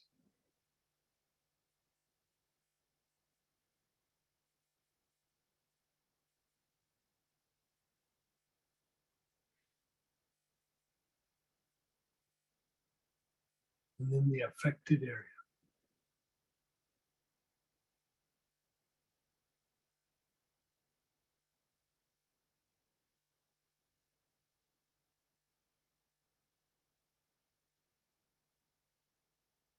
Your awareness is on the affected area. Just let go. Let go of everything. Keep your eyes closed. Just let go.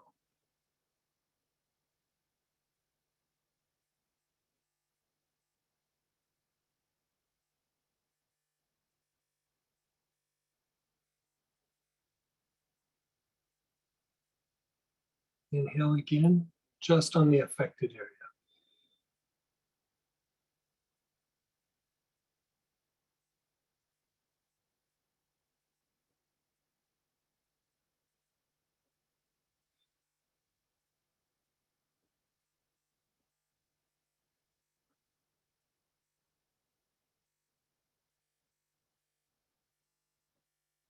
Okay, be still, be aware.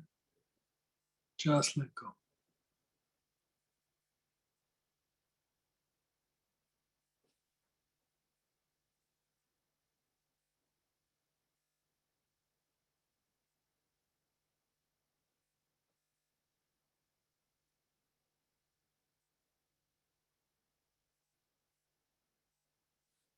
Okay, let's hear a little bit of feedback.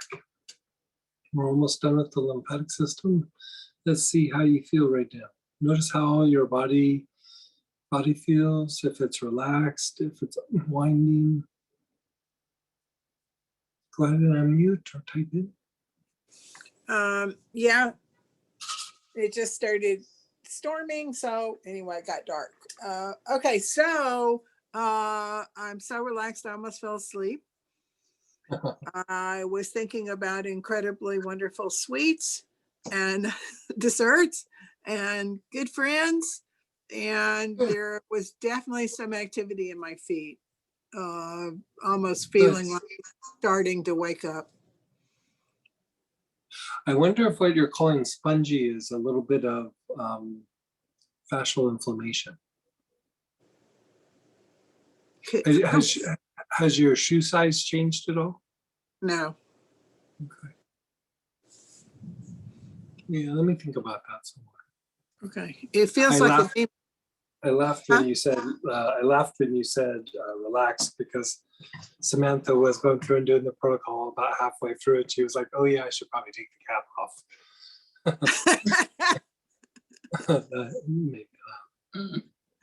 Maybe. Go ahead, Michael. Hey, Michael. Oh, sorry. Do it again. I think I pressed that the same time you did. Go ahead and unmute again. I won't press anything. Okay. Hey, Michael. I feel really congested, and the last 2.5 protocols, I've been getting like a headache after. And so congestion meaning physical congestion, like in the nose, or energetic congestion? It feels more energetic, and then I get energetic. Yeah. And where in your head are you getting that? It just kind of feels all in the brain. It's not on the top. It's not deep in the center. It's nothing like that. No, it just feels the whole thing. Yeah, probably your best bet. You're probably right. You're getting a bit congested. Is just get up and move around a little bit. Yeah, like move your arms around your hips. Yeah, we are moving a lot of energy. Yeah. Okay. Sometimes it gets stuck. Yeah. All right. Thank you. Yeah.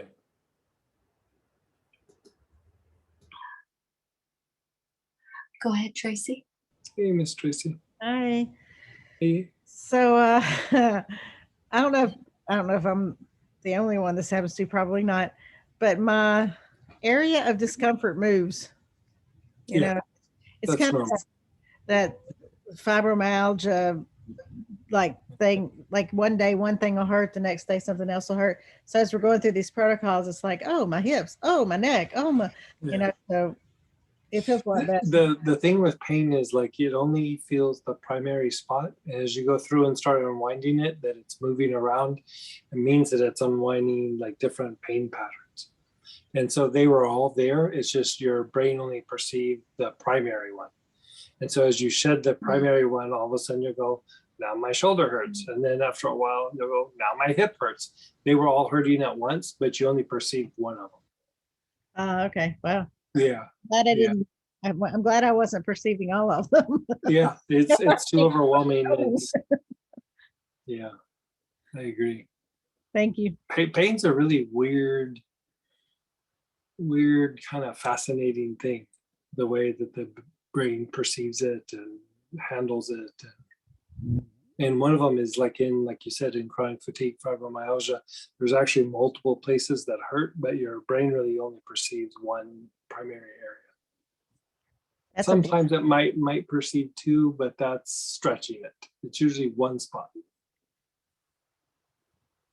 I imagine it's really hard for doctors to help you if that's the case then, because most of them probably don't understand. Pain specialists usually get it, but I mean, it's somebody who really like studies pain. Right. Yeah. I've had some good pain docs in my day. It's a science that you really almost have to devote all your efforts to. Thank you. Go ahead, Beth. Hey, Beth. Let me turn my video on. There we go. You had mentioned about the lymphoma that you would probably suggest a different pattern and more focused and certain oils. Is that something that I would learn from you now or tomorrow or a later time? Let me go through and evaluate you, but I most likely will put you on some sort of pine and then have you follow some of these patterns, like either this one or the one we're about to do. Okay. Yeah, pine oil, there's a few that are really good for treating those kinds of conditions. Pine can be one of them, yarrow can be one of them. Lemon can be one of them, but it's really kind of slow. But there's one more. Yarrow, pine. I'll have to look the other one up. It's not jumping up right now. Okay, great. Pine is exceptionally good at as far as from the point of view of essential oils. It can be helpful. I mean, it usually doesn't cure it, but it can slow it down and stop the reproduction. Yeah. Okay, great. Yeah. So you've done so good. 17 years. That's mind-boggling that you've done that well. Yeah. Yeah. Yeah, that's crazy. Thank you. Yeah. Good for you. So, man. Putting up the good fight. What's that? You're putting up the good fight. I am. I definitely am. And, adding this to it just makes sense to me. Mm-hmm. So we would talk later about how to use these, and for me in particular. Let me think about it tonight, and then we'll probably talk about it tomorrow during the day. Okay, awesome. Perfect. Thank you. You're so. Go ahead, Megan. Hey, Megan. Hey there. So I put the lymphatic blend on my wrists, the way that the bottle mentioned as we were doing this protocol. And I am feeling such a beautiful sensation. I don't understand it.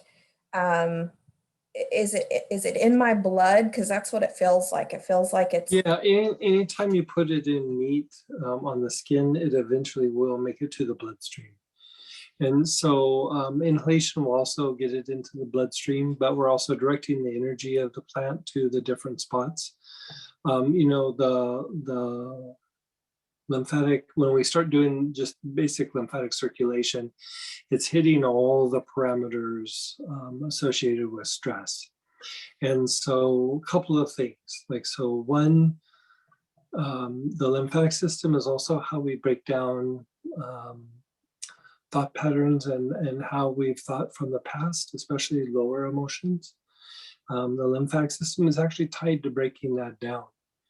And then another way of saying the stress mechanism or homeostatic mechanism. You know, homeostasis is just your body's drive to keep balance and keep everything in comfort mode, right? Another term for that is the instinctive mind. And so this is a way to kind of, in a way, help the person shift out of the instinctive mind. And if you remember from some of the lectures in the past where I talked about the instinctive mind, almost all of us are in it pretty much not full time, but 90% of the time. And it's a reactionary state of thinking, and it's very conflict oriented. You know, everything's kind of a conflict. And so as you go through and you start to shift out of it, you really can't do it by going, okay, I'm going to think differently. I would love it if that could be the case, but you really have to treat the physiology. And when you go through and you start doing this, it's almost like your mind gets out of a cage. You know, you start thinking differently, you start perceiving differently. And sometimes it's a little bit uncomfortable, but not necessarily in a bad way. You're like, oh, I would normally go down these ways of thinking. You would have a thought process, a thought pattern. You know, you would assess it. You would assess what the person's doing. How do I go at it? Where you almost are going not quite dream state, but definitely bigger picture. You're actually able to cognitively process information a little bit better. And that's just from treating the physiology. We haven't even gotten into the stress components that we're going to do tomorrow. And so, yeah, it changes the brain somewhat. It's really remarkable because, you know, as we do, you know, these big classes on weekends, typically I'm in a funk the beginning of the week until I get to the weekend and we do more, or I find something that helps me through the week, some sort of healing. And I'm realizing that this is something that I've needed way more than I thought that I did. Yeah, people always need to have more lymphatic work done. I mean, I do it all the time and I still need more. And so, you know, when we were coming up with some of the topics for different of the free classes, you know, I was thinking, you know, we could have turned this into a class, but you guys are already doing so much advanced work. This is just really basic clinical kind of work. And clinical being treating something physical or treating something psychological. And yes, there's an esoteric component to it, but the primary stuff is just good old-fashioned physiology and psychology. And so we decided to bring it back down to some just basic treatment stuff that's real clinical. And, you know, we were kind of joking in the one of the breaks where it's like, yeah, compared to the other classes, it's a little bit boring. Like, you know, it's like, yeah, we're doing stuff, we're talking about things, but, you know, there's all these esoteric things that we're talking about in some of the other classes where this is just meat and potatoes. Like, it is so just can be a foundation for anything. You know, if you're a practitioner, you know, doing some of this work with some of your patients will get significant shifts. And so, you know, it's a foundation. It's a way to treat a lot of psychological issues. It's a way to treat, you know, PTSD and forms of PTSD. And it's just a way to make the body feel better. You know, the physiology just functions better. But as soon as you start shifting somebody out of their instinctive mind, life's a little nicer or a little brighter, you know, because you're literally pulling them out of conflict. And the conflict doesn't always need to happen. It's just the nature of a reactive mind. You know, we all have to break our way out of it. in a way, the old alchemists talked about, regeneration or resurrection, and they would use the egg as the symbol. Just because we're in a body doesn't mean that we've broken out of the egg yet. Breaking out of the egg is tied to like doing work like this, where real kind of simple and straightforward, but it has a big bang for your buck. How often would you recommend going to these meat and potatoes? Oh, you could do them all the time. I went years where I was doing them almost every day. Okay. Is there a particular one? I know you mentioned the gut is the big deal, the smooth. Gut's a big one. And the one we just did and the one after. Okay. But, the kidney flush is kind of significant and doesn't need to be done all the time, but from time to time, it's good to do. And that thing with the fascial inflammation and then the lymph nodes, especially as you get older, that can be more and more of a thing. And the lymphatic blend, Mhm. I'm curious what's in it, if you don't mind. And is there topically, is there another way to utilize it? Let's say, for example, you need a, I don't like to say quick fix, but something that is going to jumpstart before you start going in to clean things up. Would that this or chocolate cleanser on the wrists? Mhm. Okay. Gotta love So some good it's CRT. ginger, white pepper, cypress, cedar, sage, mugwort, rosemary, thyme, turmeric, golden eucalyptus, and frankincense. Do you mind saying it one more time? I'm sorry. Yeah, ginger, white pepper, cypress, cedar, sage, mugwort, rosemary, thyme, turmeric, golden eucalyptus, and frankincense.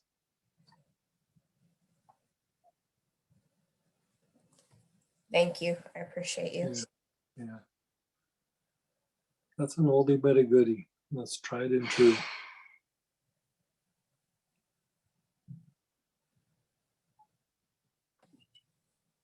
That answered that question. I see that was asked. Let's go up. What was this one for? I missed the beginning. It's lymphatic circulation. Is the lymphatic blend a good choice to put in oil to massage my oncology clients who are dealing with lymphatic issues? Really good one to do. Really, really good one to do. Someone shared a lot of movement in the stomach. This got better and felt less pain in the body. Yeah. Feel like melting better. We're like, just to kind of keep re-emphasizing, we're basically kind of unwinding different aspects of the lymphatic system, just like piece by piece. Eventually it kind of comes together and does like a bigger, more of a whole kind of shift. But at first we kind of went piece by piece by piece by piece. I'm allergic to wheat and have been eating accidentally, and my body has been aching. Yeah, so you still can do the lymphatic work, but a lot of times when there's a food allergy or a food sensitivity, it's poor nerve innervation. And so you can use the essential oil anise or anise, however you want to say it, or the blend ANS was made specifically for the nerves of the gut. So you'll have to take that internal. Yeah. Go ahead, Kathy. Hey, Kathy. You struck something there because I do have some food sensitivities. I do have the ANS. So would you say I take that internally mostly? Yeah, like 2 drops daily. daily. Would that help my nerve pain in my face, or this is just No, it's more for the gut. gut? Okay. Well, I'm Yeah. actually, it's funny, years ago I've been to so many holistic practitioners and all kinds of places. And somebody did iridology. I've never found anybody really that could do it well, but this person said they saw an area of my colon pressing into an area that represented my jaw. So I've always thought there's a gut connection, and sometimes it's some things have made a difference, but it's never consistent. So Right. so when you mentioned the gut, I've been really looking at the microbiome and using different probiotics and different things like that. So what would be my best protocol to attack it in an oil? Well, right off the bat, I do the ANS a couple drops daily. Daily. Yeah. After that, it's going to take a little while. Like I'd say, after 30 days or so, we can go through and reevaluate. But we want to really reestablish nerve innervation to the gut. Okay, so now I do take Palmarosa, which I think is for That's okay.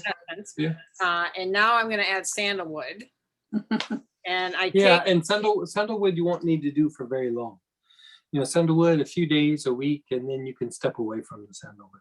Okay, and then now I'm going to add ANS, and I do that awful tasting Winarda because I don't want to get vaccinated.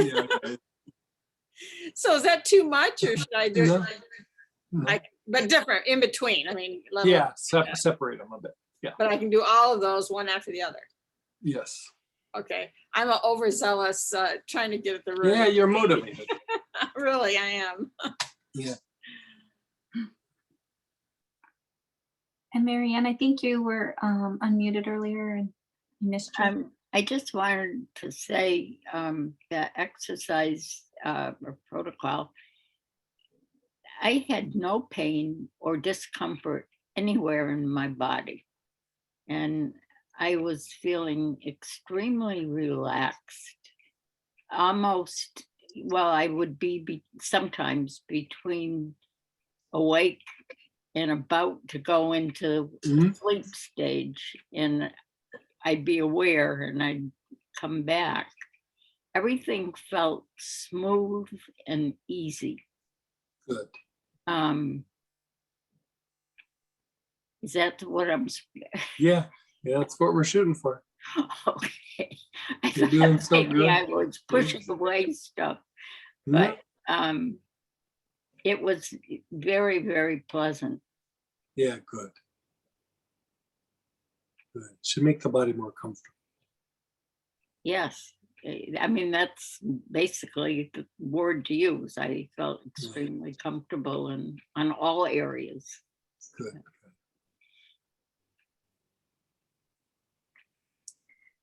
Someone shared, I felt a bit of release from my spine during the first round. Also, the affected area is feeling a bit sore for the first time today. That's interesting. Is it more sharp pain or dull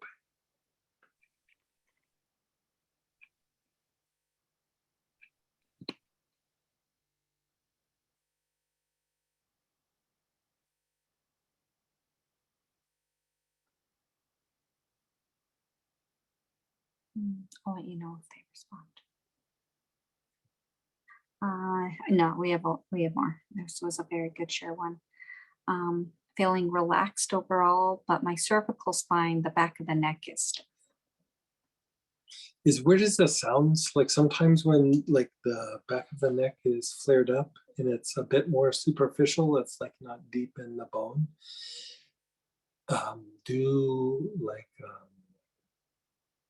You could use the lymphatic blend. You can use even like the lemongrass or something antispasmodic, and inhale, but with your awareness on the ear canals. And the reason why we do the ear canals is there's this little tiny joint in there called the spinobasilar joint. And sometimes it gets just like stuck or misaligned, and the manifestation is pain superficially on the back of your neck. And so the reason why we do the ears is to hit that joint. And so you can just do long, slow, deep breaths with your awareness on your ears rather than on the spot itself. And that might help unwind that. Yeah. It's a joint that it's like, it kind of goes like this. I'm exaggerating the movement, like you see like this. But sometimes what happens is the joint gets like kind of stuck like this, where it doesn't have quite the movement. And then it kind of starts to throw the whole back part of your neck into like an achy tension. They refer to it as the nuchal ligament, although it's not a ligament, it's a plane of fascia. But when that starts to line up, it can start to affect the low back. It can go into the head. It can go into the jaws.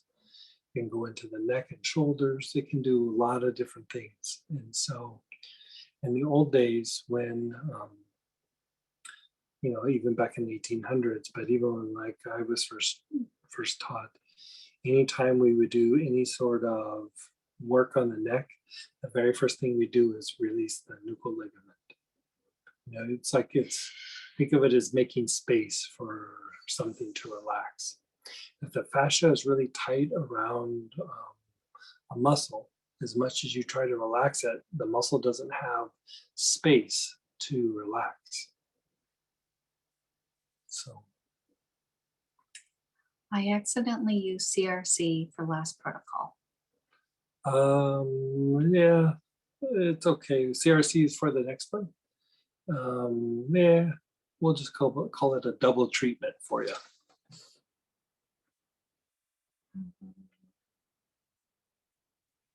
Can we use these protocols with cancer patients? Yeah.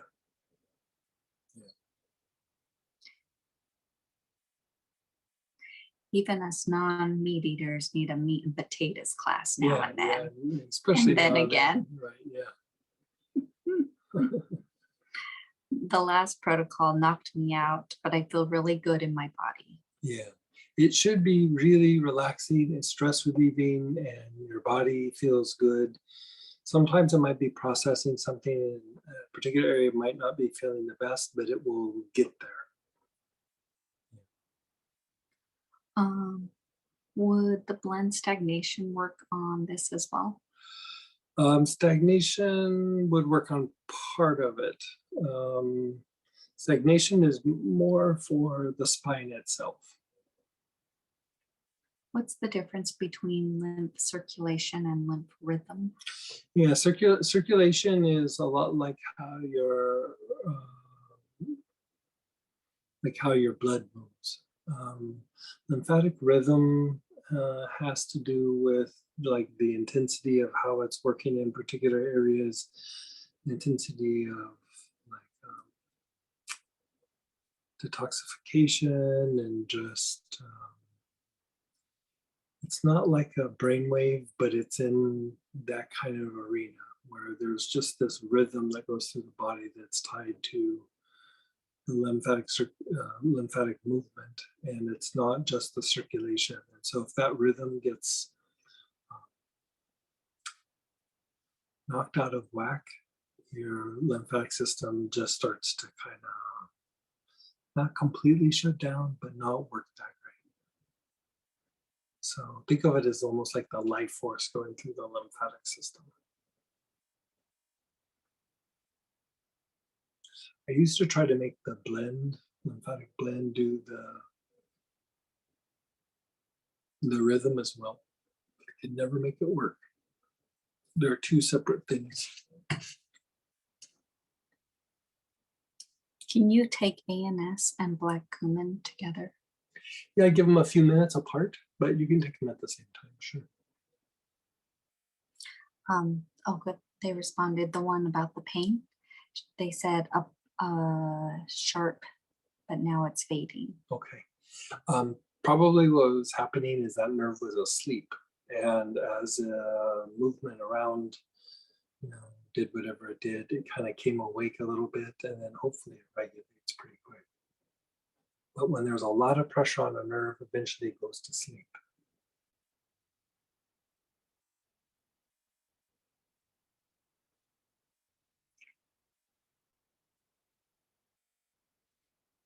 So so very grateful for this class this weekend after running an esoteric marathon for the last few months. Yeah. This is a true spa weekend for the Yeah, body. this is a nice, mellow.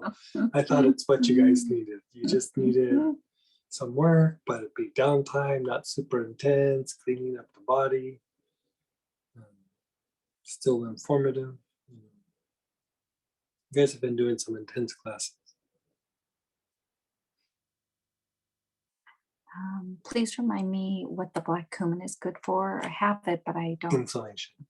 Yeah, inflammation. Really good for inflammation. Yeah.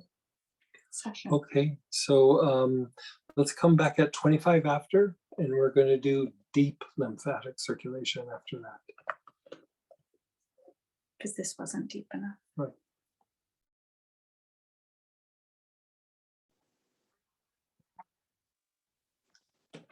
Everybody, come on back.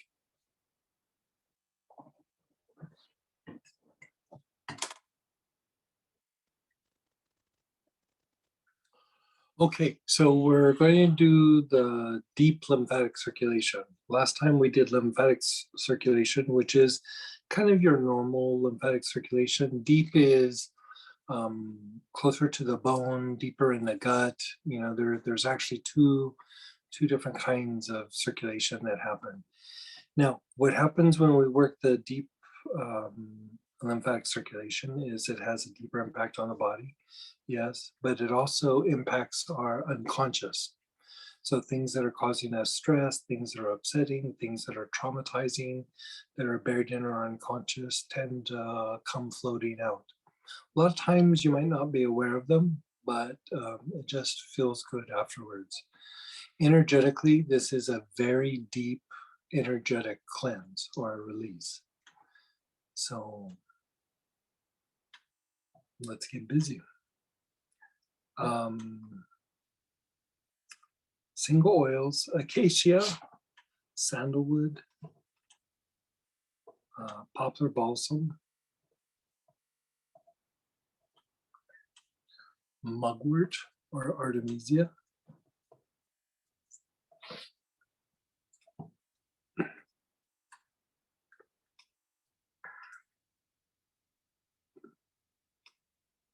blends would be alpha, but the primary one that's the kind of the one made for this is chakra root cleanser.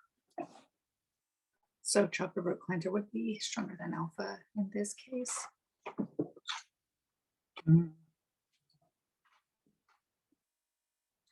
It would be a bit different. Both are strong, but in different ways. So you can experiment with either one. Do you have any, what do you suggest? I usually use chakra root cleanser for this. Do you do one round with each? Yeah, you can do that.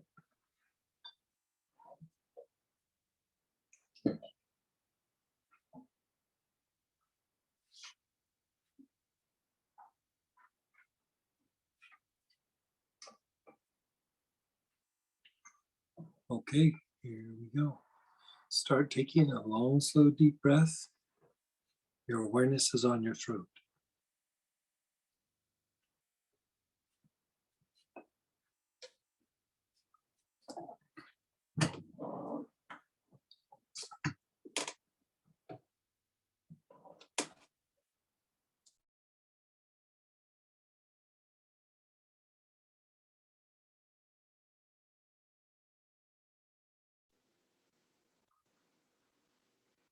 Your throat minor, the bottom of your throat.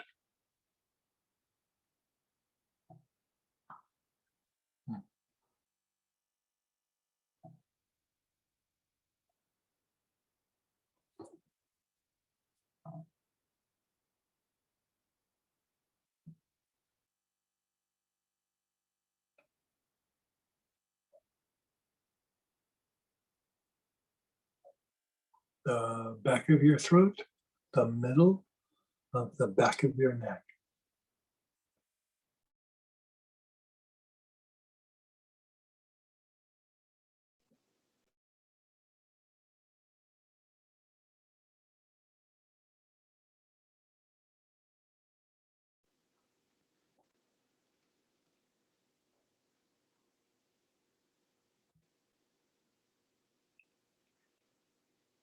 Mhm.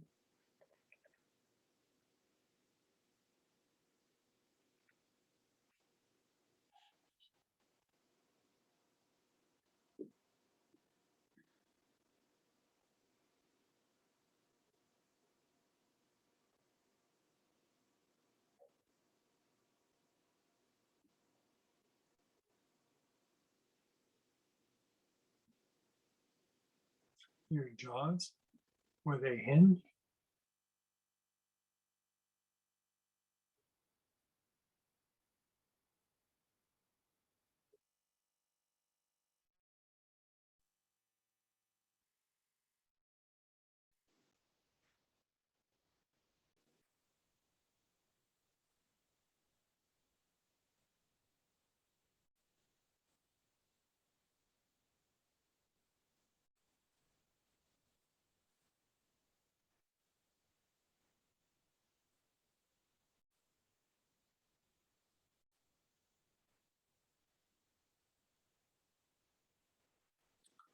The temples?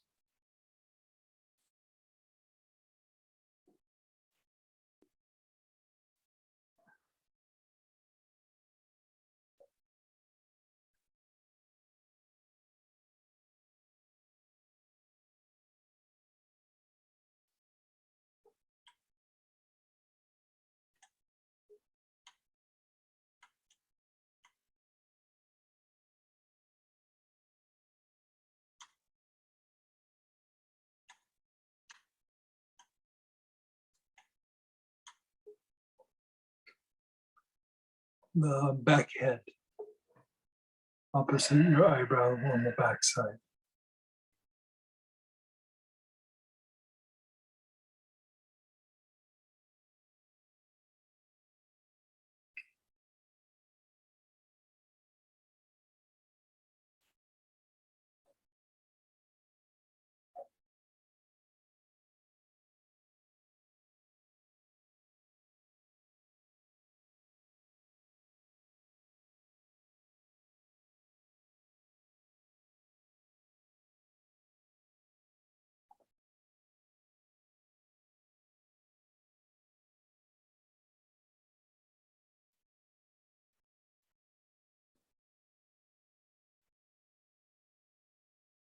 And your forehead.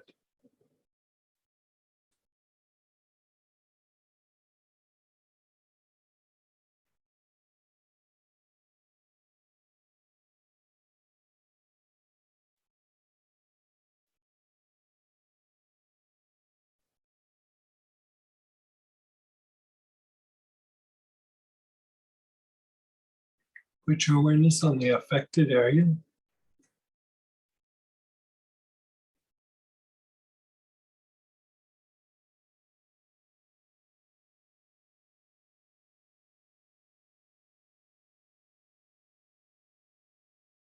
And just be still. Just let go of everything. Just be still.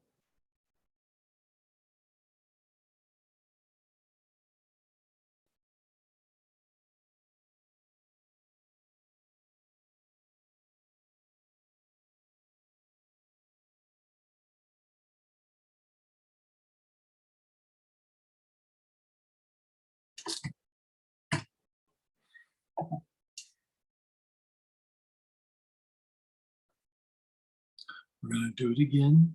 Begin inhaling. Your awareness is on the throat.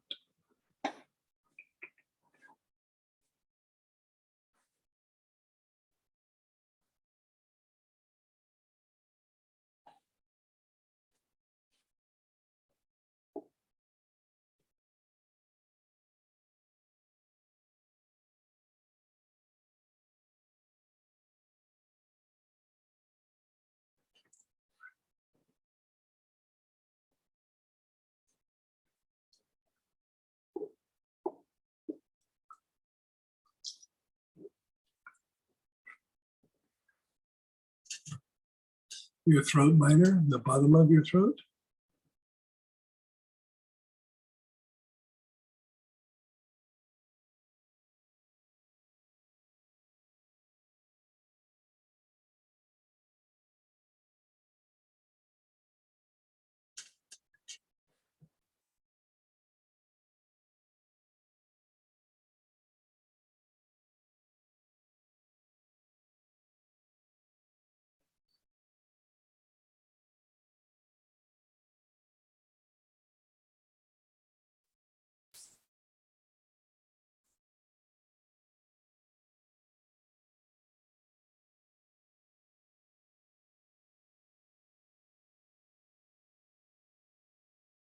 the back of the throat, the middle of the back of your neck.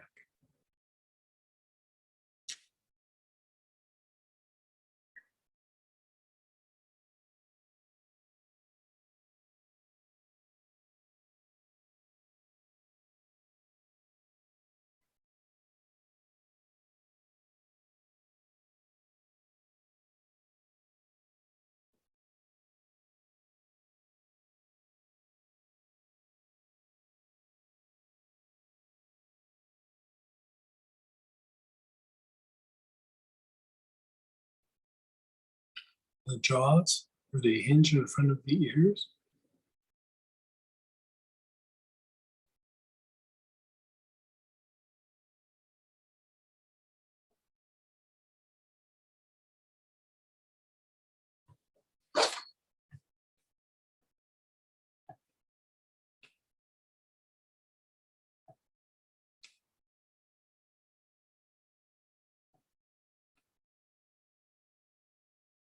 The temples.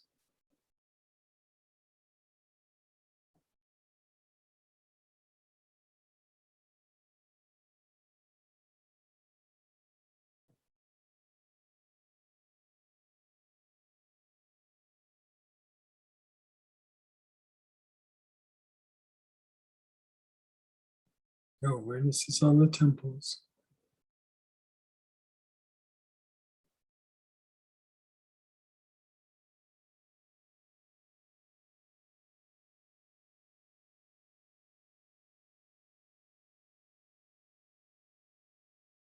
The back head.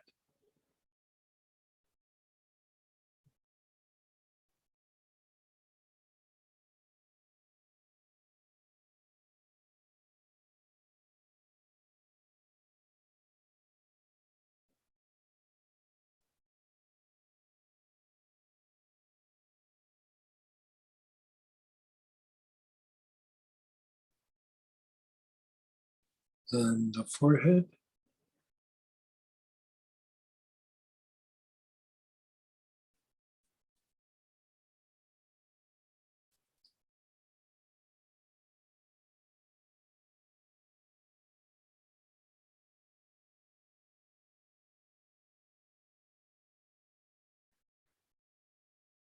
Put your awareness on the affected area.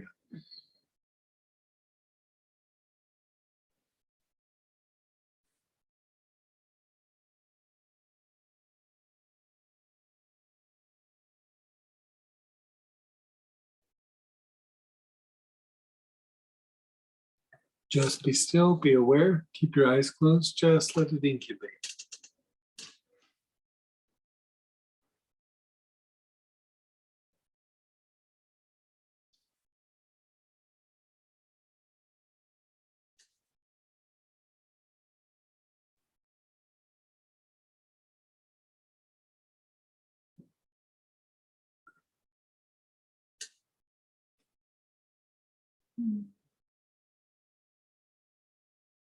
Begin inhaling again. This time your awareness is on the forehead.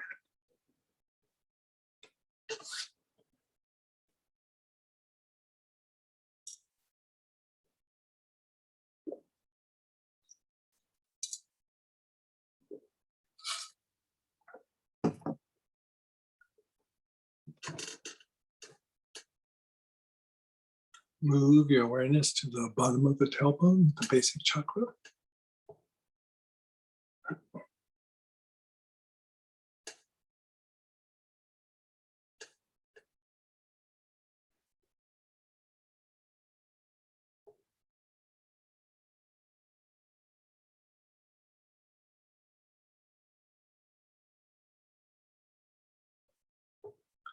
The hips.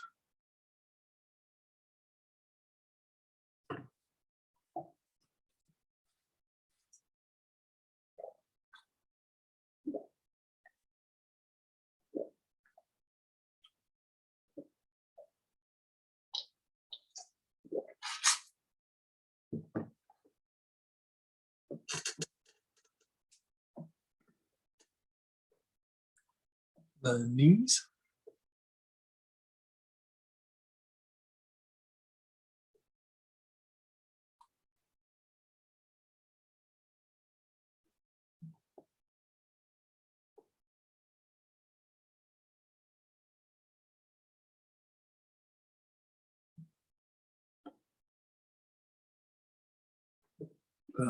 ankles.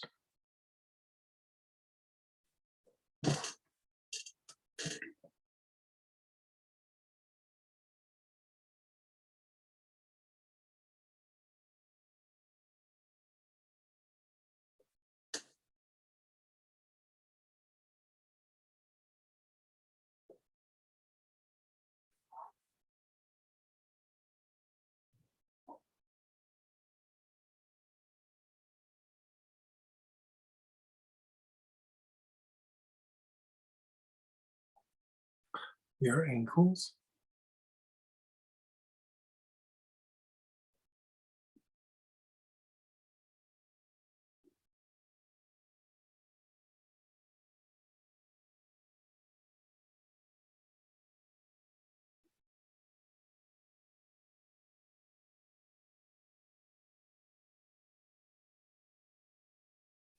The soles of your feet.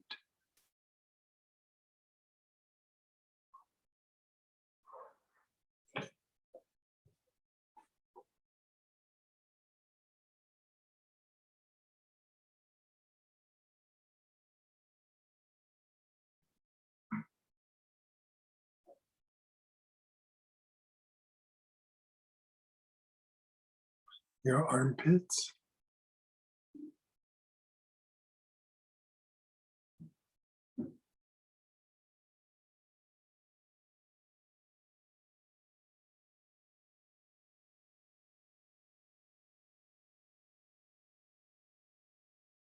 Your elbows.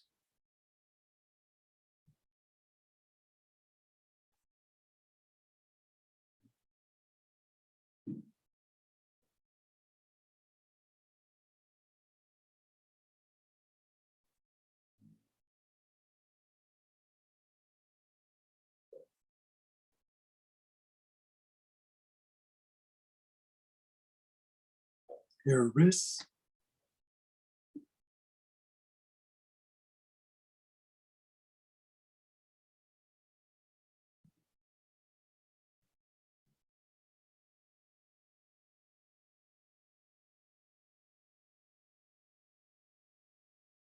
The palms of your hands.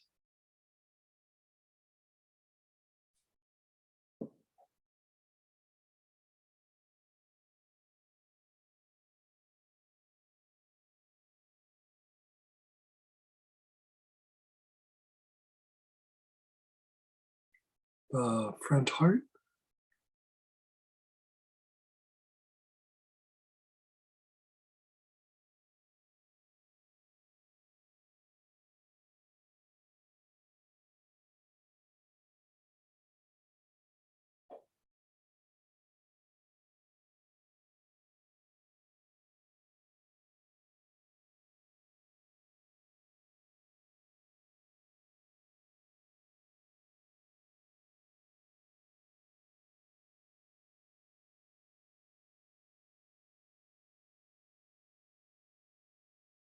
And the back heart.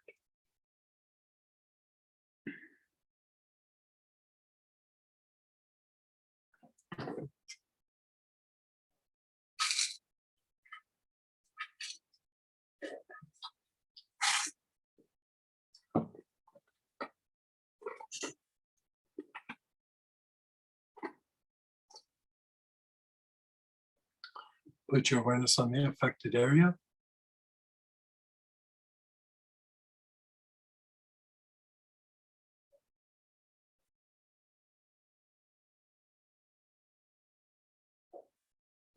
Just be still, be aware.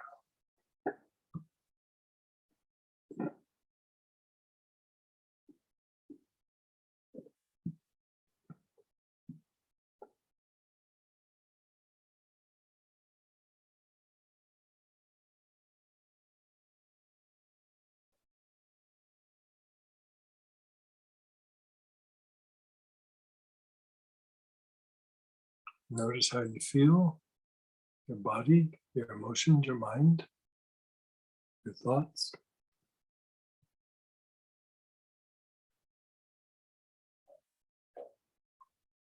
Same application, begin inhaling again. Your awareness is on your forehead.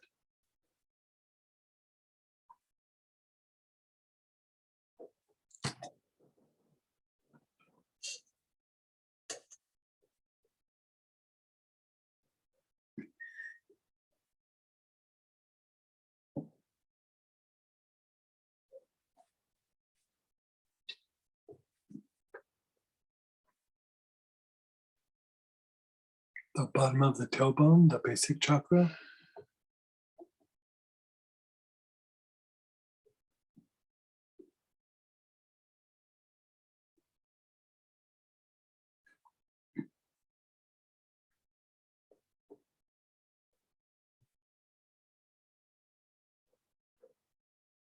Your hips.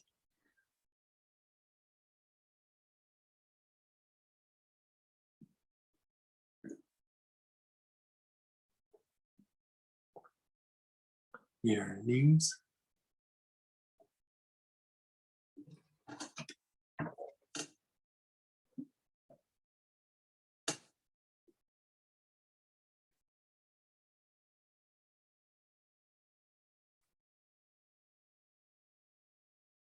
Your ankles.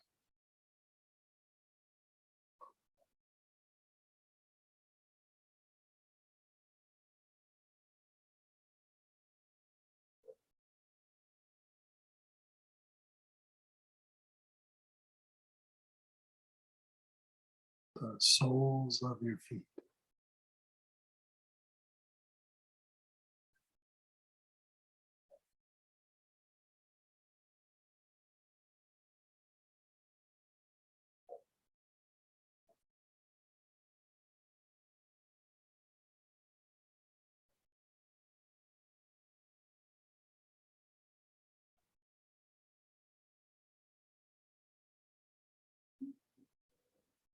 Your armpits.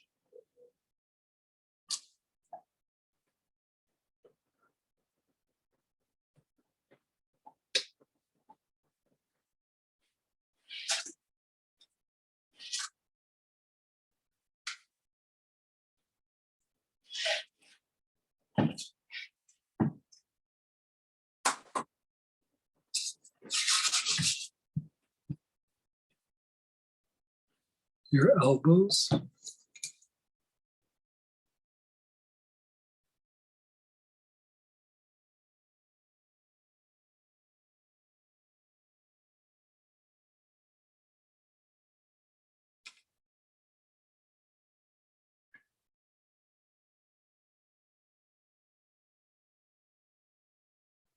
Your wrists.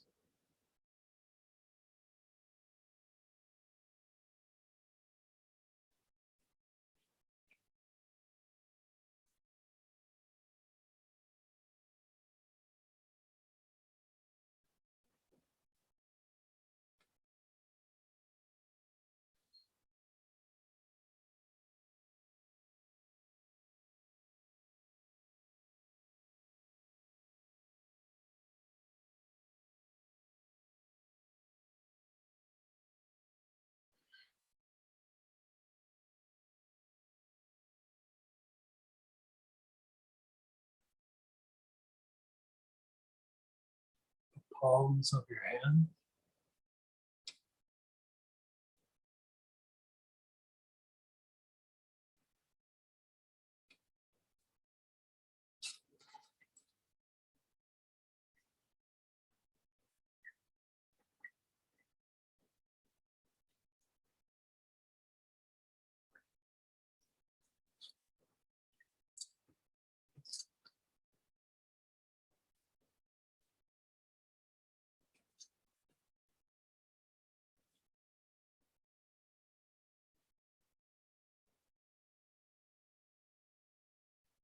Your front heart.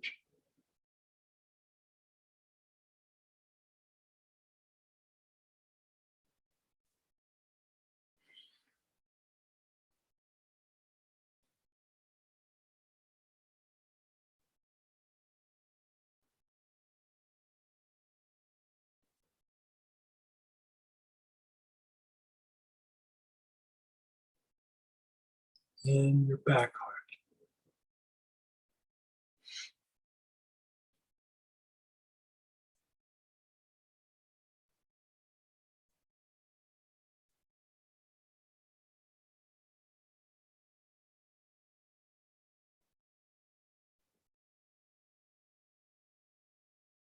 The affected area.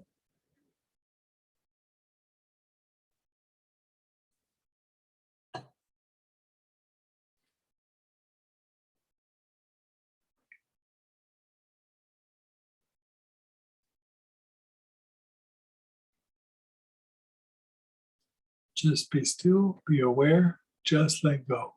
Just let go for a few minutes.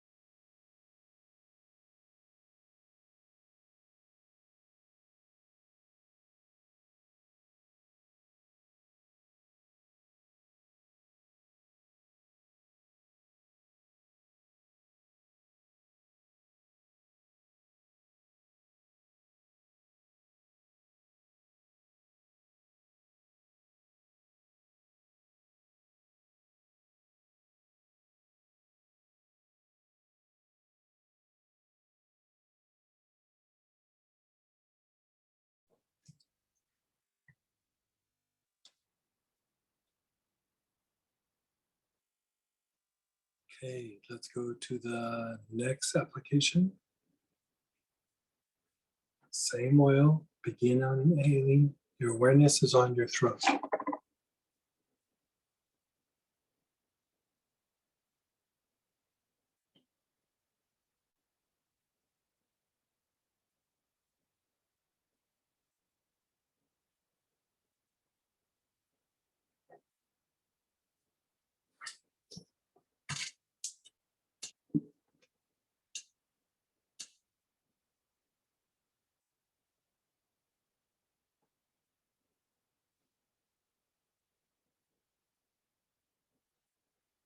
Move your awareness to the throat minor, the bottom part of your throat.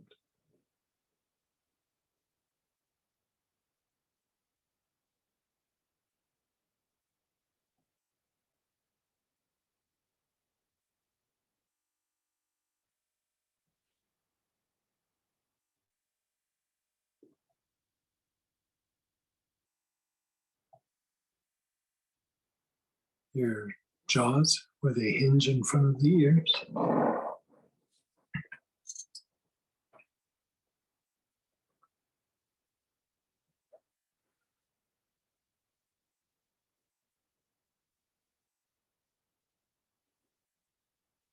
The heart.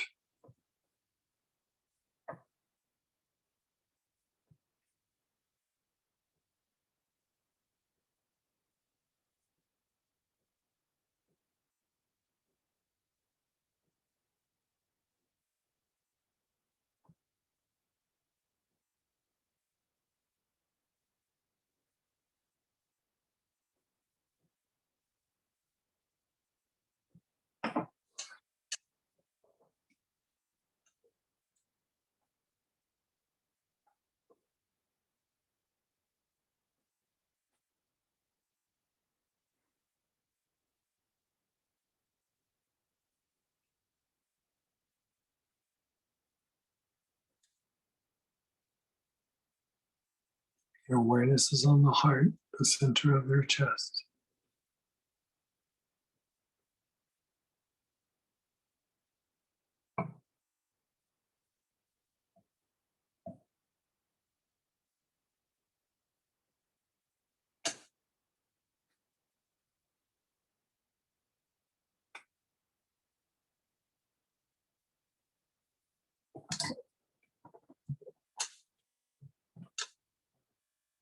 Your solar plexus, which is below your ribs.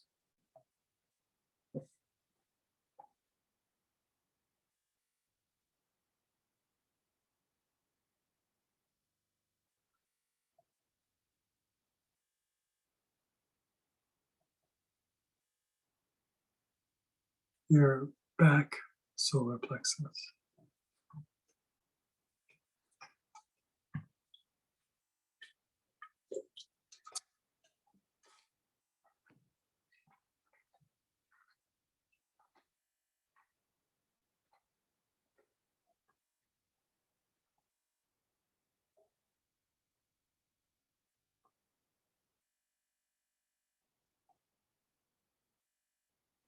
Your navel.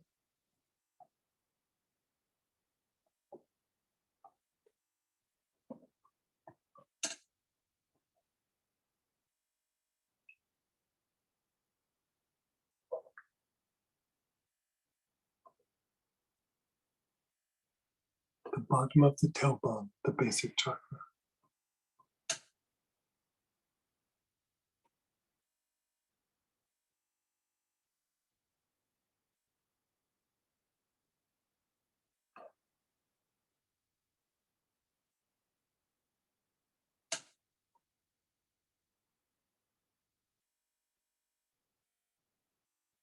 You're on the bottom of the tailbone, the basic chakra. Move your awareness to the low back opposite the navel.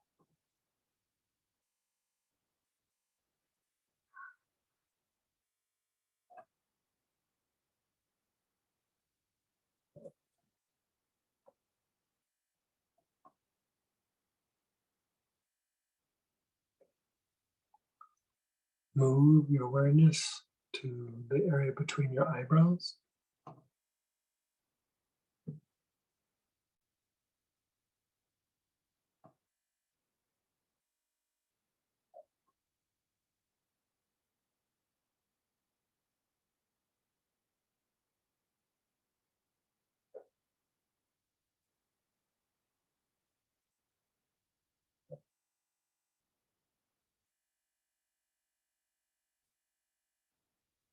The spleen on the left-hand side below the ribs.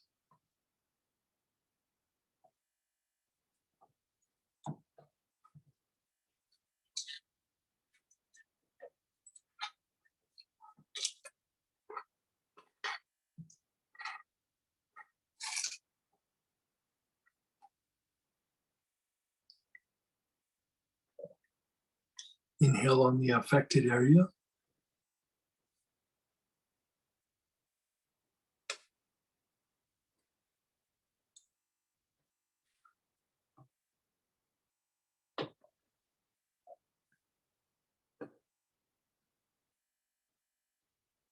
Just be still, be aware, just let go.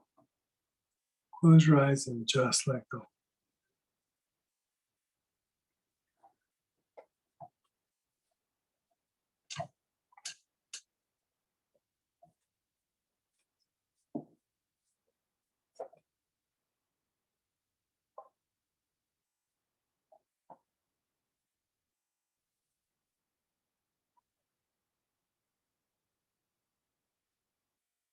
Okay, again, same application.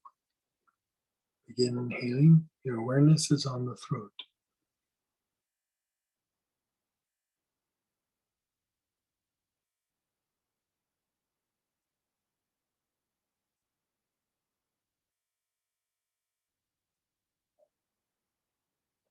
Move your awareness to the bottom of the throat liner.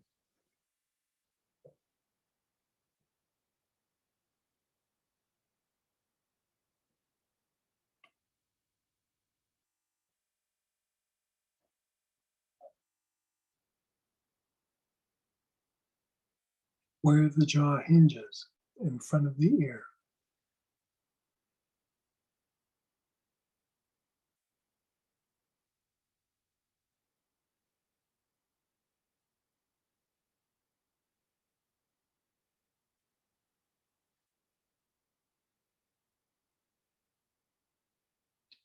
The center of the heart.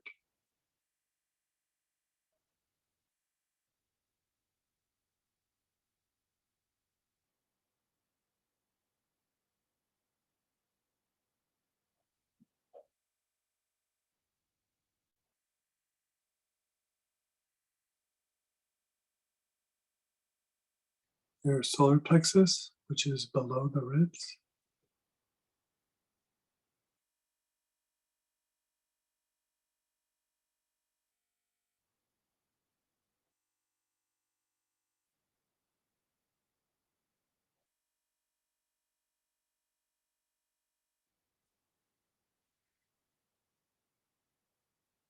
Your awareness is on your back solar, your mid-back area.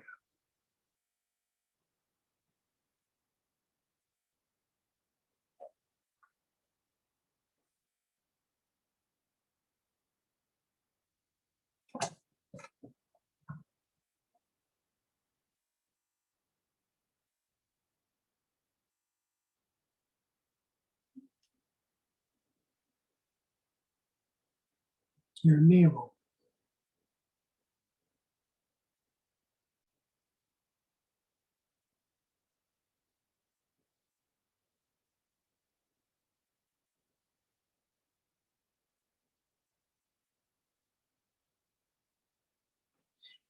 The bottom of your tailbone, the basic chakra.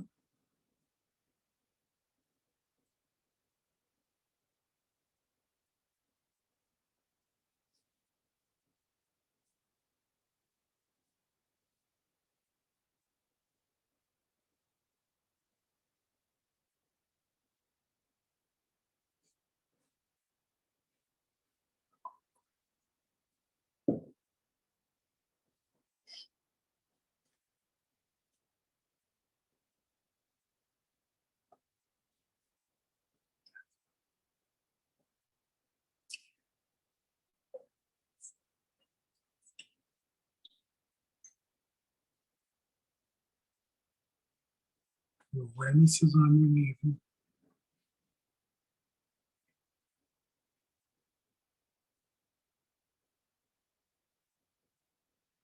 Move your awareness to the bottom of the tailbone, the basic chakra.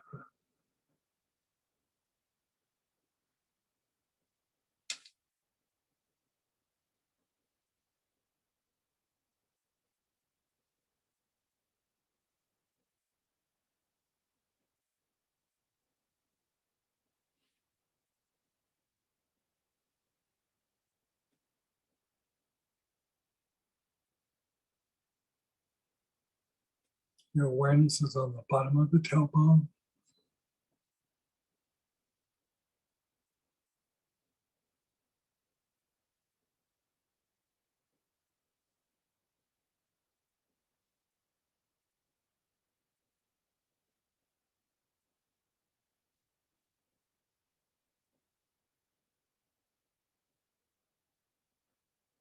Your low back opposite your navel, known as the Mingmen.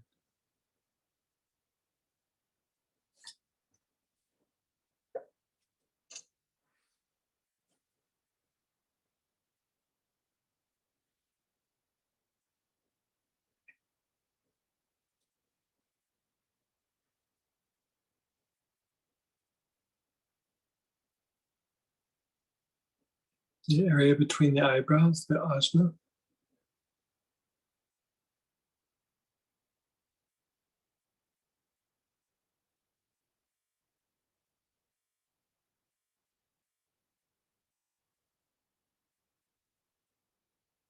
Your spleen on the left-hand side.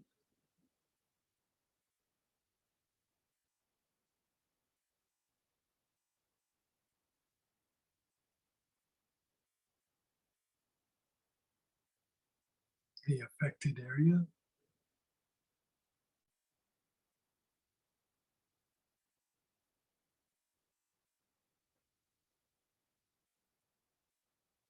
Just be still, be aware, just let go.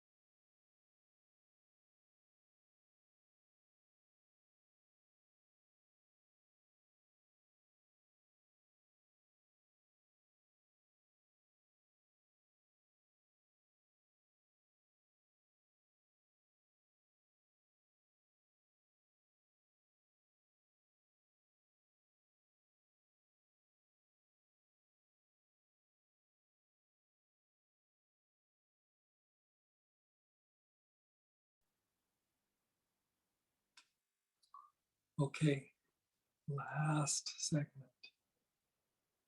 or last application, I should say.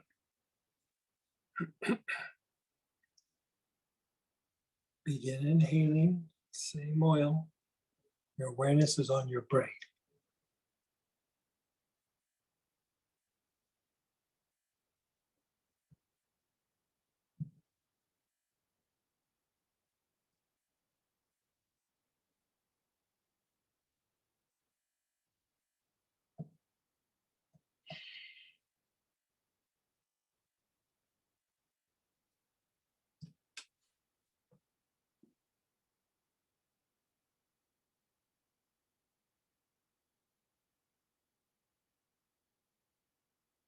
Move your awareness to the lungs.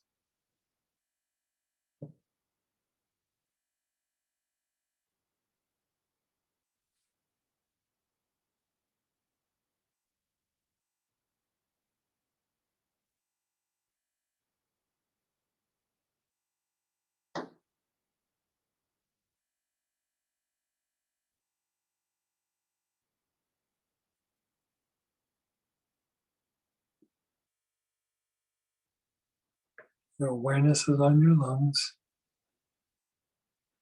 Move your awareness to the liver on the right hand side below the ribs.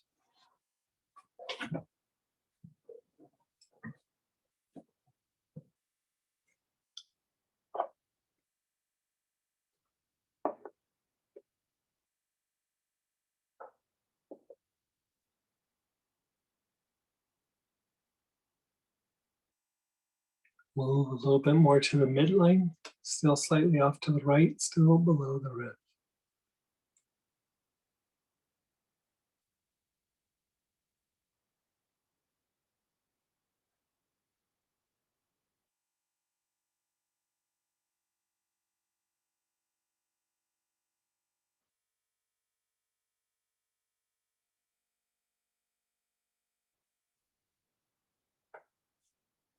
Down to your kidneys.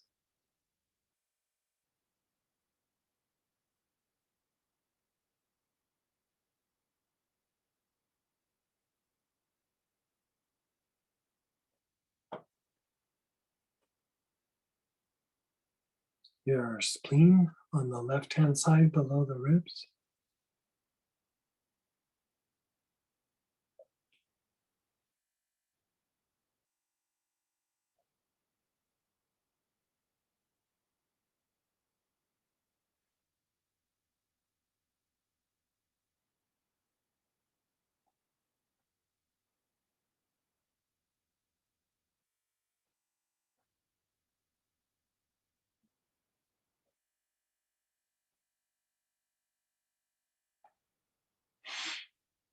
Your awareness is on the spleen on the left-hand side below the ribs. Move your awareness to the navel.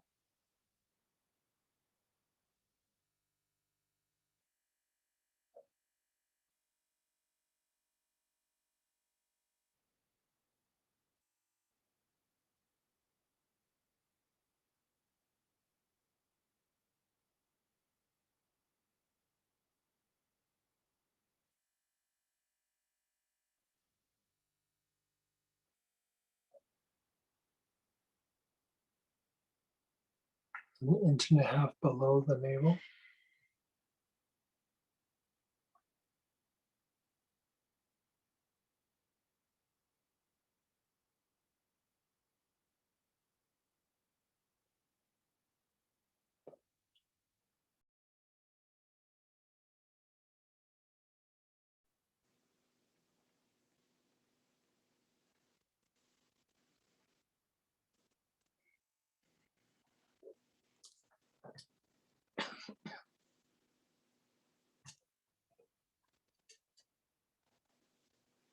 The bottom of your tailbone.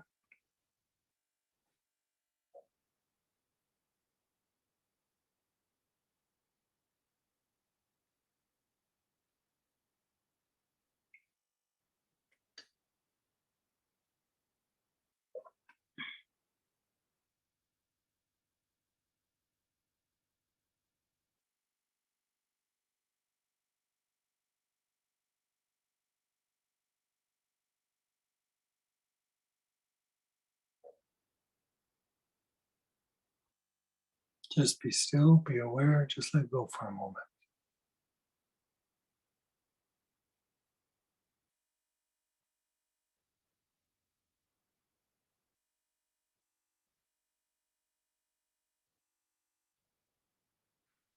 Put your awareness on the affected area. Take a few long, slow, deep breaths.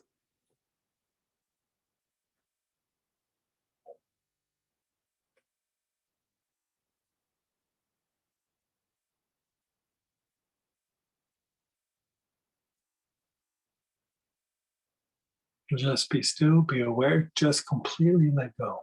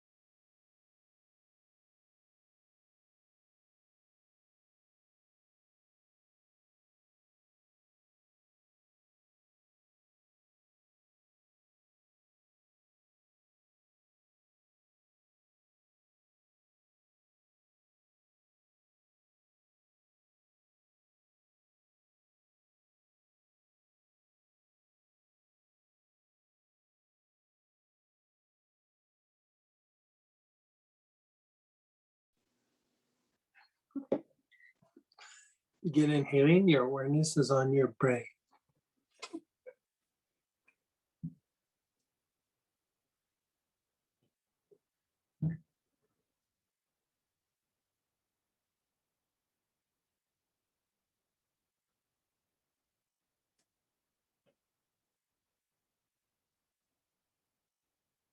Move your awareness to the lungs.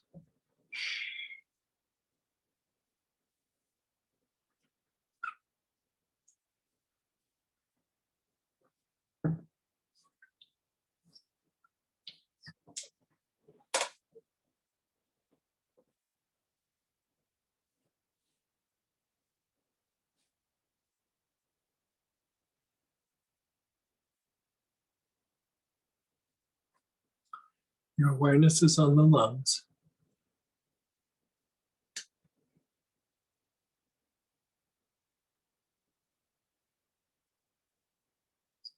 Move your awareness to the liver.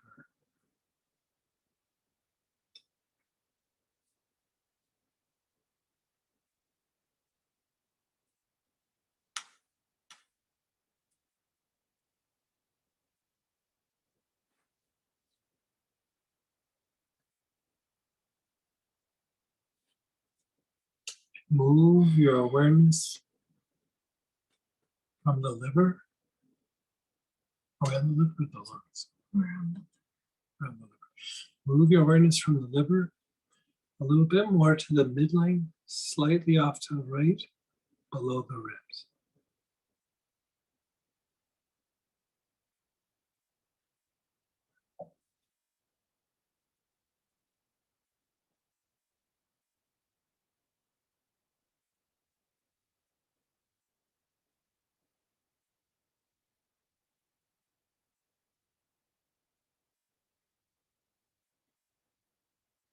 Down to your kidneys.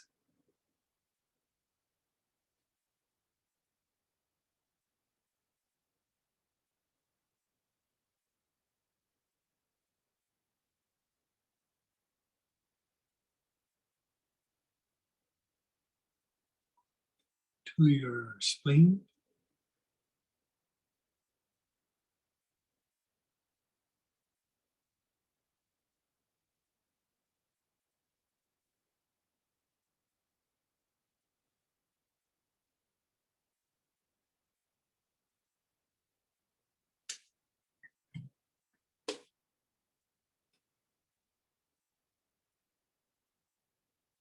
Your navel.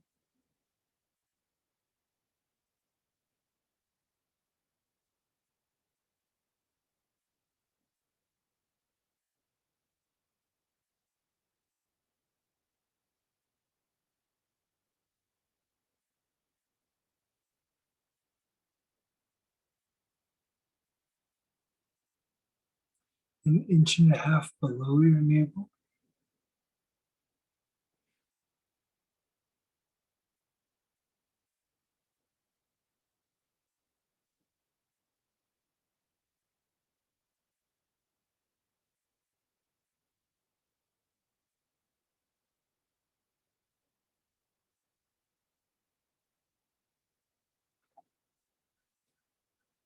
The bottom of your tailbone.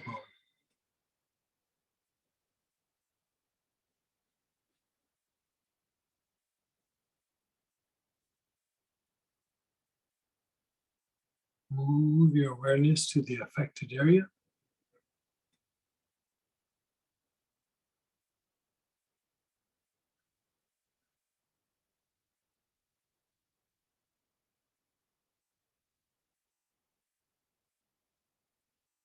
Just be still, be aware, just completely let go. Close your eyes and let go.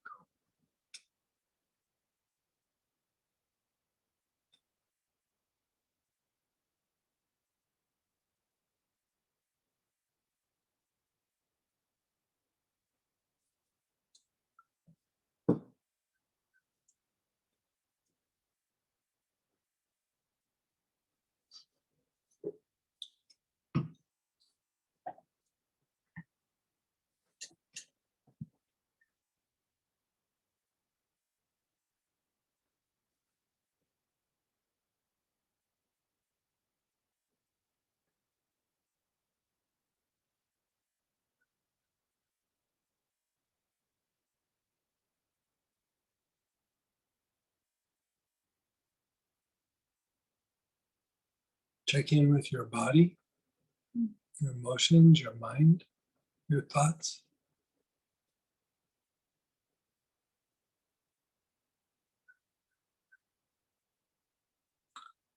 So like I said, this is the deep lymphatic circulation close to the bones. Like that's what people would call down in your core. And psychologically, it helps to release things from the unconscious. Energetically, it helps things to release from the root of the chakras. It's not the root chakra, it's the root of the chakras themselves, all the chakras.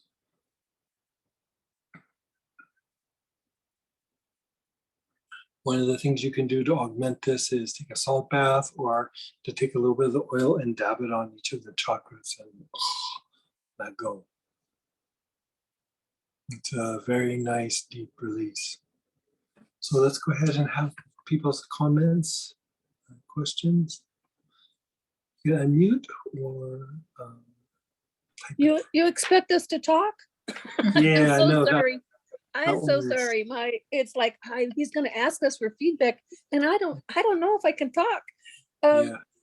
There were moments when I thought I was doing the patterns, and I was hearing your voice, and I was following it, and then suddenly you were somewhere else, and I thought, what? I Yeah. thought I was here, That's but I. pretty normal. Okay, okay, this is good.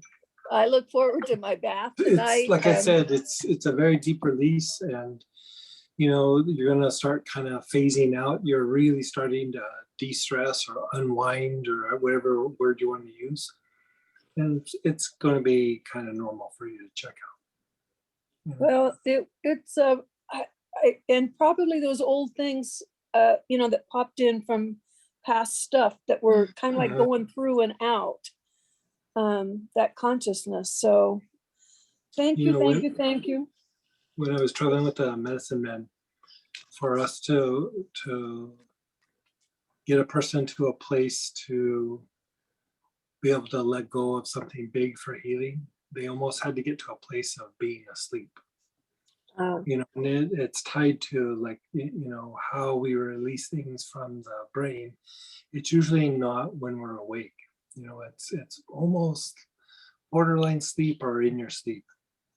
No resistance. Yeah, you're just your mind's not trying to hold on to it. It's a different part of your mind.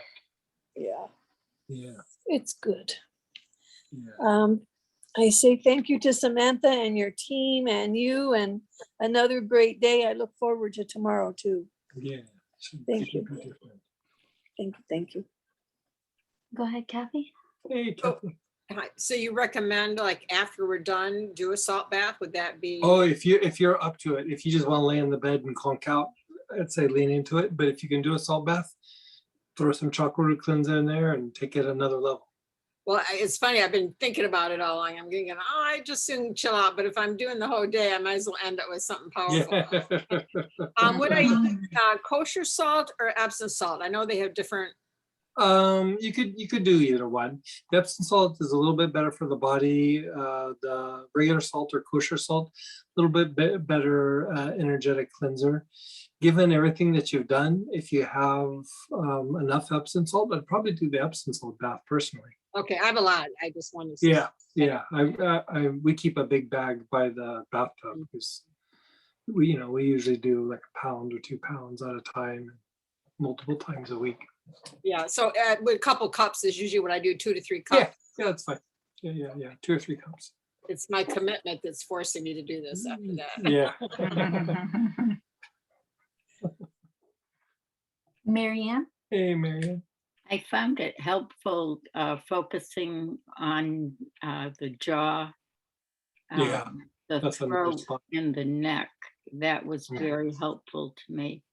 And Yeah. the protocol before the last, I was not asleep, but images came to me.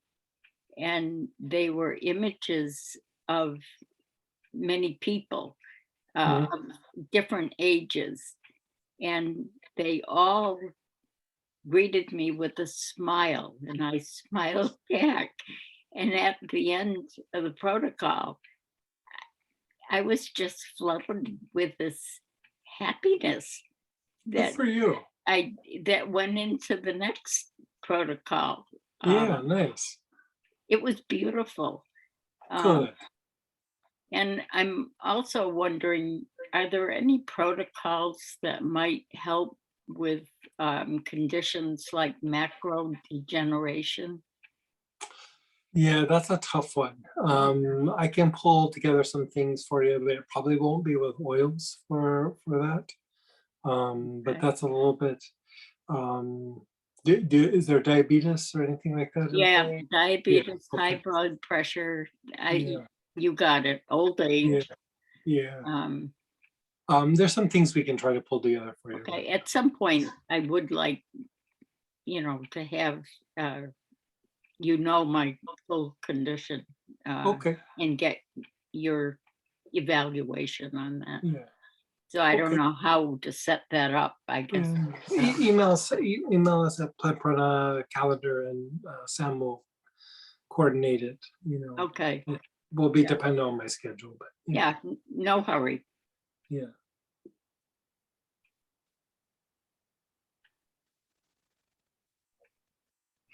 Greg, can you tell us what's in the Chakra Root Cleanser blend? Sure. Get ready, it's a long list. Pen is poised.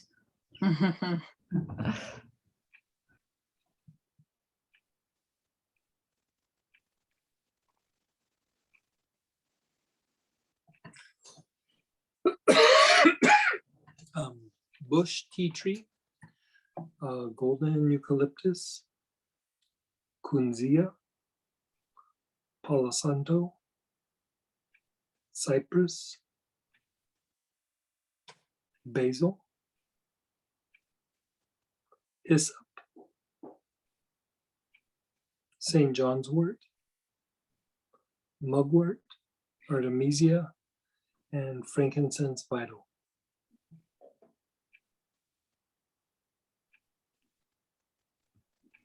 What was the very first thing you said before golden eucalyptus? Bush tea tree. Bush tea tree. Okay. Yeah, it's a natural occurring tea tree rather than cultivated. Okay. The tea tree that they make all the tea tree out of, it's been modified over a period of time. It's still very good. Don't get me wrong, but they grow it in rows so that it can be harvested in a particular way, and they've actually cultivated it so that the machinery is able to process it easier, where the bush tea tree is just a natural occurring tea tree that hasn't been modified, and it's picked by hand. Okay. I didn't know that. Thanks. Yeah, there's actually several types of tea tree. There's those two, and then there's another one. Oh God, what do they call that? It's what they do it when they do the full moon and the whole thing. What's that? Biodynamic. There's a biodynamic tea tree. Unfortunately, there's not a lot of it, and it's more than double the price. It's very strong. It's very nice. We have it for just a few blends, but we've never put it on the site because it's hard to get a lot of it. Like I order a kilo and I get 8 ounces or something.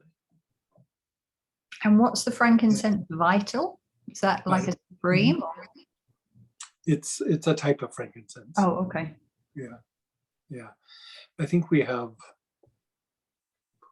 it's like 7 different kinds of frankincense. Thank you. Yeah, so it depends. Some of it's location, some of it is different types, and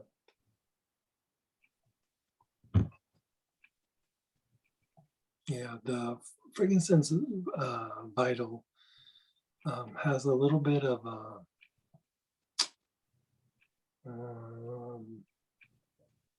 like it helps to like alter the mind, but not like alter the mind in the way that like you can change your thinking, not like intoxicated. It's more like you're able to shift the brain more so than any of the other frankincenses. So each of the frankincenses has like a real particular kind of property to it. And vital is for when you're trying to shift the mental processes or thinking.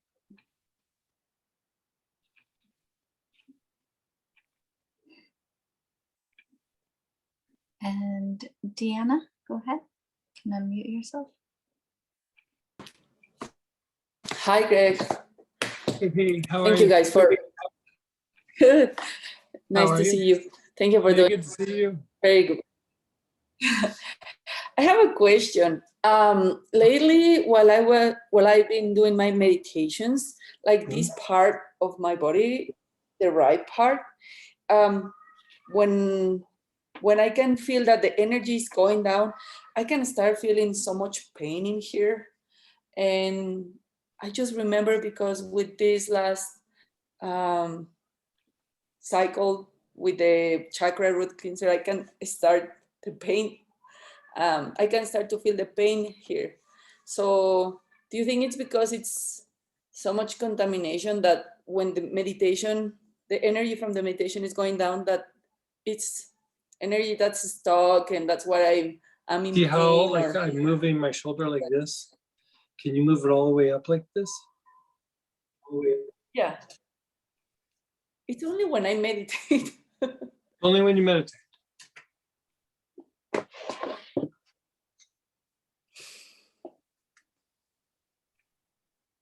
Huh.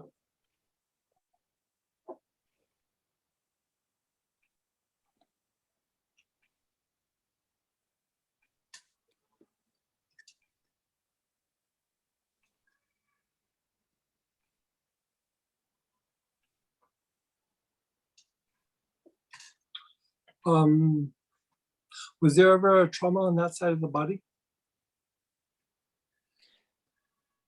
Like a physical crash, a trouble? fall? Yeah, physical trauma. Yeah, some exercises, yeah. Yeah, I've had it some. looks like a physical trauma that's trying to be processed. Okay.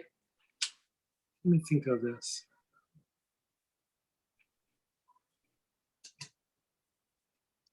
Do you have helichrysum? Yes. Try doing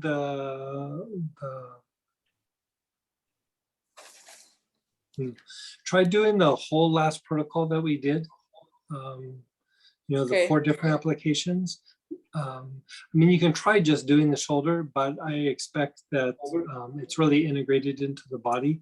So I would do actually all 4 applications and just with helichrysum and see if that clears it. Okay. It's like you you have very some much. muscle. Yeah, you have some muscle memory Yeah. of a trauma. Yeah, like and when you start to meditate, like everything starts to like expand and shift, but that trauma is trying to get come out and it's stuck. Ah. You could even do healing on like the area, but you're going into your armpit and your shoulder and like the chest muscle, but you're going after traumatic energies. Okay. Yeah. Perfect. Thank you very much. You're so welcome. Keep us posted, okay? Yes, thanks. Good to see you. And Megan? Hey there. Hey. So with this chakra root cleanser, I put it on all of the topically neat. And I'm having a different effect than I have ever before of just my heart kind of energetically just pumping very, very quickly. And I don't know if that has to do with what we just did or the evolution. Okay. Yeah. So my question would be, I mean, because it's lovely. I'm loving getting this all cleaned out. If I made a spray with the chakra root cleanser, would it have the same type of effect? Or would you The spray is good to spray into the chakras themselves. I mean, you can spray it on a liniment, but if you're really wanting to apply it to the joints, the chakras, put it in oil. The oil will make it linger there longer and it will have a faster impact. You know, before, well, many years ago, instead of inhaling on each of the centers, we used to apply it to the different centers. It's just the inhaling most times is stronger. And so you can do a combination of the two. You know, you can put it on a center and then inhale it in the center. It makes for a very deep energetic release. It helps to release psychological energies that are in the unconscious, and physically it really stimulates lymphatic movement. Is there an oil specific one that you recommend? Or? No, just throw it in some olive oil or almond oil, you know, something like that. Okay. Even jojoba, you know, just anything. Okay. This experience with chakra root cleanser for this time, it makes me kind of feel like when I experience Angel Corneal blend for the first time. Am I off base?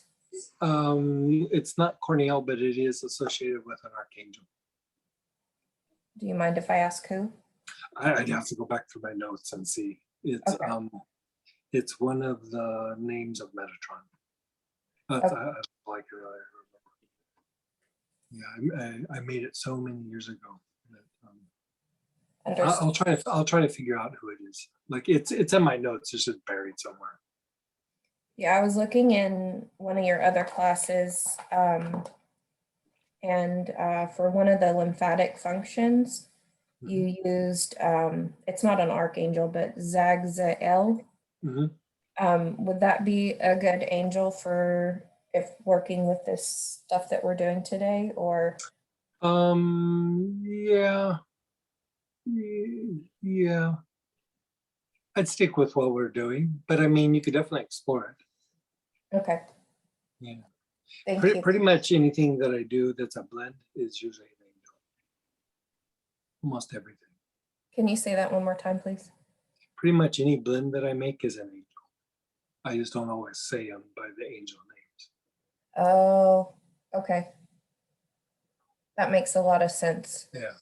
When you bless and you If you think about like the blends seem like very different than anything else that you kind of play with when you go out and you buy oils or whatever, it's because of the angel component.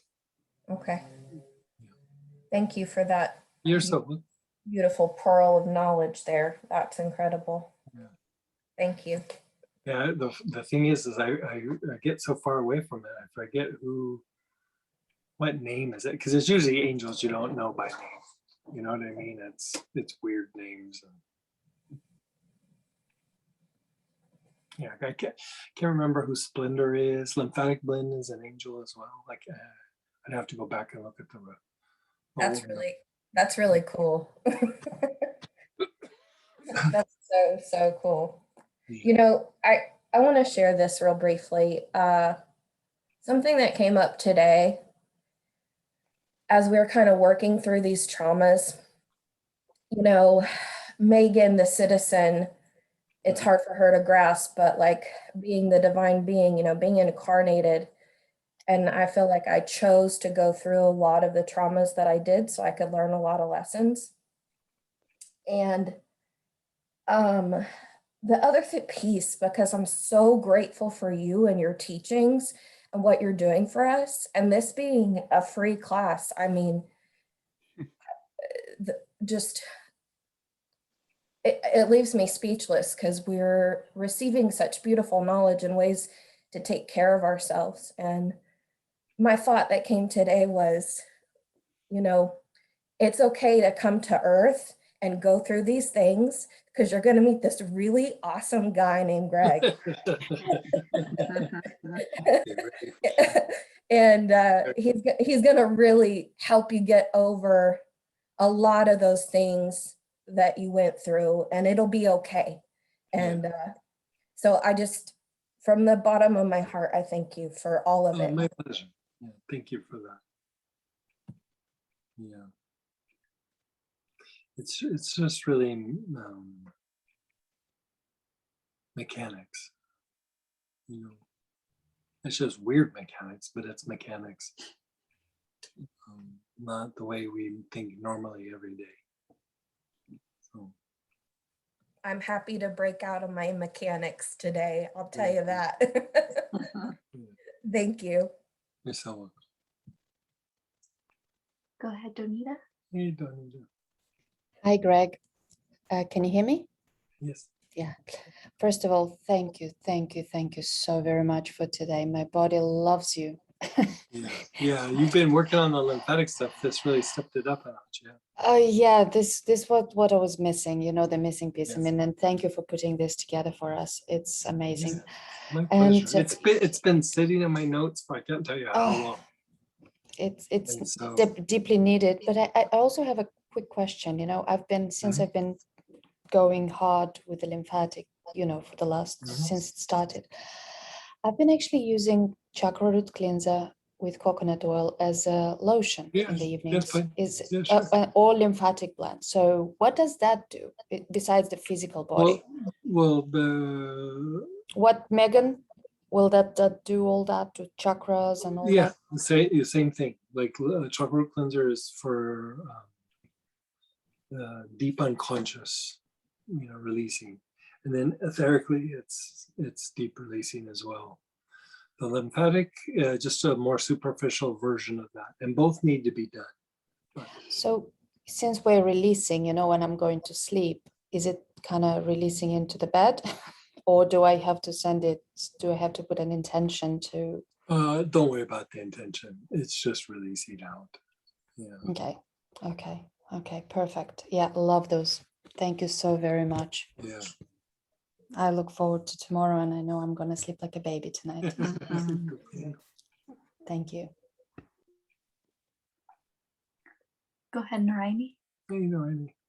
Hey, Greg, I just want to say thank you so much. I've missed not being able to do a lot of the classes these last months that I've been working on weekends. But as soon as I saw this one come out, I was just like, yes, because I've been doing like 7 months of really deep lymphatic work on myself.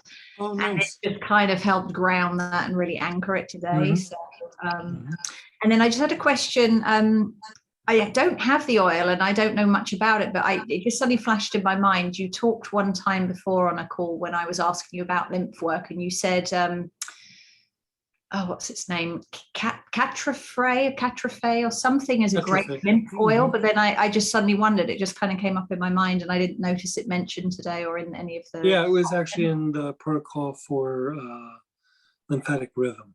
Oh, was it? Okay, I must have just missed it. Okay, I just popped in my that's what it's good for, is helping to, you know, lymphatic system is a little bit different than, say, like your blood circulation, and it's not quite a brainwave, but it's a rhythm in the body, and so it helps that rhythm of the body stay active and moving forward.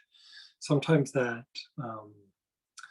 rhythm, because there's not really a term that I've heard in any therapy talk about it. I can see it, but I've never seen a term for it. Sometimes it becomes misguided, and sometimes it just slows down. You know, and so it keeps the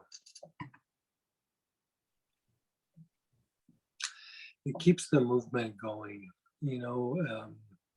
It's probably tied to a brainwave, but I haven't been able to connect the dots. Yeah, I think I know what you mean, because I do lymphatic manual lymph drainage work with people, and it's something I can't put in words, but I feel it when I'm working. Yeah, it's the way it moves, and it's a feeling like a tangible there feeling is in the body, how it something very different about the lymphatic system. Yeah. It's different than all the other systems. So would you recommend getting, it's not an oil I actually have, I've never used it. I forgot about it when you mentioned it before, but if I'm doing intentional lymphatic work as a sort of. So for the Catrafre? So for that particular component, there's 2 oils that are really strong, that are the strongest. One is Catrafé and the other one is rhododendron. So but either one of those. They're real similar in price. You know, the rhododendron has a little bit more of a, you know, flowery smell. It's not super flowery, but it has a little bit more of a flowery smell. Rhododendron is actually the national flower of Nepal. Mm-hmm. And so, yeah, they both contain a lot of like multiple colored pranas in it. And so they're very good for the rhythm. Can you take Catrafé internally, or is it something you can use? Yeah, you could, but it's better topical or inhalation. Yeah, I don't know that there's any benefit from taking it. In fact, I think topical or inhalation actually works better than internal. I did try taking an internal once. Topical seemed to work better. Okay. Yeah. Thank you. You're so welcome. Go ahead, Tracy. Hey, Miss Tracy. Hi. So I just I just had to tell you, I was so out of it when we got through with that I was putting the top on the bottle. And then as soon as I tried to move the bottle, I realized that I had closed a whole bunch of my hair up in the bottle. It was just funny. I woke up that way. Bottle hanging from my hair. And then you tumped. Yeah. So that's a very Southern word for people who aren't from the South. You want to tell them what that means? It's, like, I swear, it's my humble. favorite word. It's my favorite word. Is tip, topple, and dump all put together. Right. Tump. Watch out, Bubba. You gonna tump over. It's my favorite. Culture right there. You know, I actually, I think it's in the Webster's dictionary now, and I actually tried to get it added at one point about 15, 20 years ago, and they laughed at me, and now it's in there. Now you're cutting edge. I guess so. I was Before your time. Before your time. I remember the first time you said it to me, I had no idea what you were talking about. It's the best, though. It's so descriptive. Thank you so much. I so needed this. This week was, Good. let's just say, it's a nice light like therapy spa session, and helps just take the edges off. You know, it really does. I'm smiling. I haven't been smiling in the last couple of days, Good. so thank you. Good. Very grateful. All right, we did have some more shares. Just want to make sure I got everyone here. Okay. So relaxed, borderline sleep. Thanks. Yeah. I feel like I could fly. Wonderful. Thank you. Can I use this protocol for client with osteoporosis? Yeah, it might not help the bone density loss, but definitely will make them comfortable. Bone density, I usually put them on, there's an herb that you can get on Amazon, get it in capsule. It's Solomon seal, and that can be somewhat helpful. Go ahead, Peggy. Hey, Peggy. Thank you. I was taking notes, of course, and when you talked about the Catrafé, what was the other oil that you said? Did you say it was out of Nepal? Yeah, rhododendron. The rhododendron, is that what you said? Mm-hmm. Yeah. Okay, thank you for spelling it. I love it. Thank you again. It's a very nice, kind of slightly sweet smelling plant, but yeah, I mean, it does some good stuff for lymphatic function and things like that, but it doesn't have tons of properties. Thank you. It works really well for a lymphatic rhythm, but other than that, some things here and there. Yep, that's what I want it for, you bet. What was the name of the body part Greg mentioned near the ear canal? Can you please type? I know some of the other people earlier on typed it for us. Spinal basilar. So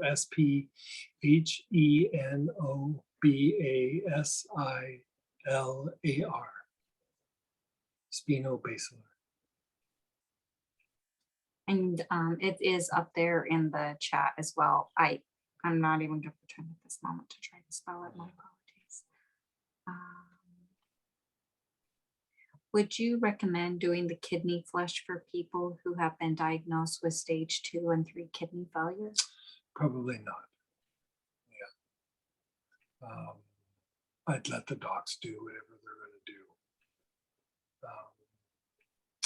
The only reason is I haven't really treated kidney failure issues with that particular thing, and so it would just be a guess, and I wouldn't want to guess wrong.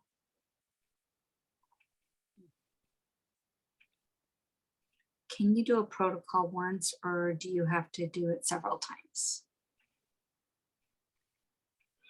You can do it just once. You know, if you keep doing it, it keeps going deeper and deeper, but once is okay. How do the ear canal, jaw minor, and temple back head chakras connected? And maybe they're making a reference to I'm the not patterns. sure what you're talking You can type in or unmute for clarification.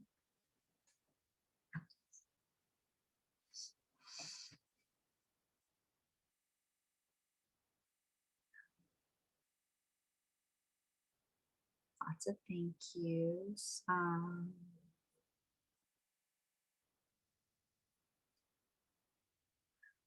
What type of liquid soap do you use to add oil for the armpits and other lymph nodes? You could use any liquid soap. I use African black soap. I love me some African black soap.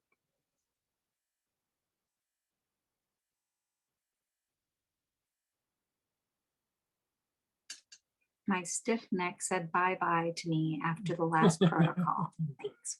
Good. Thank you for spelling that for them, Chris.